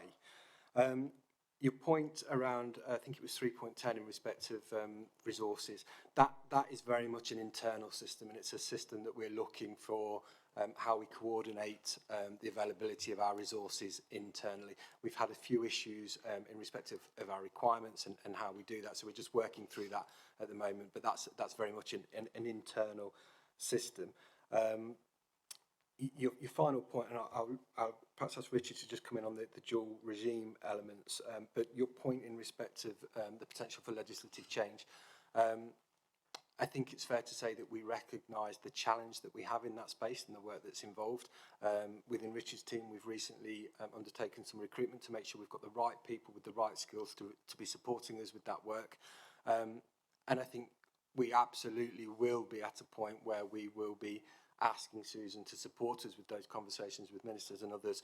But I think at this stage, it's just a little bit too early. We just need to understand what the complete requirement is, and that we're not just working within isolation within the transformation programme around the legislative change, but looking more widely across the agency, using the new resources that we've put in place, and then we'll certainly be asking Susan to support us in that respect. And Simon, presumably that will also fit with our discussions with government on Brexit opportunities as well. So I think those, I think the timing may be, you know, will come together with that anyway. One of the points I don't think you did address, apologies if I missed it, was about the technology thing, about who's going to pay. So in respect of technology, and I'll hand on to Richard briefly, but a lot of the work that we're doing in respect of technology at the moment relies on partnership working with industry. So we've got lots of initiatives where we're working, as I say, in partnership with industry. We're doing pilots, we're doing projects. That tends to be with the much bigger providers that we've been working with. But Richard, I know recently you've done some work with a provider around that. Perhaps you want to add a bit more? I will, thank you. I think in terms of who pays for what, if we look at the technology in sort of two groups, so there are tools that we are looking at for our own resources to use, whether they are using them in remote audit, whether they're using digital tools internally to improve efficiency and effectiveness of our own processes. That's clearly our cost, and it's more within our control as well in terms of how quickly we can introduce that. Some of the in-plant technology, like smart cameras, artificial intelligence, that's going to be an industry investment. Our role in that, as I see it at the moment, is to act as a facilitator, putting industry together with the technology providers, setting up pilots, helping industry to see the benefits of that technology, both in terms of food safety, animal health and welfare, etc. But also, it's likely only a matter of time before big retailers are looking for this sort of technology to be in place. That's certainly happening in other countries. So that's less within our control. The cost is industries. We're facilitating that discussion, but we do have to have one eye to your earlier point on smaller businesses where affordability might be an issue, and look at working with them on potential solutions so they're not unfairly treated. Tim, then Peter, and then Mark. Thanks, and thanks for all the work that's gone into this. I think it's a huge amount, and great potential progress can be made here. I think one of the areas that I just picked up on was around food chain information. So food chain information in a practical sense is frequently about the medicines regime an animal has been under prior to going to slaughter. It basically, for sheep, is a tick in a box before it goes to market. And there's not, I would suggest, consistent and robust monitoring of that, particularly post-COVID. So animal health officers at local authorities used to come out and check medicine books in farms, and through local knowledge would be able to pick up where there was inconsistencies. That doesn't happen now. If we look at the livestock information program, which you'll hear me rattling on about ad nauseum sometimes, there are options to try and get that on a digital basis, but we're not there yet. But we have to, I think, put our collective shoulders behind trying to get that to happen, because it's good for the industry, and also we could start introducing notions of earned autonomy, particularly when we're looking at trying to recover charging. So I think, we're getting along, and I think confidence is increasing, but I think we just need to also have a mindful eye on the practical things that are happening on the ground that could undermine some of the progress that we are making at the moment. Thank you. Peter, and then Mark. This is a big step forward in terms of continuous improvement. That's really what this is about, improving effectiveness and efficiency, and I would heap some praise on it and the work that has gone on. The Welsh Committee had a couple of questions rather than observations so much. They were asking whether the risk-based approach to inspections at abattoirs was likely to mean less OV presence. Would I be right in replying that this is really a zero-sum game in which you're able to reduce the number of the frequency of inspections in less risky places, but devote that energy elsewhere where it is more important to place it? And the second question was looking at the SWOT analysis, and one of the weaknesses, two weaknesses identified, one of them IT systems and consistency in data recording, and the question was just simply how are you addressing that weakness that was identified? Thank you, Susan. And just to echo, I think this is an excellent paper showing some really good progress, so thank you. A couple of comments, if I may. There is a reference in here at 3.3 to the glass box approach in terms of the data model, and I just wanted to reflect that that is excellent practice.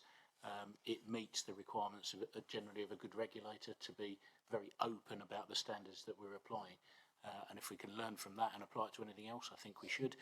If anything, I'd perhaps just seek a little bit of reassurance that through that we're not trying to gold plate our requirements, and that we're being very careful to differentiate between what's legally required and what might be good practice.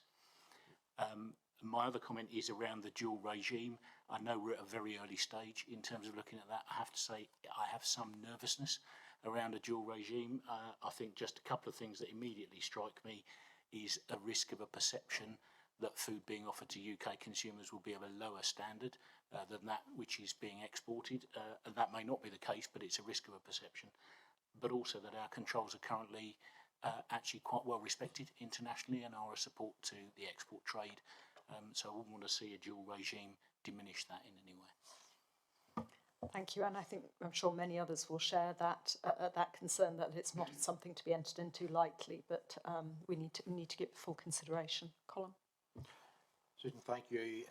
Actually, it's just following on from Mark's point there, and I've exactly the same point, but in a slightly different way, Richard. You know, I mean, obviously that there is the concern, and you do have it down in the threats under the level playing field from a Northern Ireland perspective, but exactly the same as Mark's point, is there a risk that there's a perception that we're going to differentiate on a quality basis between domestic and export markets, and is that a good thing given the importance of the industry generally?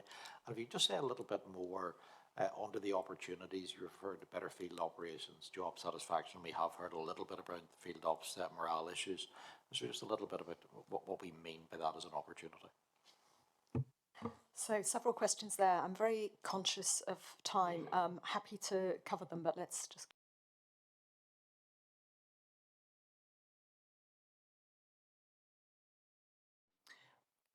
You're exactly right. On OV presence, we need to focus our resources where the risk needs them to be, and also remove as much administrative burden from the role as we can, so they're focusing their valuable time on activities that are really going to make a difference. In terms of IT systems, consistency and data, yes, that unsurprisingly came out of the SWOT analysis. Some of the work we talked about in the paper around segmentation, digital tools, etc., that's all about addressing that weakness. The glass box approach, quite right, Mark. No, we're not gold plating. We're just really keen to make sure that if we are moving to a risk-based approach, that food businesses understand why they are being categorised in a certain way, and the data that feeds into that. Dual regime, a couple of points on risks. Is there a risk of consumer perception that there's two standards? Yes, that is a risk. We know there's also a risk with a level playing field. That's exactly why we're doing the detailed work that we're doing now, to really uncover the risks at a granular level, talk about what mitigations we might put in place, look at what other countries have done to overcome this, and then there'll be some decisions to be made that you'll clearly have a huge part in. And then field ops, job satisfaction. Obviously, there's business as usual work in field ops to improve morale and engagement. OTP is going to look at the role, particularly the meat inspector and the OV in the future, how legislation can help us to get more flexibility around the tasks that they complete to provide greater job enrichment, variance, development opportunities for both roles. Again, it's not something that's going to happen tomorrow, but the planning for that, will be starting this year as part of looking at new legislation and what we want in the future. Just on that last point, are we communicating with staff that we're looking at things like that? It's quite important that they actually know there's a journey going on here that'll benefit them in the long run. The answer is yes. Could we do more of it and more effectively? Also, probably yes. I think COVID has clearly hampered the amount of engagement we've been able to do, but we've got a number of people looking very closely with our comms team on the most effective way to be able to better engage with field ops staff, get them involved in the work that we're doing, make sure their ideas are part of the work. Great, thank you. I mean, you'll have heard and from the tenor of the discussions that this is something that board are very engaged in, very keen to see it move forward. I think you've done a good job in taking us on that journey with you, and impressed by the progress that's been made. There is a timeline in one of your annexes, but it's very, very sort of high level. What would be helpful for me is if you can just tell me what we might next expect to see and when, in perhaps a slightly more tangible way. Yeah, we can absolutely do that. I think the paper looks at the progress against the deliverables that we talked about in September, also a forward look then for the following 6 months, the sort of things we'll be expecting to pick up. The programme roadmap is difficult because once you get 2-3 years out, you're looking at placeholders for things. I guess what I'm asking you is, in the next, whenever it's next going to come back to the board, what might we expect to see at that point? I think you'll see segmentation being live and operating in the audit space, so we'll be able to update on that. You'll see remote audit technology in business as usual usage, digital approvals in place and some initial views on that. Much more work on dual regime discovery and the help that we need with that moving forwards, and some more planning on legislation activity as well. Great. So, it'd be brilliant if those things were, really, really in progress. And it sounds like actually that dual regime, that may be the right moment for us to have a sort of fuller conversation about the pros and cons of that. Great work. Thank you for all you're doing, and thanks again to all the teams, including all our field ops staff who make this happen. Thank you. Good, moving on really quickly, always in danger. I've been doing so well on time today and I really don't want to lose it at the last moment. But on to our final item, and this is our discussion about our regulated products service. So at the last board meeting, we agreed that since this is essentially a new service that we're setting up, that the board were very keen to have quite detailed oversight of it as it's sort of settled in, and that we would have this as a standing item at the business committee. I think in the fullness of time, it may be that the sort of metrics and things we develop and agree on actually get embedded in the P&R report. But I think over this first however long, it is helpful to have it as a standalone item. And certainly I found this paper really useful to just cite me on the actual workload that's going through the system and to understand where we are. So thank you very much for that, and I'll just leave you to just pull out any highlights, but quite keen to quickly open it up for comment from the board. Thank you. So I should say welcome Peter and Ruth. Sorry. Thanks very much, Susan. So I'll just give a quick brief overview of the paper now, and then we can welcome business committee comments. So in the paper, we've aimed to provide a data-driven narrative of our progress during the first year of operation and figures from earlier this year as well. In future, as Susan says, we may tweak this a little bit and take a more detailed look at the more recent past, perhaps comparing quarter by quarter, but we can come to that in the future. Our planning assumptions prior to the launch of the service last year suggested that the FSA could expect to receive around 300 to 350 applications each year. That was informed by publicly available EU data. In reality, the figures are slightly higher, primarily driven by CBD applications, but since Q2 last year, they've remained broadly stable at around 400 live applications, and that's set out in figure 2 on page 3. We set a deadline for CBD applications from industry for consideration for inclusion on our CBD public list. The deadline was the 31st of March last year, which drove a considerable surge in applications during the first quarter of last year. So managing the challenge of CBD alongside the launch of the new service has required significant resource, and policy and science teams have responded very well to the challenge, and we've reprioritised and temporarily surged in resource to meet that demand. This has also been balanced with the need to ensure that applications across the board are also progressing. And as you can see from the data in figure 3 on page 3, we're making progress here. As of the end of January, 39 applications were at the risk assessment stage, with a further 37 applications having progressed beyond this and into risk management. We've submitted our first set of recommendations to ministers regarding 9 GMO applications, and if ministers decide to authorise, we're on course to put forward the relevant statutory instruments and bring into force our first set of authorisations since exit day within 18 months of our service launching. This represents good progress and demonstrates that the service is working, although we are always looking at ways to streamline our processes, and we discussed this earlier today at the board item on risk analysis. And so, in light of the discussions about metrics and performance indicators earlier, we welcome comments from the board on the paper, including about how we might reshape the paper for subsequent business committee meetings. Great, thank you very much indeed. And as ever, this paper and the sort of numbers in the table sort of belie the enormous amount of work that's going on underneath that. And really, impressed. Robin, I know, has been taking a careful look at this regulated products service, and when he gave me the feedback, he said, "Oh, gosh, there's a lot of work in here." So, that message is understood. Comments from board members on this process? Oh, gosh. Tim, you and I were talking about how this lines up with the MHRA type approvals and so on. I wonder if you want to say. Yes, thanks. I'm glad you invited me rather than me offering, actually.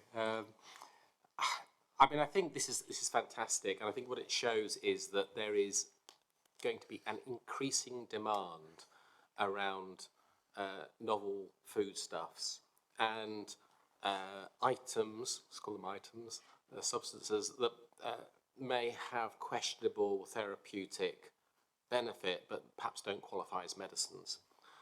And there is a risk, particularly at the early stages of encountering this, that we we look individually at these issues as extraordinary events. And CBD was a great example around that, because we're kind of learning the trade and the distinctions that people are drawing.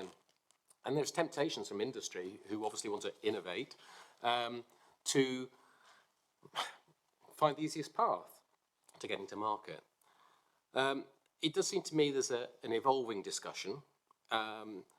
We know that certainly around therapeutics there are well developed over many years processes for achieving market authorization, and rightly so, particularly around medicines.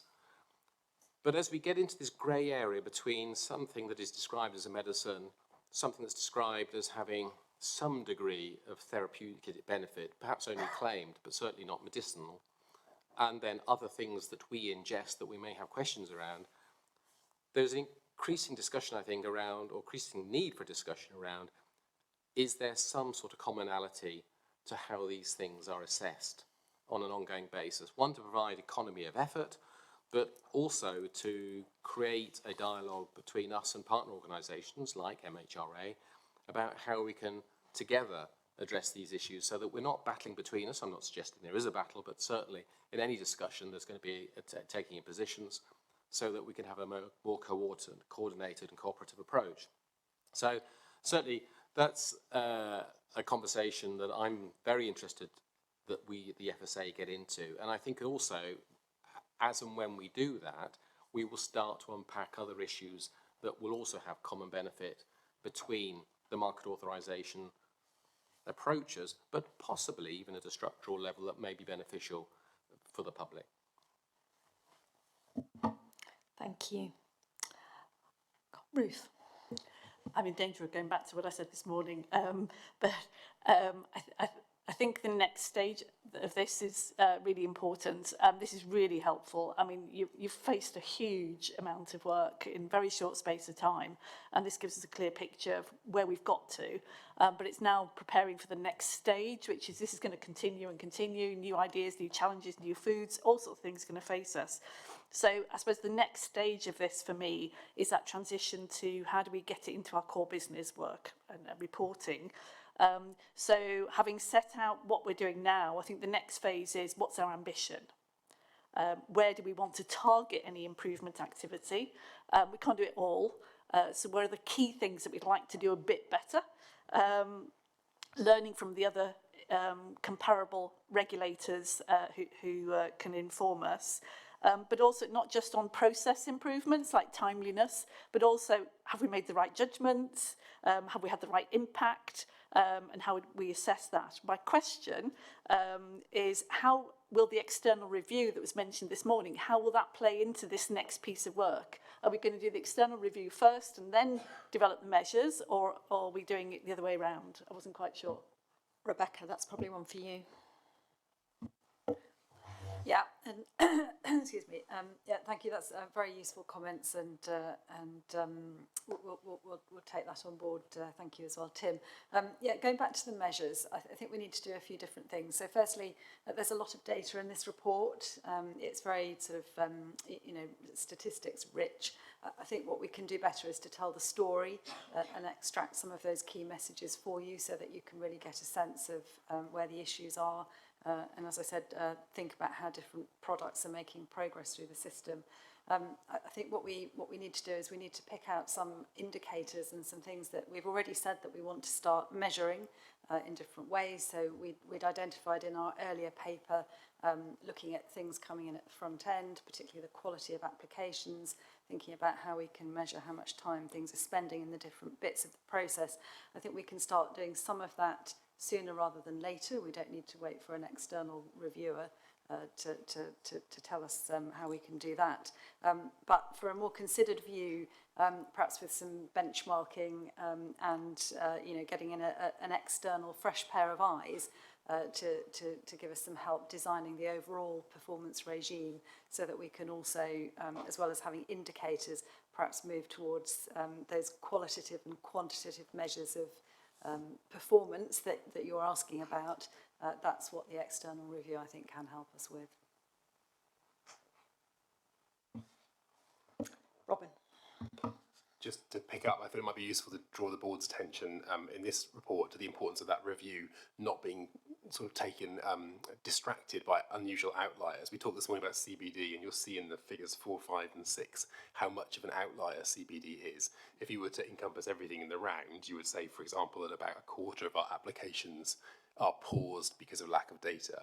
In actual fact, that's half CBD applications and a very small proportion of everything else. So I think it's just important that we kind of nuance that as we go forwards and look at this and realise it's an exception rather than the norm. Thanks.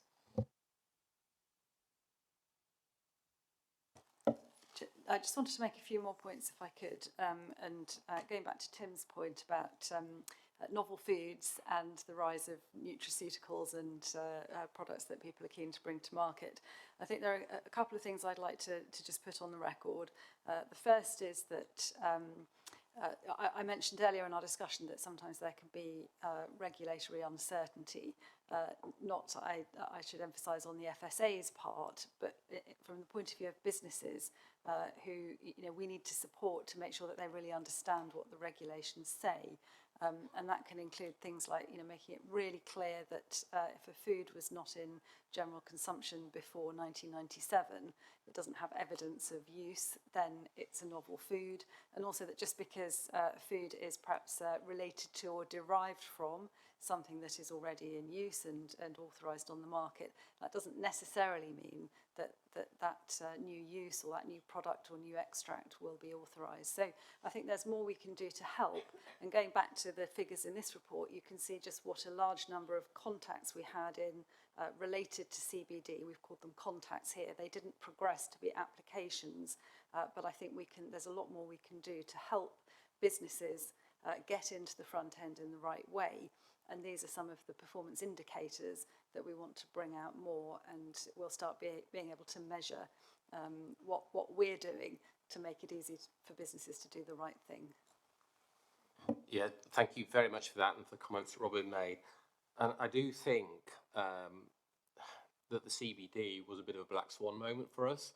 We think it's an exception, but actually it's going to become far more regular. And so my main point was about ensuring business resilience, but also at the same time as doing that, particularly when we use words like performance management, we are also enabling innovation where it's legitimised and is going to be of benefit to the public.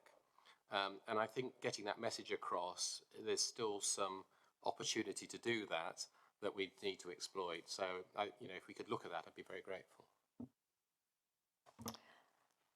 Thank you. So that's been a really helpful paper. Really good to see what's happening. Some great comments in terms of how we think about developing this going forward, particularly from Tim and Ruth. And we look forward to seeing this again at our next meeting. And I'm sure by the time we get to this time next year, I imagine it will have settled into a much more settled place. And I hope that will be helpful for the team. But we recognise that this time of change is quite a challenging one, and we're really grateful for all the work that's going on. Thank you. Good. I think that brings us to the end of our formal agenda. Nobody indicated there was any other business, but I'm just checking that something hasn't leapt into your mind now. But if not, thank you again to all of the executive team, those who've presented, those who've prepared presentations, those who were doing the work day in, day out. And of course today at this board meeting, particular thanks to all my colleagues on the board for your input today and with members of the team as we go along. This point will close today's meeting with the note that we'll meet again for the next board, which is going to be on the 15th of June, and we're going to Newcastle. So look forward to seeing you all there, if not before. Thank you very much.